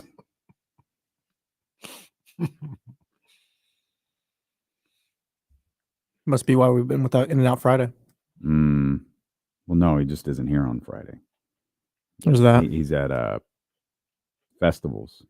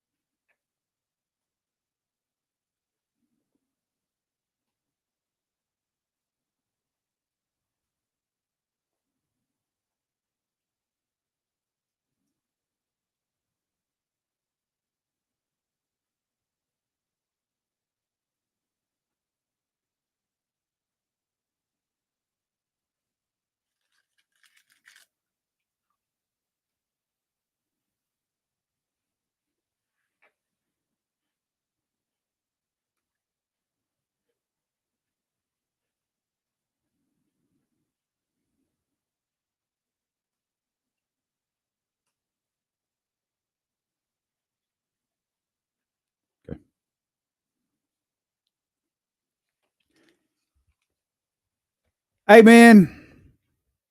We got some people to welcome aboard. Welcome aboard. It took a while. Yeah. It took a while, but we here. Prize Picks is with Come on, Dilo and baby. KC. Prize Picks. Okay. All right. No care way over here. Let's go, Prize Picks. Hey, shout out to them. Yeah. Shout out to them, man, because I love what they're doing. The Prize Picks is like it's it right now. It's it's a lot of fun. I set my lineup over the weekend. I even tweeted it out or whatever, people saw it on Twitter, and I had some misfortunes go on. I had Jaden Daniels in the lineup. He got hurt immediately. So the good thing about that is when you set your lineup, Jaden Daniels gets hurt, he doesn't count against your play. You know what I mean? Like, so he was out. He didn't count. So the fact that he didn't reach what I thought he would reach, that didn't factor in. Here's the other good part about that. Everybody was hitting. I had DK Metcalf. I had McLaren. Who was the other one I had? I had Deshaun Watson. I had him under, whatever, less than. And I had Devontae Adams. And I thought he would have more than 55 yards receiving. Well, damn quarterback couldn't get the job done after he already had 30 yards in like the second quarter. You couldn't get 25 more yards. No, he couldn't. But here's the thing. I didn't lose. I still won me a little bit, man, because that's what you do, man. If you get 3 of your 4 picks right, you still walk away with something. So you got a promo code for people who download the app right now? That's right. KIFM. Put that promo code in. You'll get instantly $50. You don't even have to win. $50 guaranteed. Get in there. KIFM is the code. You get $50 instantly after you play your first $5 lineup. So download the app right now. Use the promo code KIFM. You'll get $50 instantly after you play your first $5 lineup. Prize Picks is the best place to get real money sports action. Join over 10 million users and sign up today. Prize Picks, run your game, must be present in certain states. Visit prizepicks.com for more details. And Prize Picks is going to be buzzing here with the Casuals Dream World Series. It's the Dodgers, it's the Yankees, it's Shohei, it's Aaron Judge. I'm all about it. This feels like Kobe and LeBron and the puppets that never happened. That's a great call and a great callback by you. It's going to be fun. It's going to be fun to watch. It's really going to be fun if the Yankees win. It's not going to be as fun if the Dodgers win. But they've been waiting for, I don't know, probably 30 years. I think these teams last played in like 81 World Series or something like that. And this is what they've been waiting for. Yankees, Dodgers, the two biggest media markets in the country with two unbelievable fan bases going head to head in the World Series. This is going to be box office. Shohei versus the Evil Empire. Let's go, Shohei. The Evil Empire is the Dodgers, sir. It's not true at all, actually. The Empire actually the Dodgers. They even manipulating paying this guy. Like, what kind of nonsense is that? We just kind of glossed past that in the winter. They're not even paying the guy. I don't think we glossed. They're paying him. He's getting money. He's getting paid as much as we do, but he's getting paid. That's great. Well, as much as you and I do, not Kenny. That's Kenny, true. Yeah. My fault. Kenny has the opposite of makes Shohei's sense. contract. Makes sense. Yes, Yeah, is front loaded. The New York Yankees right here getting all their money. Meanwhile, the working man over here trying to defeat them. What are we talking about? It's true. Stop it. Do you see this guy's hoodie? Stop. Yeah, like you've got a poor man's T-shirt on, man. What are you doing? I got a T-shirt. I couldn't even get the hoodie. I had to get a T-shirt. No one believes you when you do this. They know I'm just the guy who carries bags. Everybody knows that. Will you stop it? Everybody knows that. Anyone have an edge in this series? Like you have I've heard you actually say both. That you think the Dodgers will win the World Series. I don't mean to break kayfabe. You say that in quiet moments. Man, yeah. But I think you said on wax. I thought so too. But you also said off the air, man, the Yankees might win the World Series when we were watching. I don't remember what game it was, but sometime last week. Yeah, the Yankees, they have a certain aura to the way they're playing right now. They do feel a little bit like destiny with Soto and the way Giancarlo is playing. Winner probably gets Juan Soto this offseason. I think he's staying in the Bronx. Okay. No matter what that is. Okay. They got a little reggaeton song called Soto Shuffle. Yeah. It's fire. Well, we'll see how the Dodgers feel about that if they lose. They're going to try. That's what I mean. What they do. They're going to try. But the Yankees, Juan gonna be like, you ain't deferring my payments, buddy. Like, you better. Yankees ain't letting him leave, man. He's in fact, just give me $500 million up front. Y'all can figure the rest out yourself. He's staying in the Bronx, but I see reasons why both teams can win this one. I think it's an pitching stronger in New York. It is. Rondon is starting to pitch well. Garrett Cole is starting to pitch well. I just saw something where they're getting I forgot his last name. Garrett Cole, no? I don't know. It's Garrett Cole, right? Yeah, Garrett Cole. Just real quick, Ben sends his condolences. Thank you, Ben. No, that is just saying. I just wanted everybody to know, Ben. The first break. No, I know. It was 2 hours ago. I just want everybody to know Ben's here. He's a couple hours behind, but I just didn't want KC to miss this. I apprate it, Ben. Thank you, brother. No, and he'll see this 2 hours from now. It'll be fine. He'll see this at dinner time tonight. But the Dodgers, they've pitched a lot better since Game 3 of that divisional round series against the Padres. They've been dominant on the mound a lot of the time. So make a pick right now. Maybe I'm going with my heart. I'll pick the Yankees, but I do think it's a 50-50 series. I think it's a 50-50 series. And I like the Yankees too.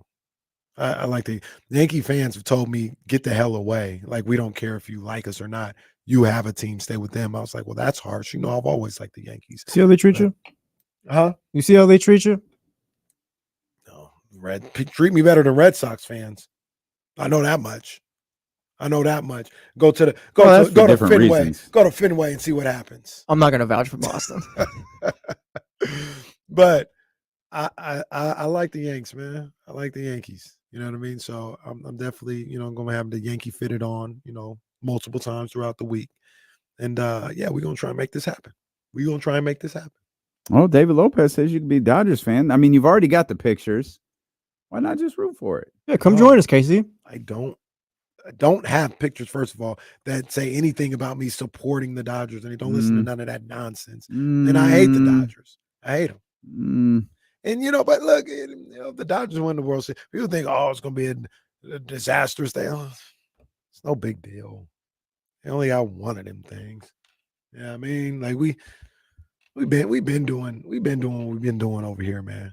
I have a question because we're kind of in the same boat, being Red Sox and Giants fans. How long do we get to hold on to these titles if our teams win like this time? Good question. Well, there's an angle of the amount of times.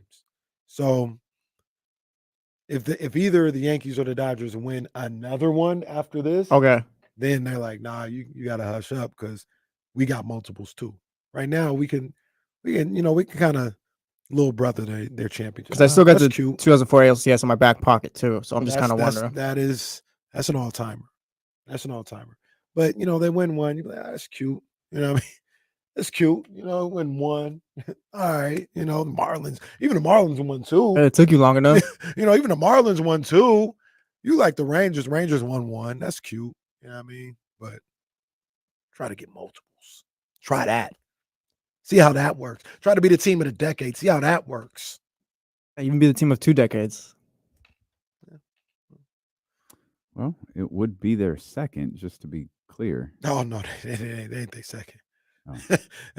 It ain't their second. You know what I noticed this morning? You know what I noticed this morning for the first time? I saw in writing, and even though the Dodgers won the title in 2020, they haven't won a full season championship since 1988.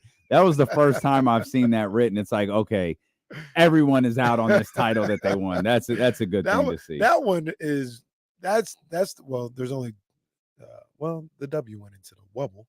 But I was about to say football didn't go into the bubble, so I can't say the worst of them all. Football didn't even have COVID. Right. I can't say the worst of them all. 60,000 at Arrowhead Stadium opening night. It was the worst. Meanwhile, I can't go get bread at the grocery store. Right. It was the worst of the two. I mean, the NBA one, there was definitely some hardships there, all this other stuff. Baseball. LA won both of them. Baseball was a joke. Wasn't it all neutral site too? Yeah, or they played at like only Texas. 3 different spots? Yeah. That was in Texas. I think the season as a whole was in 3 different spots. The end was. Yeah, the postseason was it 3 or 2? Because I know they were in Texas. They were in San Diego for one of the series, like the ALCS. I think it was just those 2 spots. But yeah, it was the AAU championship. Will in the chat brings this up. Does anybody remember the hockey bubble? No. Let me see if I can remember who won. I feel like I just blanked out. It was the the NHL for that Blackhawks. couple of years, I think. The Blackhawks won. Okay. I'm just guessing. I have no clue. I don't remember the Like, hockey bubble. Yeah, Where was was it? Yeah, I don't know. We'll just do that. I was like, huh. Where was the When did that hockey happen? bubble? Does anyone know? I don't know. I'm not sure. Kyle Renata says the Tampa Bay Lightning won. I'll take his word for it. You could have typed anything Yeah. into the chat and I would have believed you. I have no clue. I barely remember regular hockey, non-bubble. True that. Kevin Garnett spoke about Joel Embiid. Obviously, it's Kevin Garnett, so I'm not going to play the clip. I heard about it, then I watched it. I was like, well, this isn't getting played on. No, it's not. But that's part of KG's charm.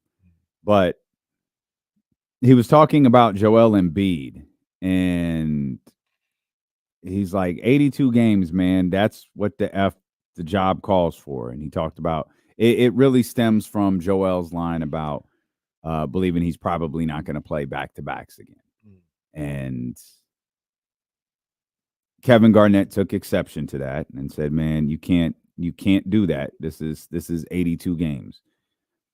And I have a bit of a issue with that. Not Kevin Garnett. I have no issue with Kevin Garnett for multiple reasons. One, I admire the dude. 2, I do not want that smoke ever. I think KG. He'll At least talk in the NBA. He'll talk tough. Yeah, in the NBA. I don't know what he does in real life, but in the NBA. I don't think Kevin Garnett's going to fight anybody. That's not. No, but in the NBA, I was like, I'm kind of hip to your game, buddy. But KG, he works his ass off, and this isn't and I'm gonna be careful here because this isn't a Kevin Garnett thing. This I think is a old time basketball player thing. And I hate to refer to Kevin Garnett as an old time basketball player, but that's kind of like where we're at right now. KG was critical of Joel's remarks, but when I looked at Kevin Garnett's career, and, we don't know the numbers yet. We have no idea how this is going to play out. Kevin Garnett didn't play more than 71 games after the age of 30. And most of those seasons, he played a lot less. Mm. And again, if Joe comes back and plays 30 some odd games again, or 40 some odd games, that's tough. Mm-hmm. He's not playing 40 some odd games because he's sitting out back to backs, by the way. If he's playing 40 some odd games, it means he got hurt again. Mm-hmm. But if he comes back and he plays, and we'll keep it below the trophy line, 60 to 65, that's not that different than what Kevin Garnett did.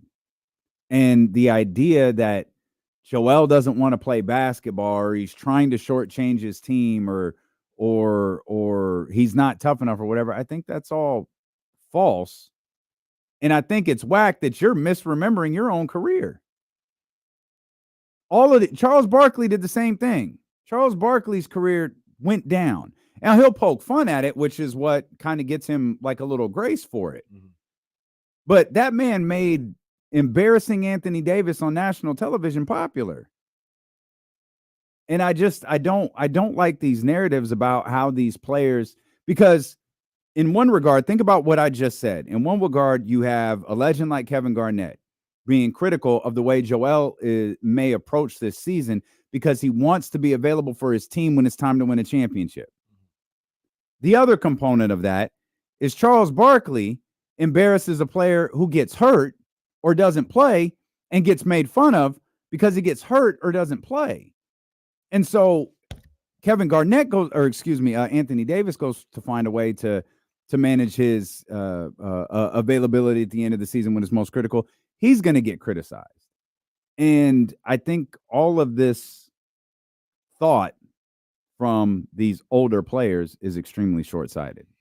So I understand what you're saying. In this particular situation, number one, I think the messenger can say whatever he wants to say and talk about Kevin Garnett. Because, yes, after 30, he didn't play, X amount of games or whatever. But before that, KG showed up every night. And the reason why he got hurt, I think that was when he got hurt with Boston. He was just never the same after that. But KG, you look at that games played before 30, every night. He was there. 81, 81, 82, 82, 82, 82. Yeah, but Joel is 30. Yeah, but here's the thing. And this is why I understand KG saying it. KG did everything he could to prepare himself to play 82. If he got hurt and he wasn't able to play, that's different. I think they look at somebody like Joel, and it's fair. I don't think, maybe you can agree, I don't think Joel's always done everything he could to stay healthy. But wait, Joel missed the first 2 seasons of his career and half of his third. Do you think Joel Embiid, Trista's talked to us about this a number of different times, has done everything he can to prepare his body for an NBA season? To a reasonable extent, yes. I don't think he has. I don't think he's Shaquille O'Neal. I don't think he is either. But when you hear the stories and you talk about his nutrition, for one, like they're telling you, Joel, like you're gonna have to do this, and he still doesn't do it. He's not preparing himself for an 82 game season. Now, when he's out there playing and he's diving on the floor and somebody lands on his knee and hyperextends, that's not because he didn't put in the work in the offseason. That's a basketball thing that happened. Mm-hmm. But I don't look at Joel necessarily and Kawhi the same. I feel like Kawhi prepares himself best he can to be able to play in an NBA season, and it just doesn't happen. I think sometimes Joel, some of these seasons, does not prepare himself in the offseason. And I think I'm not passionate enough about that to argue against it. You might be 100% right. I also think in a lot of seasons he's losing chunks of his offseason. And Yeah, maybe not everyone is good at dealing with that. Again, I don't think he's Shaquille O'Neal, who I think just destroyed years of his career because he convinced whoever he had to convince that fat weighs more than muscle. That's actually not even remotely scientifically accurate. But he'd utter that stupid stuff, or muscle weighs more than fat, or whatever dumbass line he said to excuse his like 25-pound weight gain. He's like, well, I'm going to look like eating a salad. I'm a steak man. Okay, cool. That's why you played for Cleveland, Boston, Phoenix, and whoever else you played for at the tail end of your career. I don't think Joel is that. But I think it's a domino effect with these injuries where a guy gets hurt and they're constantly playing from behind. And I'm not talking about basketball, but in terms of nutrition and health and all of those different things. Like, I'm very curious to see what Luka looks like to start this season. Luka's conditioning, Luka's, for lack of a better term, figure is always the subject of conversation in NBA circles. He's coming off a calf contusion that kept him out of virtually all of training camp. If I remember correctly, Luka got injured like the second day of camp. And now they're preparing to be one of the marquee teams playing this week. This is a Western Conference champion team. And I don't know. That's it. Maybe you work, and then something happens, and then all of a sudden you're behind. And I feel like that's been the case with Joel. Joel, I do not have a good feeling about Joel's season. I understand why. You said it. Maybe it was a once-in-a-lifetime opportunity. I think the Olympics and everything that went into that is going to have I hope I'm wrong, by the way, is going to have a major effect on his season. Because I don't believe he's anything resembling 100% right now. The idea, I don't know. Maybe the idea of his schedule is always going to be a conversation simply because he was so good last year in the 30-something games that he played. And this is, especially this version of the Philadelphia 76ers, this is a team that it's championship and absolutely nothing else. Like, you've got Paul George there, and maybe you have a few years that you believe that you can win. I don't. Unless Tyrese Maxey emerges from, I think we have him closer to a top 15, top 20 player than a top 10 player. But unless he emerges to an undoubtable top 5 player, I think the only opportunity Philadelphia has to win the championship is this year. I don't think Paul George is going to be better next year. I don't think Joel Embiid is going to be better next year. And Tyrese Maxey might. And then the rest of your roster might not even be on your roster. Like, you've got one shot. It's this year, and I don't think it's happening. Yeah, it's definitely one of the big storylines going into the season. Like, what is that team really going to look like? But I look at Embiid, I look at Luka, and maybe I'm just on the outside looking in, but I do look at them and say, what is keeping you from being LeBron James in the offseason?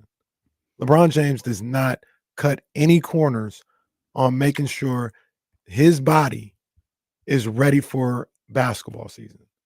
And what is keeping you, not saying you have to look chiseled and all this other stuff. And I'm also careful because just because it's not on Instagram or whatever doesn't mean people aren't doing it. Right. So we don't know.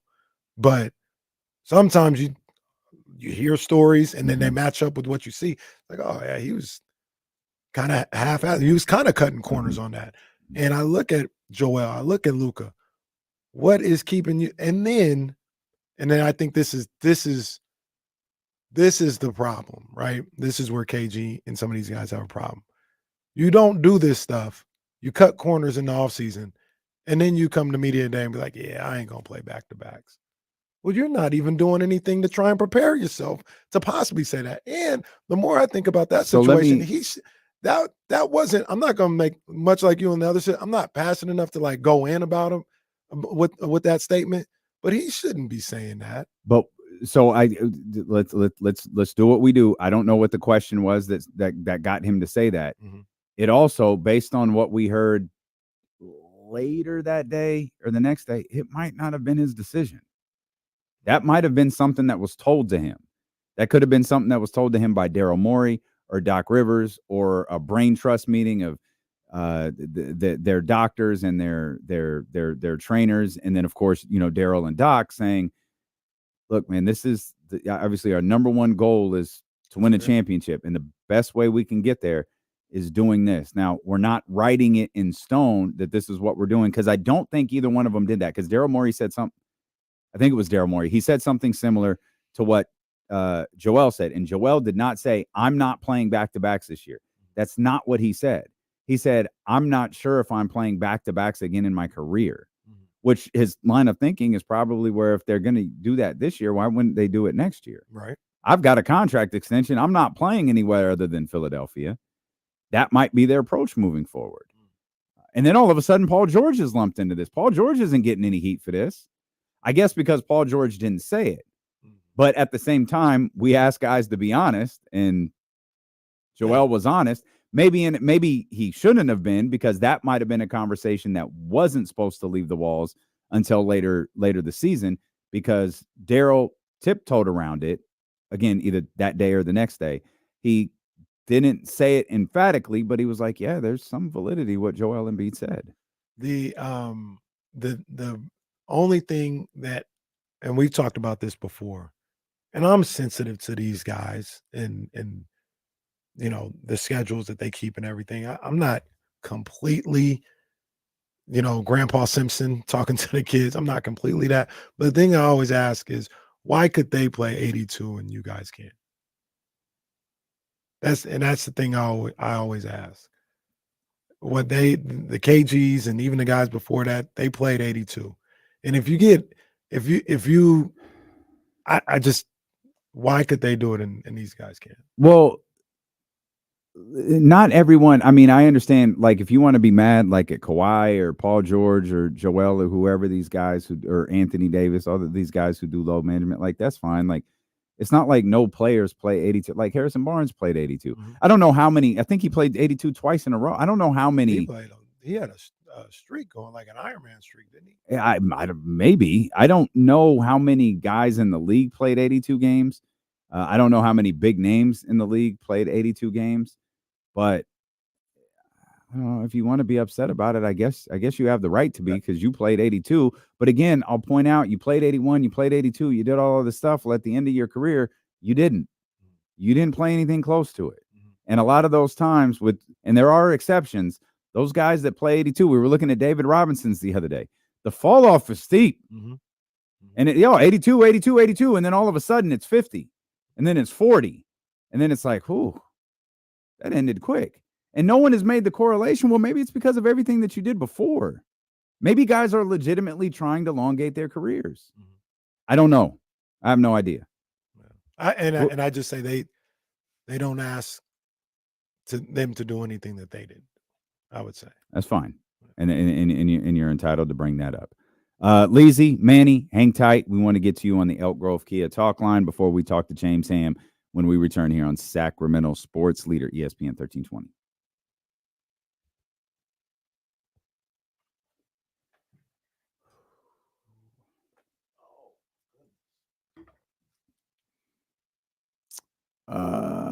I think, David Lopez,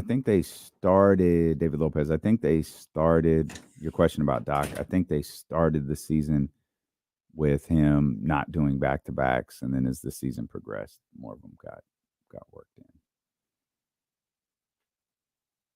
That tweet you sent is pretty funny, Jesse. That's pretty funny. I don't see that stuff. Well, looky here. Man, Braxton Berrios tore his ACL too. Jeez. It was a bad day in the NFL yesterday.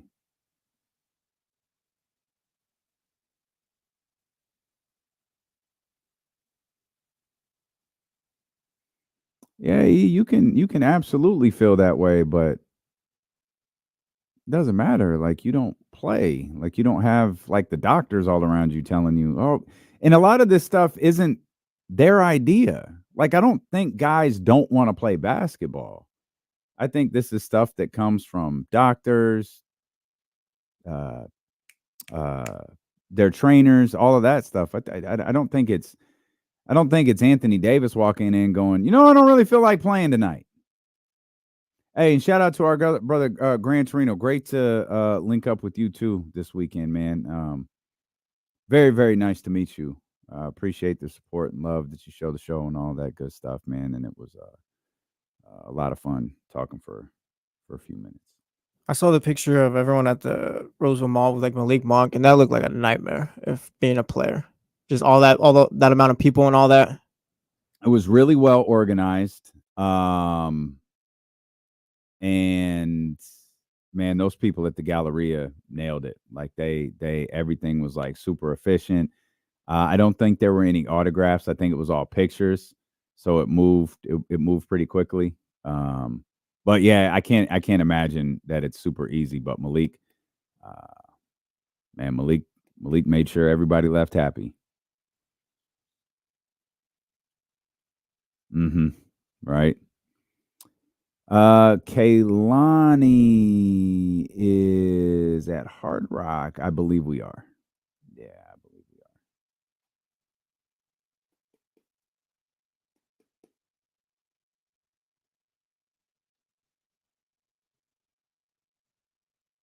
are. Yeah, I disagree with that, man.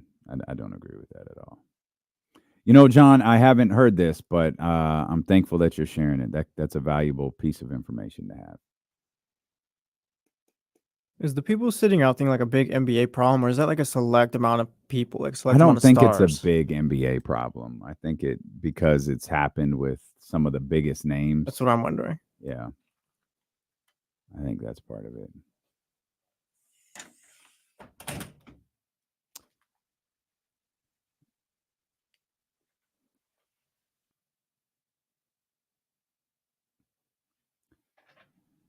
Steven, I hope so. That Sengun extension finally hit. Yeah, extensions all over the league being signed today as teams get ready for the upcoming season. Wasn't today like the deadline, like before the first game of the season or something like that? I believe so. Yep, I believe so. James Ham will be with us at the top of the hour. He can share some of the ins and outs of how all of that stuff works here when he joins us at 3:00. King's thoughts from Friday too, though. We'll talk about that when Ham is here. Let's clear out the Elk Grove Kia talk line before we get to the Kings. 916-909-1320. We'll start with our man Manny. Manny, what's going on, baby? What up? We're going to be on tomorrow night at ESPN 1320 on Twitch or YouTube. It's a special night because some of us will be at the Deuce and Mo show on Wednesday. Very We're good. doing a 1 week hit on a Tuesday. Very good. Very good. That's awesome. I got a quick question. You talking about the WNBA earlier, and there was a little bit of a battle during the game. I saw on X and a couple of social media sites talking about going from the 5 to 7 game series and people being concerned about it being too many games for them, right? That they look like in that 5th game there was some tired legs and off the jump shots and everything. But first, I think it'd just be something that they grow into. It takes time to get used to having 2 more games, but I don't think it's that serious. If guys can do it, women can do it too. But why don't just kind of, guys, if you could hit on that, what you guys think about that? Yeah, that's dumb. They'll be fine. I don't think that'll be an issue. Yeah, that won't be a problem. Not if you guys want to bring it up as a question, like that's fine. That the idea that they can't play 2 more games is silly. And I'd hold off on the tired legs thing and they couldn't hit shots. I don't think that was fatigue. I think that was nerves. Go back and watch game 7s. Game 7s are tight. Everyone's, game 1, you just, everybody comes out nervous, and boy, they really settle in though after a quarter. Go watch a game 7. We joke about you brought up 2016 earlier. Go watch the 4th quarter of that game. What was the score? Like 90 to 86, 87, something like that. Yeah, like it wasn't an offensive juggernaut. Those guys went like Kyrie's Kyrie's shot is remembered because it was like the only made shot for 4.5 minutes. Yeah. I think it's the people like to use this win or go home. No, it's over after this. No matter what happens, it's over. And I think you see that sometimes reflected in the game a little bit, where everyone is a little bit tighter than they normally are. Kobe against the Celtics in that game. 7. Yeah, 4 of something. He was like 6 of 24 or 8 of 24. Okay. I can't remember. Either one of the two. I mean, look at him in the game 7. I mean, look at Mike and my bad. He ain't never played no game 7. He ain't never playing no finals game 7. Played for the Wizards, though. He didn't do that. He didn't do that. Mike said, I ain't doing that. I ain't playing no game 7. You might see me, against the Knicks, because they snuck up on us. We weren't ready for that. And then in that game 7, I think you had a game 7 against the Cavs too, but it's fine. No, I was 92? 92? No, not against Cavs. That was easy work. That was 6. Oh, it was easy work at 6. Yeah, that was easy work. That was 6. That was 4-2. He the all-time leading scorer? No. He stopped top playing. 10 rebounder. No. It wasn't his job. Is he going to finish in the top of the league in assists? No. Oh, okay. No. I mean, asking. He is a Defensive Player of the Year award. Casey will turn around and say that Damian Lillard is better than John Stockton, but we got to praise Mike's rings again and stuff. Yeah. I'm just as I said, like out of nowhere, like no one was like, who was talking about you? Like no one. Well, we were talking about the greats in game 7s, and then I was like, that reminded me of Mike's. Who was talking about the greats? LeBron in game 7 of 2016, and then Kobe. And then I was like, oh, what about Mike? Who brought up LeBron? It didn't happen. Who hit the shot in that game? You were talking about the game. LeBron played in the game, right? He played in that game 7. Boy, so this is clearly something that's been on your mind for a few days, and you've been trying to figure out how to work it into a show. No, it literally happened just now. We got 9 more minutes till James is here. You just want to finish out that MJ segment? I can go grab my juice if you just want to get your mic takes off. I just was thinking about game 7s that I remember he didn't play in one. That's all I'm saying. And then the one he did play in against the Knicks, I mean, he destroyed them boys. He didn't need Bobby Hansen in that game. There wasn't no 3 minutes without scoring in that game. He just beat the hell out of them. Wow. Just saying. Beat John Starks. Wow. Okay. I just hope you feel better. That was a bizarre outburst, but I've never seen someone do that talking about LeBron. That was weird. Yeah, super weird, right? Yeah, LeBron's great. Anyways, I was talking about Kobe too. What are you talking about? I was just talking about the greats.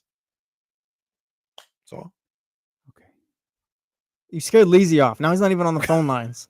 Leezy was just like, "This is stupid. This is why I'm going to the Deuce and Mo show Wednesday. This is dumb." Well, I ain't gonna say that. Say it. Say it. We always say it. Say it. They didn't change the date because of a scheduling conflict with Leezy. Wait, that's what? Still going on? What happened? The Chatty House is not on Wednesday. It's on Tuesday. I said they didn't change that date because of a scheduling conflict with Leezy. Oh, because Leezy got beef with, yeah. What is the origins of this Manny Leezy beef? I don't know. When did this happen? I think Leezy feels like he wasn't. Some members of the Chatty House, I think felt like they should have been part of the Chatty House show, but weren't. That's what I've gotten from the Chatty House over the weeks. The only person I trust is Katrina. If Katrina calls, I'll ask her. Katrina's the only person I trust in this. I don't trust anyone else. Leezy's gonna start Chatty House at night. Chatty House Nitro. And he just runs it opposite of. Oh, Drew Down's going to be on Chatty House After Party one episode, and right after that, he shows up on Leezy's. With like he's going to shave, like no beard or anything like that. They're going to be like, no need to turn into Chatty House After Party. Katrina's on there tonight. You come over here to Chatty House Nitro and see, we're live every week. Nah, Leezy, they're live this week. See, don't Leezy, worry about that, sir. Delivery Joe. Mr. Tapia and Scout Recycler tapping in. Leezy Bischoff. Leezy going to do the show in a black leather jacket. Oh, we know who his compadre is. Stephen Brown. John Paul and Stephen Brown. That's amazing. Y'all need to get along, man. We all one chatty house. Come on, man. Extensions, Jalen Suggs, Jalen Green signed extensions. Moses Moody signed a 3-year, $39 million contract extension. We saw Sengun get his extension today. I didn't. So I guess the Jalen one is pretty unique. No, I didn't. Obviously, that news broke during the show. I haven't got a chance to dive into it, but it sounds like he had a pretty unique contract negotiation. It turned out some decent money for him. Yeah. But yeah, we're on the doorstep of the start of the NBA season. Anthony Edwards says if he wins a ring in the next 3 or 4 years, he's going to go play football. Pretty good. Yeah, good. Nice arm. Nice arm. I've seen him pass the ball. All right, man. I always love the idea. No, I'm just going to go play a different sport. But I mean, the Jalen Green, that's the one that really catches my attention because I'm unsure about what Jalen Green is going to be. I think he's going to be a really good ball player, but is he going to be a franchise guy? Mm-hmm. Like you like how we look at Anthony Edwards, or is he going to be more of a number 2 type guy? I know coming into that draft, I thought he was the best player in the draft.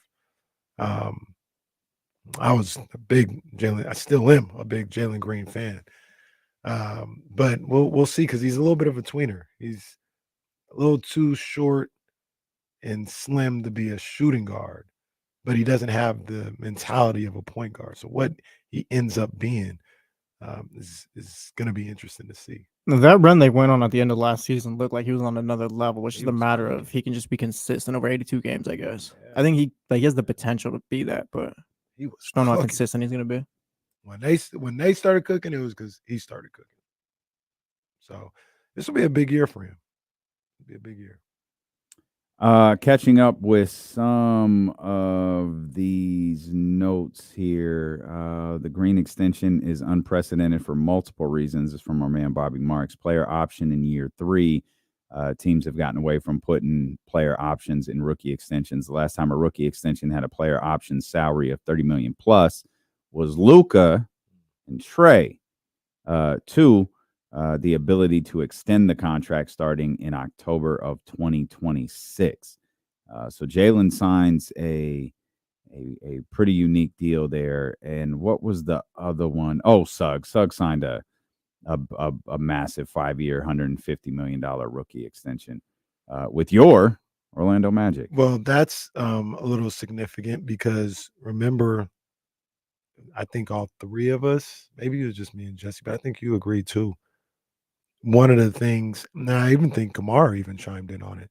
One of the things that we were kind of talking about when Malik Monk was a free agent was, they look at Suggs as one of their guys. So when you talk about, they just gonna give Malik Monk $100 million, yeah, I don't know because they got money saved up for this guy right here, and that's kind of proved out to be the case with this contract extension they got him. And a contract that wasn't signed. Jonathan Kuminga and the Warriors. They're not going to get to. By the way, I think the deadline for these deals is in 2 minutes. If I'm reading this right, Monday's 6 p.m. Eastern deadline for rookie extensions. Jonathan Kuminga not getting one. There's reports that they're monitoring his relationship with Steve Kerr. I got a question. Why would a team, and maybe James Ham can bring James in, help answer. Why would any team pay one of these guys early if they're under the restricted free agent area? Like why not just let the market dictate what you'll be? If you want a top flight deal, I guess maybe you do it if you're going to pay him more than less than the max. But if there were some of those, yeah. So you would do that because maybe you're even getting a deal. But if he was asking for the max and you weren't sure about it, we'll see what happens. You're a restricted free agent. We'll decide whether or not we want to match it or if somebody even offers you that. Well, one of the problems is if you go into your final year of your contract, then yeah, at the end you're a restricted free agent as long as they place a qualifying offer on you, right? And the qualifying offer for Kuminga is going to be huge because he's a what was it, number 6 pick in the draft. So his qualifying offer is going to be pretty substantial. But you can give him that. You have to give him the qualifying offer, right, in order to retain his restricted free agent status. Well, he has two choices. He can go out and shop and try to find a better deal. He can try to find a long-term deal with someone else, and then it goes back to the club, and they have to determine whether or not they'll match that deal. So we've seen this, right? It's the offer sheet from a different team.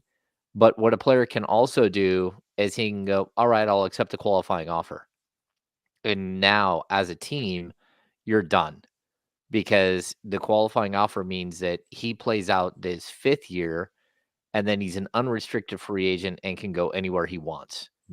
And you don't have any rights to him. And not only that, if I'm not mistaken, because in this situation, his Larry Bird rights would be at risk. In order to trade him, you have to get his approval in order to trade him in that final year. So it becomes really complex. And what you do is basically you get a player for cheap for 1 year, but then you throw away all goodwill. And, I think we're all watching this play out with the 49ers, right? Where Brandon Aiyuk has been ruled out for the year. He's torn ACL, torn MCL, like catastrophic knee injury. And we all sat here like, just sign the contract, man. Just sign the contract. We just kept saying it. And this is why he held out. He held out because of a situation like this where he wouldn't have guaranteed money. He wouldn't have control of his own destiny moving forward if he didn't play hardball. Now, I don't think the NBA is slightly different in the way this all works out. But still, having a 5-year deal or a 4-year deal is a lot more reassuring for a young guy than not knowing, and again, you better be sure that you're going to get paid by somebody else. And there's no way to guarantee you're going to get paid by someone else, especially if you're a player like Kuminga, where you're kind of on the bubble as far as how much someone's going to pay you. Again, Jalen Green was going to get $30+ million from somebody. Whether it was the Rockets or someone else, and the Rockets chose to do the deal. Sidebar, Brandon Aiyuk situation a little different because according to multiple sources and even himself to a certain degree, he was just sitting on the deal. That's where it's different with the NFL versus the NBA, because the NBA is very specific. You have very specific time windows where you have to sign a contract. Yeah. Any of the deals today surprise you? No. I don't think there's anything surprising out there. I'm a little surprised that Kuminga didn't reach an extension with him at all, but yeah, I'm a little surprised that Moses Moody did a 3-year, $39 million deal, because if I'm him, I'm over the moon frustrated with the Golden State Warriors and wouldn't want to play for them for 3 years after this year. It feels like Moody's a much better player than the Warriors allow him to be. And every time he plays the Kings, he looks spectacular. And then he plays 14 minutes and you're like, what in the world is happening here? I think the one other one is Jalen Suggs. That's a lot of money. $150 million for Jalen Suggs over 5 years. I don't know that you're going to really get true value out of an okay offensive player, a great defender.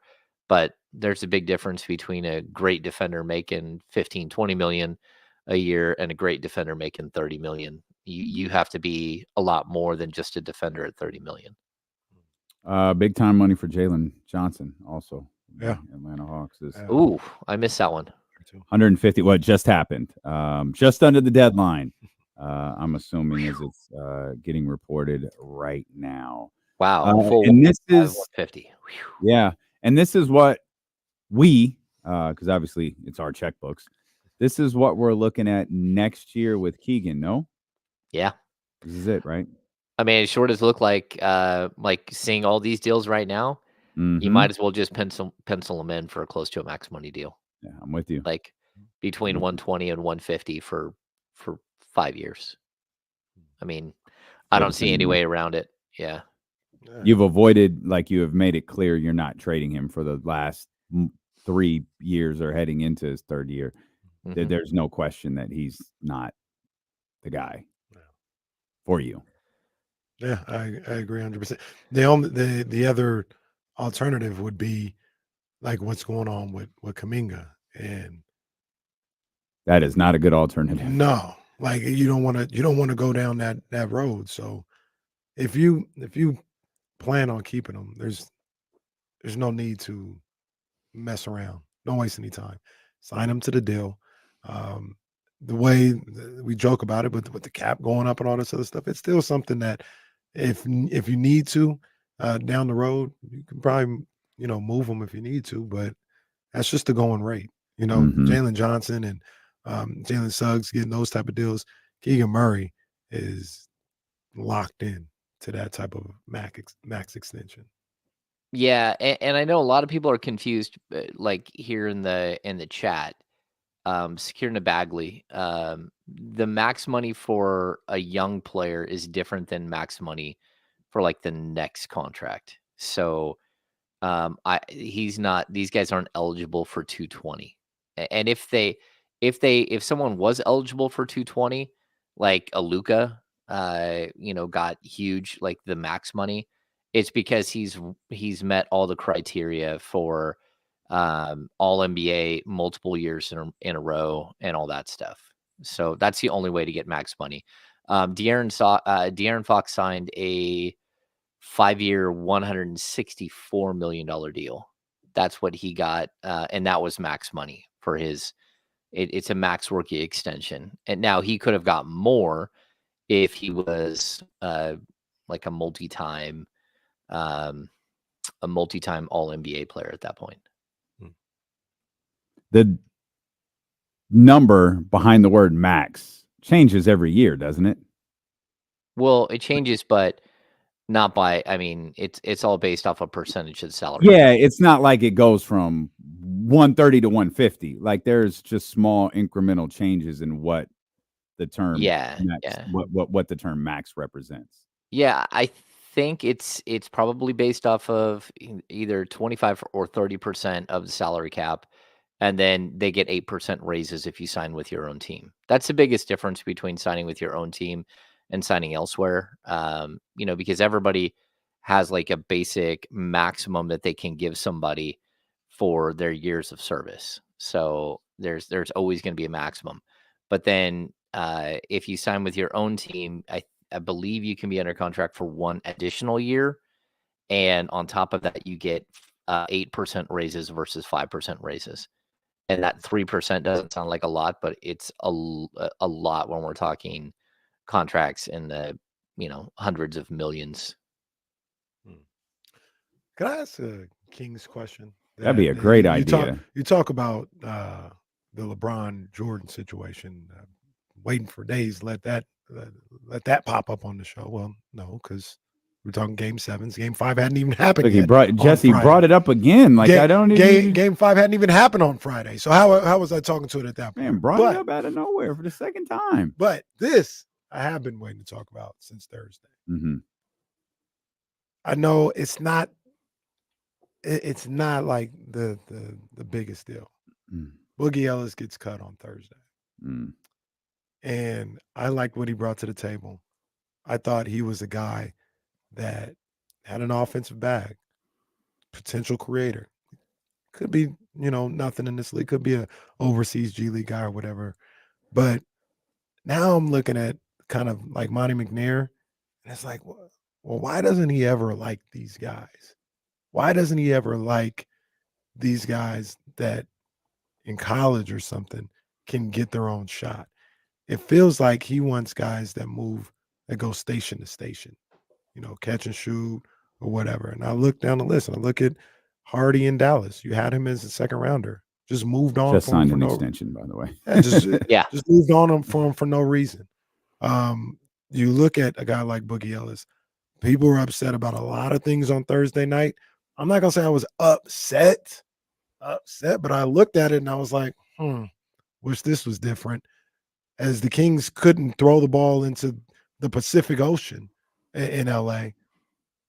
In Phoenix, Dalton Connect's just going crazy. And he was a bucket getter, a guy that can get, and you need scoring, but you decided to go with another guy that I believe is ultimately going to be a station-to-station guy in Devin Carter. Tell me I'm off a little bit here, James, and give me some examples of Monty taking a chance on a guy in the mold of Boogie Ellis, because I can't really find him. Yeah, I mean, they have had guys in the last couple of years at the G League level, but like, look, if you're drafting in the top 5, the top 8, then you're drafting for talent. Once you get past that, I think you're drafting a little bit for need and maybe a little bit for your system. It's not just but like purely talent based. So I don't know. Like I get what you're saying, and I understand. There are these guys out there that are just scorers, but we're also talking about either second round picks or we're talking about undrafted players. And when you're dealing with those players, you're looking at a very, very like thin path to the NBA. Like, in order for one of these guys to make it to the NBA, everything in the world has to go right. And somehow Keon Ellis has made it, right? And you want to duplicate that, and you want to find new types of players to bring in and do this with. But I think it really does come down to the G League. It's easier to create role players at the G League level than to try to find some, crazy scorer that you might be able to develop at some point. Like even the Kings had Jamias Ramsey, right? That's the only under 20 player that I think the Kings have ever drafted under the Monty McNair era. Everyone else is, 21, 22, 23. And he's kind of a flyer because he was just like a scorer and super athlete. You don't see them take flyers on guys like that. And I think it's because they understand what the path is to playing in the league. And in order to develop guys, you want a 3-and-D wing. You want a 3-and-D, 4-5. You want somebody who's going to come in and just play out of their mind at the 4. Like, again, go back to the Houston Rockets and look at the types of players that they were able to bring through their system and develop and make them into NBA players. It was Montrezl Harrell and Tariq Black and House, Daniel House, these types of very specific types of role players. And I think those guys have a better opportunity to make it out of the G League and into the parent club, as opposed to trying to find a scorer, because everyone in the NBA can score. You got to be able to do the other stuff if you're going to make it. Understandable, but then we go like, man, we don't have nobody that can create. You know what I mean? The league goes down, and I'm not saying Boogie Ellis would have filled in and done great, but maybe Hardy would have.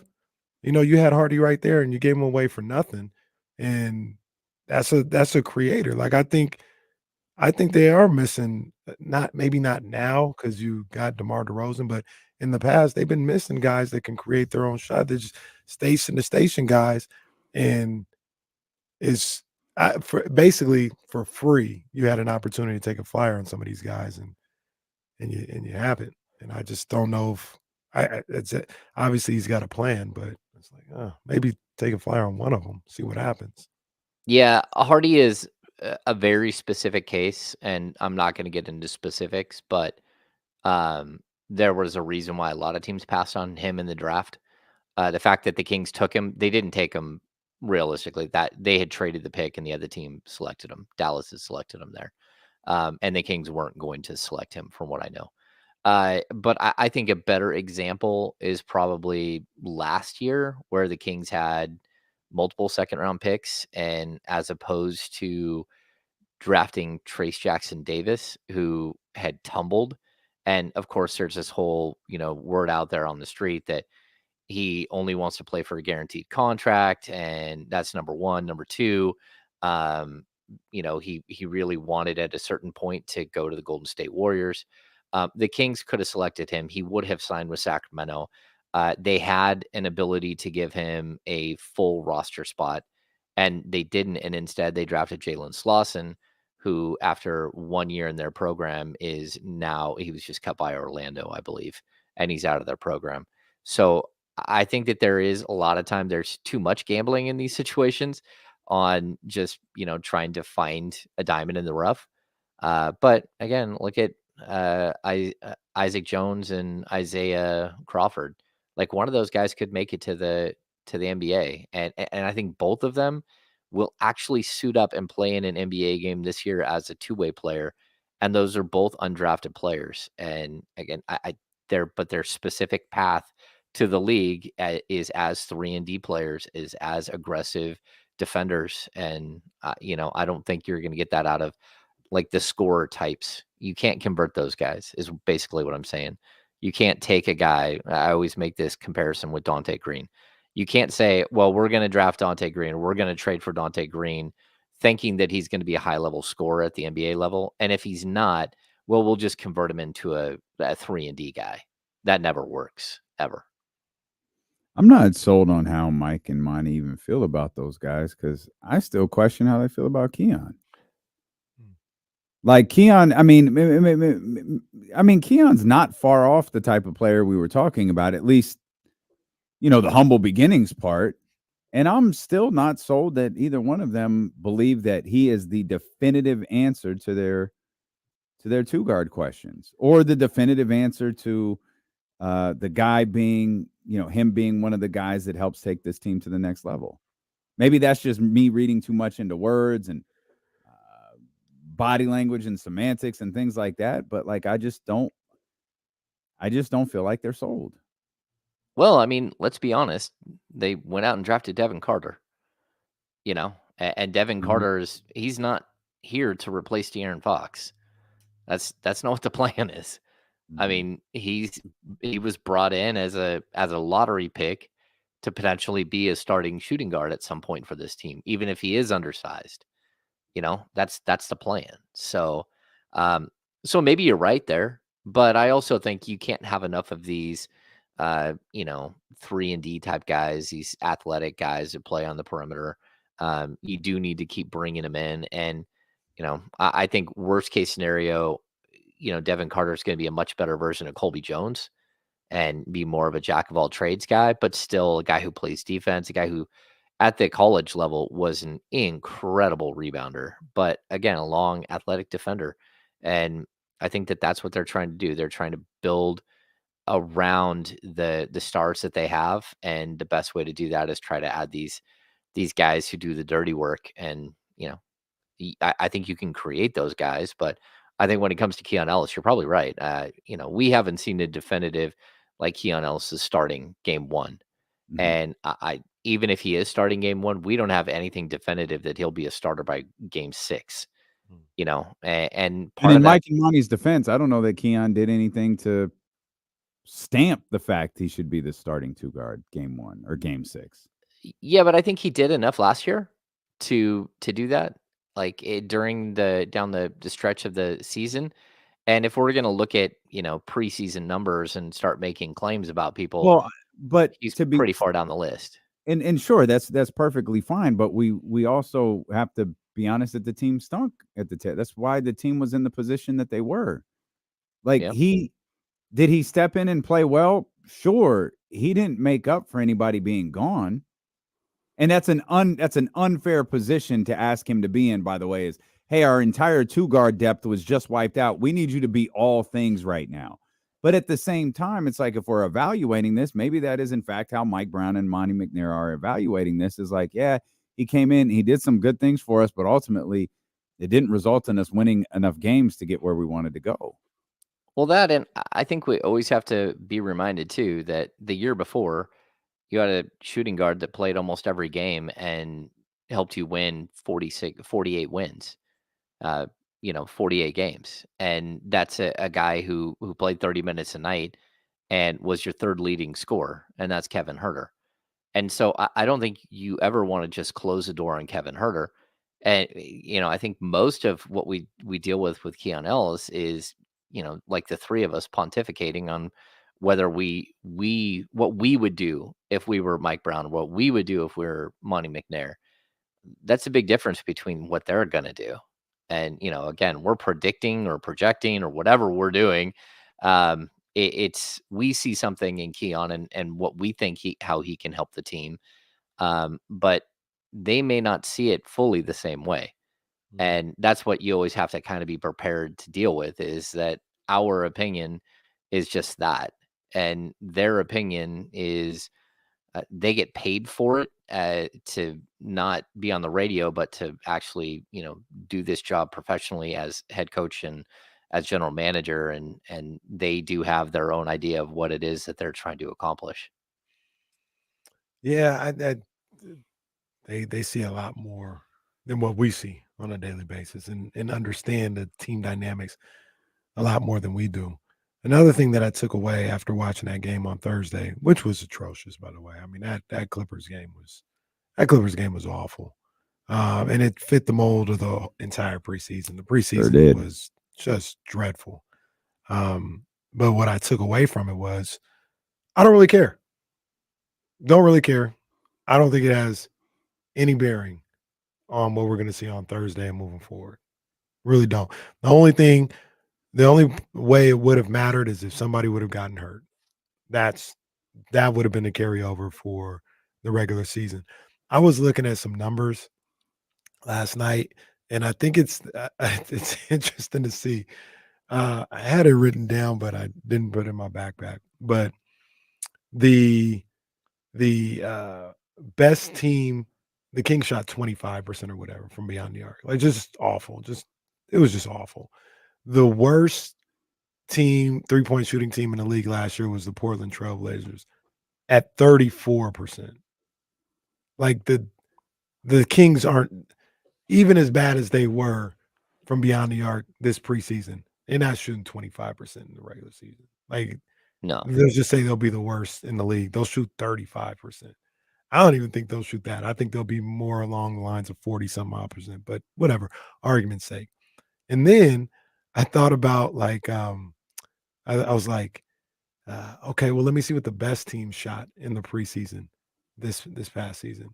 It was the Warriors, who were cooking. Like, I watched some Warriors games. They was hitting threes.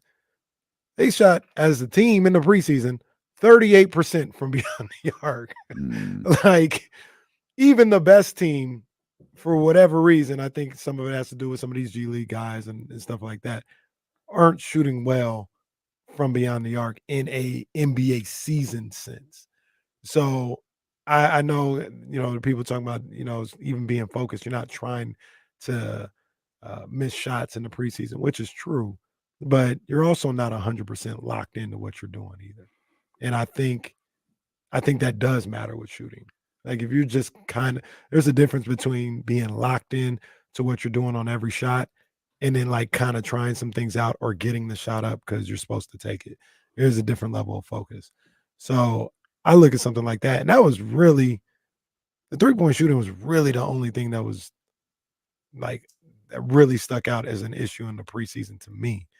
I think they'll rectify that, and I think the Kings will be fine coming Thursday.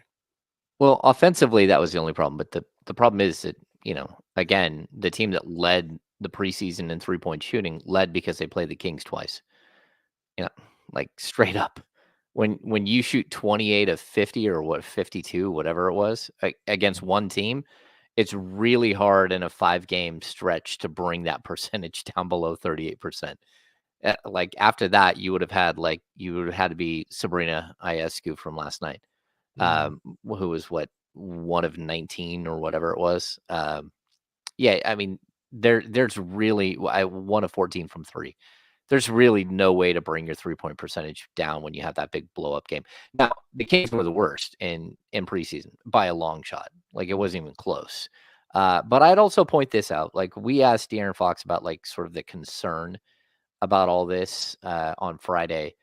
And he's like, I don't know why everyone's really freaking out. He's like, you do understand that, like, game 1, we were up at half, and game 2, we were up at half. Like, and then the starters didn't play. He's like, so, like, realistically, if you want to judge us on what happened after that, okay.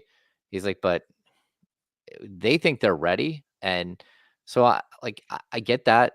I don't think that they played particularly well against Utah and they lost, but I also wouldn't have just flambéed them if it wasn't for the fact that they were already like 0-3 in the preseason before that.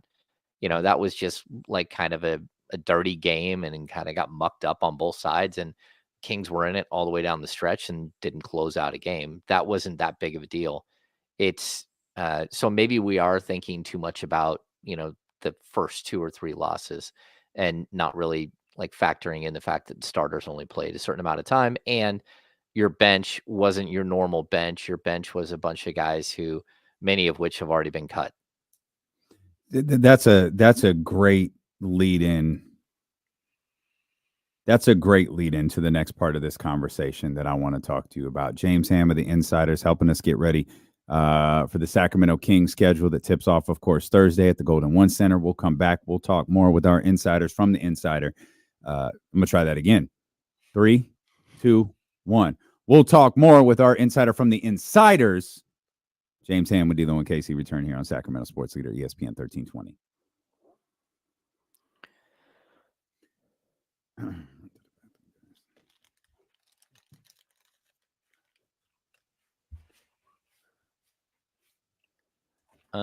Somebody, I think it was Greg Tabers, asked when we'll find out about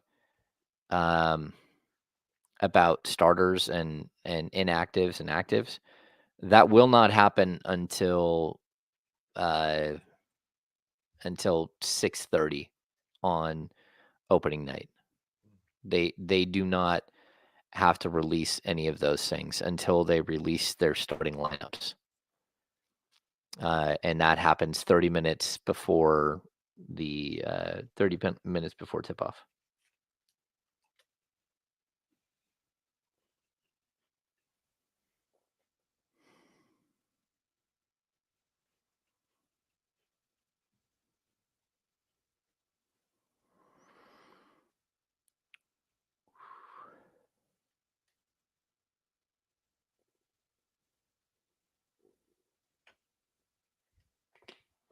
I can't wait for basketball season, all basketball season, high school, college, all of it. Low-key Trickster, we don't have an idea if Kevin's going to play. We'll probably know more tomorrow. My guess, I don't even really want to do that at this point. I thought he would play as of last week when he was cleared, but the way they're kind of acting and the way they brought in Doug McDermott, my guess is that he might not be ready for the opener. And that might be that he hasn't had like final approval from his doctor or something. I don't know what the final is with him, but it does seem like we don't have anything definitive yet. I heard you talk about that on Friday, and I know what you're saying and what you're talking about, but it's almost like you're either cleared or you're not. Like you're either cleared or you're not. No, I get that, but the point I made on Friday too was there's a difference between clearing Jordan McLaughlin, who had an ankle sprain and has worked his way back over the course of like 3 weeks, and somebody who's been out for 7 months. Right. No, I understand the ramp up aspect. Yeah. Like, get them going, but it's all right. You're cleared for full contact. All right. Well, we don't want to give you full contact yet. We'll start you here with one. Like, well, then you're not cleared. No. You know what I mean? Like that. That's just the wording of how the medical staff does it sometimes. Not just the Kings, just in general. The Kings, yeah. And all the teams have their own return to play policies. Yeah, they do. They have the return to play. So once, for the Kings, it's very specific. You go 1-on-1, you go 2v2, you go 3v3, you go 5v5, and they build you up. And you got Russ Dog, you asked if we had an update on Lyles. Trey was at practice on Friday and started playing 1-on-1 against Jawad Williams, who's an assistant. And that was the first that Mike Brown had seen that. Because Mike said, we haven't seen that so far. So that must be a good sign. And then what you do is at each of these steps, it's not just going through the motions. You have them play against each other. You know, you have like a 1-on-1 or a 2v2 setting. And the reason why you're doing 1v1, 2v2, and then you're expanding is because when you're playing a 1-on-1, you're not playing full court. And when you're playing 2-on-2 and 3-on-3, you're typically not playing full court. When you start to get to 4s and 5s, that's when they start to extend out. And what you have to do is at every step, you need to see how the dude looks and feels the next morning. And so somebody will, you know, again, they'll just play 1-on-1 and it's like, okay, let's assess how sore is your groin after doing the 1-on-1 session. And then as you build them up, every step of the way, you're expanding the court, expanding the game more and more. And that's when you start to, you know, if a guy is trying to break off of a cut or something to, you know, cut back door, and then all of a sudden he's like, oh, nope, I can't do that yet. That's not good. Or you could get him all the way built up to 5-on-5, and then he could realize, like, running up and down the court that he can't stop. Because that's, you know, when you're in a tight area, that's one thing. But when you're flying down the court and all of a sudden you go to stop and your body starts. Okay. Well, I saw that question come up on the chat. Do you want to pick that up? Because I think everyone would have an interest in that, is an update on Trey Lyles. Now, I know that for those that don't know, the team didn't practice today. We don't think that they practiced yesterday. And if they did, there was no media availability, correct? Well, yesterday was FanFest. Yeah. So no, they typically on FanFest, they might come out and do like a 30-minute or walkthrough or whatever, or they'll do they can do like a warm up before, and then they go hit FanFest, and then, you know, they sign autographs and do whatever it is they do for FanFest. There was allegedly a media availability yesterday, but none of the media was there because most people were at the 49ers game. Yeah. So, and to be honest with you, I haven't gone to FanFest in a long time. It really is for the fans. Like, there's not typically media availability on those things in all my years covering the team. So when I heard that there was like a small media availability, if anyone was there yesterday, I was surprised by that. So yeah. So they didn't practice on Saturday either. They had a day off on Saturday and then FanFest on Sunday. And then today they did not practice. They either had a film study or they had, you know, they have NBA requirements that they have to do. Like, they'll have to go watch points of emphasis and all that stuff. So it could be one of those days. But we were told they were going to have a light shooting day one of these days, so they would not have practice. So tomorrow and Wednesday they'll practice. Thursday is opening night. We'll have, you know, 11 o'clock media availability for shoot around, following shoot around. Good question from Sakir and Bagley. Does anyone know if Devin had to sing or dance? Because I can't picture it. Look, somebody got to let us. So I listened to you guys all the way down there, right? And I saw the video, and it was. Right. All right. Oh, Jesse over there stalling him out. All right. Well, you asked, was he going to dance at FanFest? And it reminded me, you know what happened last FanFest? I don't know what happened this year, but you know what happened last FanFest? Sasha refused to dance. Well, that's why Sasha's That's not what I'm saying. He ain't around here. Oh. Why Sasha's not here anymore. Sasha literally was like, no, I'm not doing it. Crowd, come on. Little Timmy in the front row. Come on, Sasha. No, I'm not doing it. It's also possible Sasha was 35. I mean, just be honest. Yeah, get over here, Rook, and dance. What you talking about? Hold on. Only thing, I searched Devin Carter on Twitter just to see what popped up, and so I could be wrong. I could be. This can't be right. Somebody who was there help me with this. He's doing the opening remarks. He's welcoming everyone to the stadium, to the Golden One Center. I could be wrong. I think he's reading notes off his phone. Wow. Oh, no, yeah, he's definitely reading. Is he reading notes? Yeah, he's reading. He's definitely reading. Well, it's first FanFest. Wants to make sure he gets it right. Yes, welcome. Did he not know the name of the Golden One Center? Like, what information did he need to know that was on his notes app? James, I demand that tomorrow at 12:15, you walk up to Devin Carter and say, were you reading from a notes app at FanFest? The people deserve to know. Boy, I sound like I hate Devin Carter the last 2 days. My goodness. Devin Carter hate train over here. Here's the problem. Devin Carter doesn't have to talk to us because he's injured. That's right. And he doesn't have to talk to us until January, I think. Like, we can make a request, but realistically, he doesn't have to talk to us. Hey, Shannon, was Devin reading from notes? I mean, like you said, I'm trying to figure out what maybe it is the arena. Maybe he forgot that. Maybe he doesn't know the name of the Golden One Center. Maybe he just had to remember to say welcome. Or if he forgot it.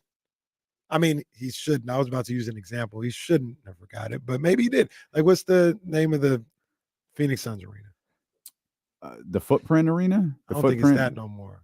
Phoenix Suns Arena? I think it might be Phoenix Suns Arena. Oh, nailed it. But the point is, Stick is old, right? Wasn't Talking Stick before? Yeah. But the point is, I'm asking you to do that, and this is where it's not the same comparison. I'm asking you to do this on the fly. You weren't drafted to Phoenix 4 months ago and should know the name of the arena. You practice at the Golden One Center. All right, I'm gonna leave him alone because it's been a little harsh on Devin Carter the last couple of days. The question was, James, and I know he was out on the court the last practice you were at. Trey Lyles, do we know anything about Trey? No, we were kind of going through this over during the break. So the Kings have a very strict return to practice regiment, and some players go right through the return to practice thing. And it depends on how long a player's out. So when Trey comes back, he will have been gone I think it's almost 6 weeks. So that's a long time to sit.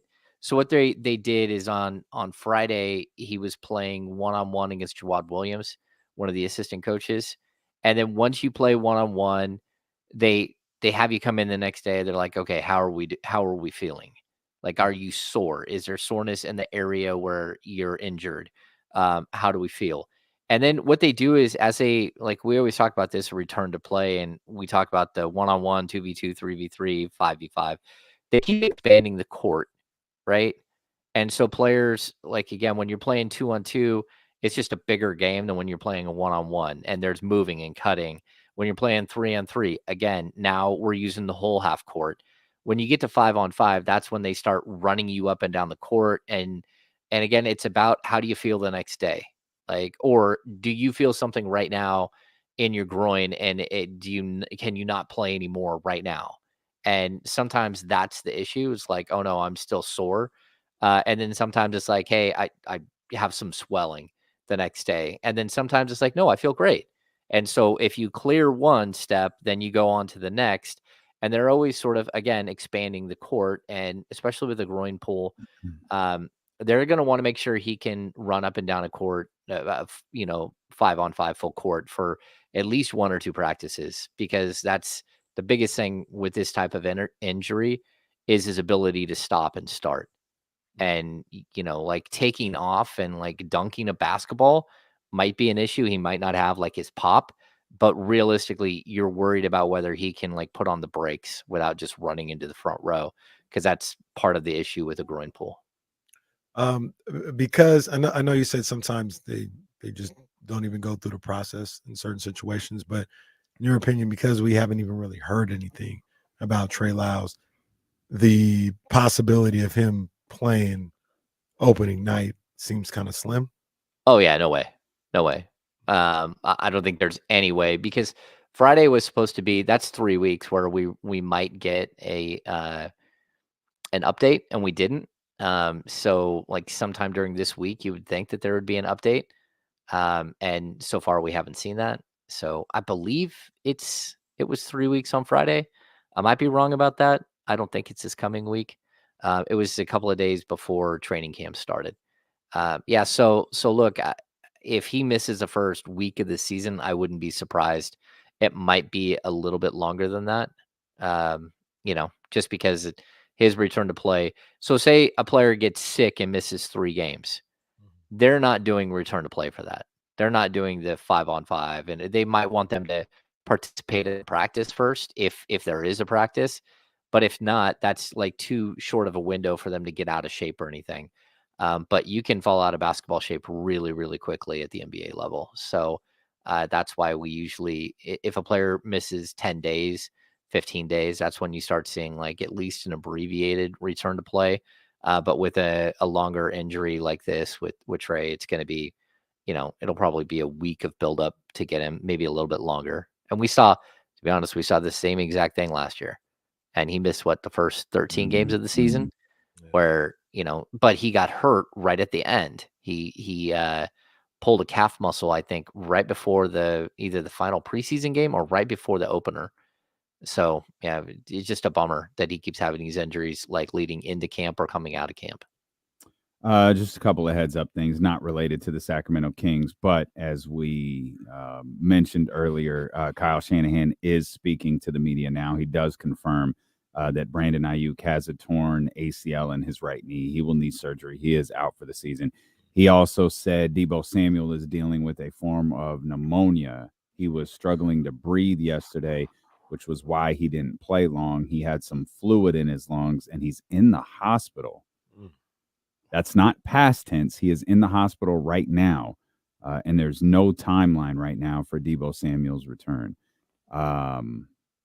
So those are a couple of updates from Kyle Shanahan, again, who is speaking to the media right now. Sorry to interrupt the Kings conversation, but run George Kittle, Chris Conley day-to-day.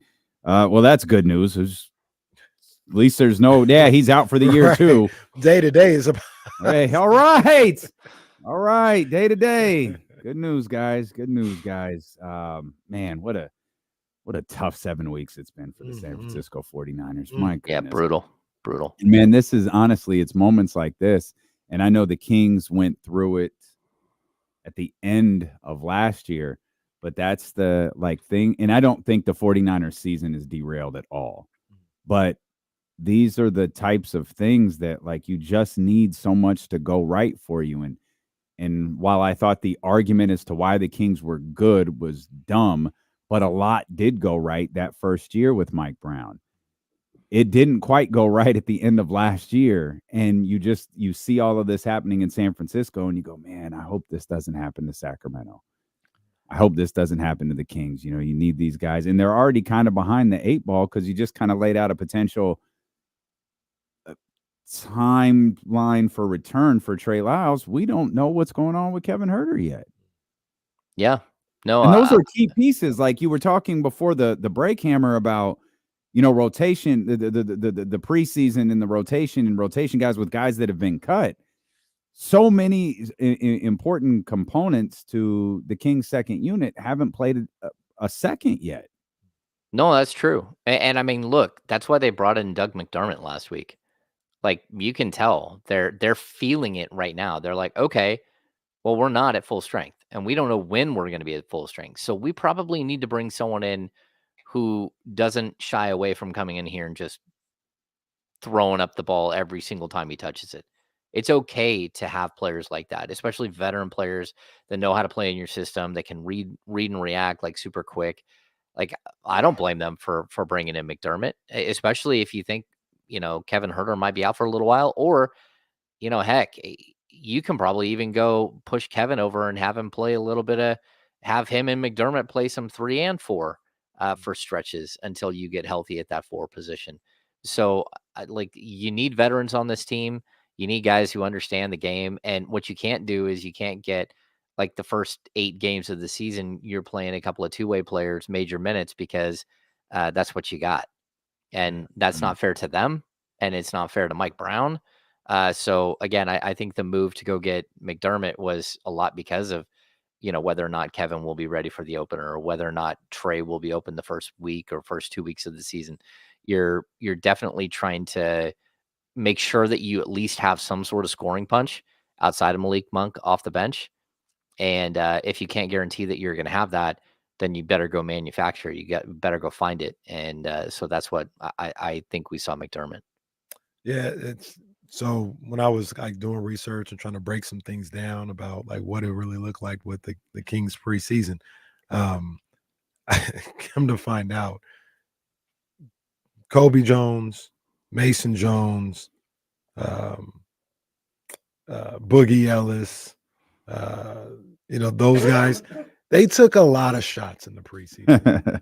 And I'm not saying they like were awful and missed a whole bunch, but that contributed to some of these percentages that we saw. And to James's point, yeah, you don't want to go into the season where they got to take as many shots or anything close to what they took in the preseason.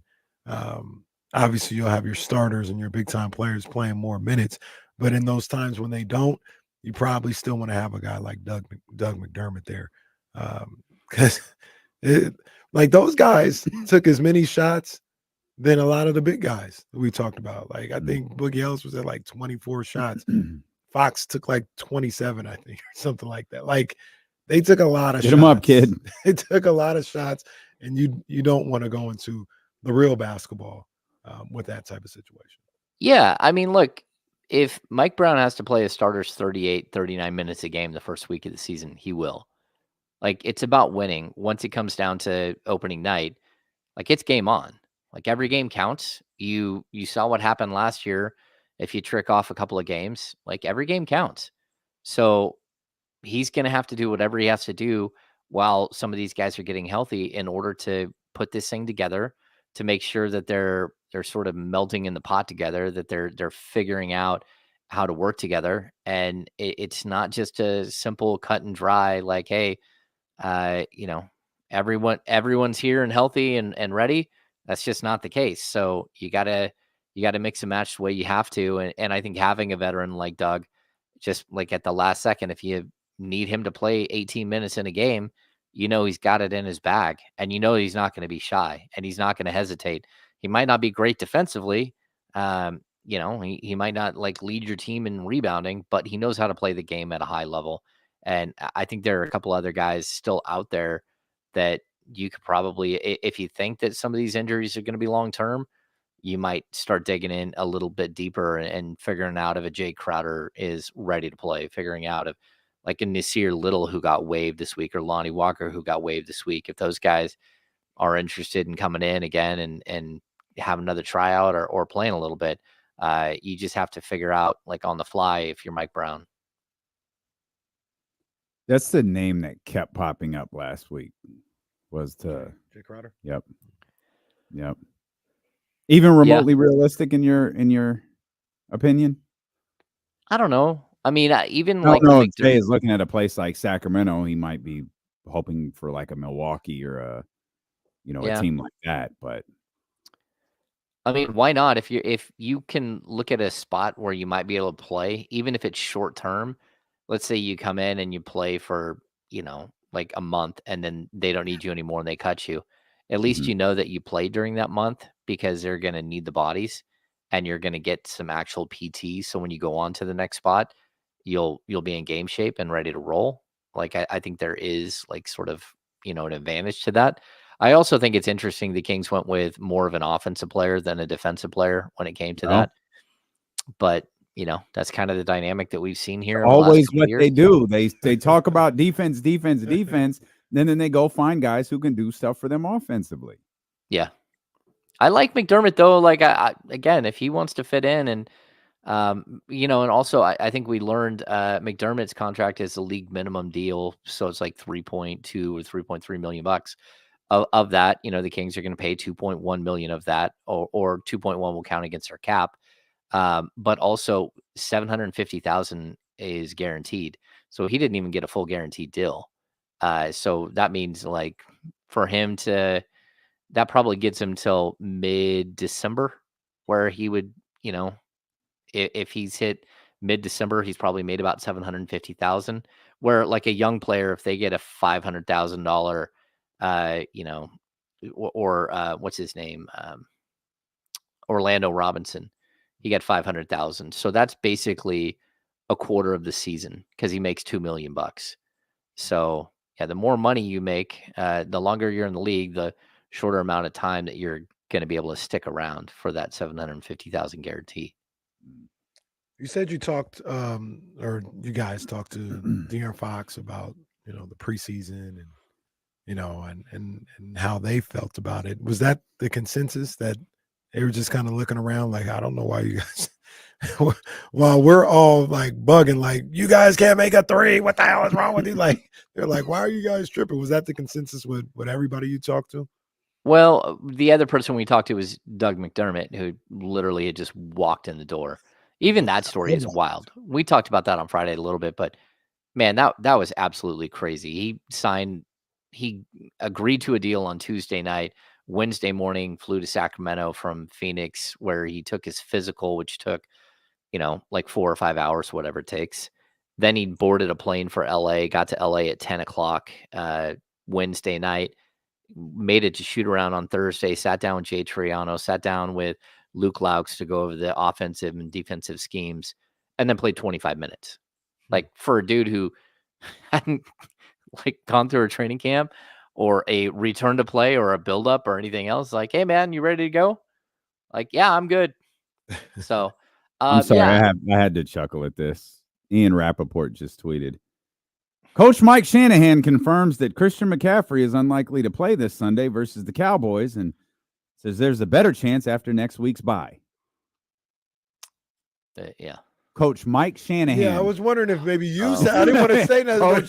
Coach Mike Shanahan confirms that Christian McCaffrey is unlikely to play Sunday versus the Cowboys. I do that on occasion. Yeah, a lot of the old timers do, James. That's all right. I mean, if I'm him, I would go in and fix it in Twitter real quick. But yeah, that's funny. I'm sure Ian did. I'm sure he fixed it. I think it's funny. I think it was probably someone. It was one of the big time broadcasts called Kyle Mike at some point this year already. Yeah, probably Al. Well, somebody keeps calling it the red area and not the red zone. I don't. Who calls it that? Jesus, Tom Brady. Yeah, I was about to say, didn't Tom Did Brady call it the red area? He calls it the red area nonstop. It's like maybe that's what they weird. call it. Maybe that's what they call it in the locker rooms. I'm all for it though. It reminds me. I think of Hubie Tom's Brown. gotten a lot better, by the way. Yeah, I think. Oh yeah. Tom should not be judged on that week one performance. Like he has a much more of a personality, and I feel like he's gotten good. Red area, though. I like Yeah. that.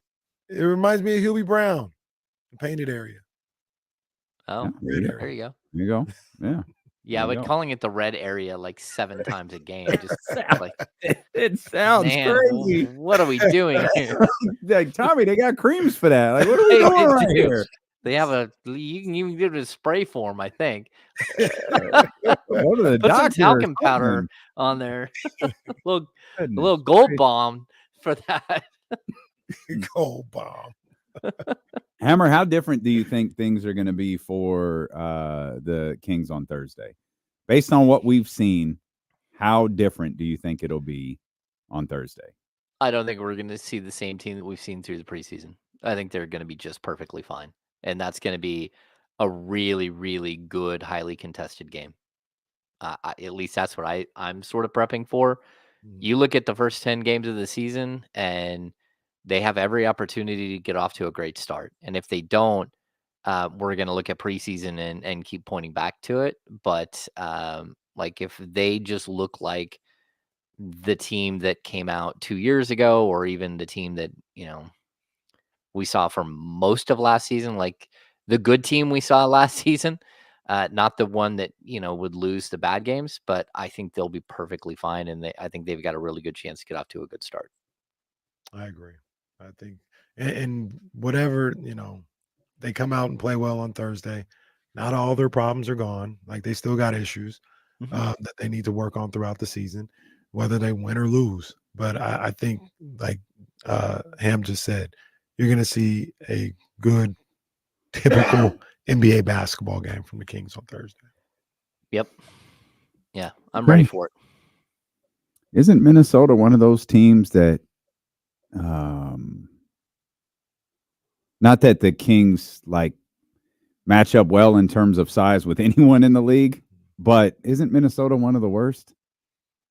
No, Changed a they little went bit. 2-1 Oh, last that's season. right. Yeah, that's right. Well, yeah, I guess Julius isn't. Yeah. Yeah. I mean, I Cat don't know. on the floor hitting threes is a big deal. Cat being down low or whatever with Rudy. Yeah, I guess I felt like that was always. They're really physical too. That was always a thing last year. And if Elston's still there, I'm sure he wants to kick the King's ass every time he comes around. So Yeah. That's a very good team, and they've still got a ton of talent. They made a huge change, and when you make a move that size with Cat going out, that's like a cultural shift, and we have to see how that works out for them, especially early in the season. I think they'll be a much different team 35 games in, 40 games in than they are in the first 12 when the Kings play them 3 times. Oh, the Lakers. Yeah, that's a good one, too. All right. I think we have to go. Jesse's making us end the show. We're going to head over to 1025, give away some tickets to Hip Hop Made the Bay. Tap in with us. Welcome Prize Picks. Big thanks to Map Training. And make sure you are locked back in here with us, beginning with James and Kyle, the Insiders, 10 a.m. here on Sacramento Sports Leader, ESPN 1320. Vamos Ravens. Basketball's back tomorrow.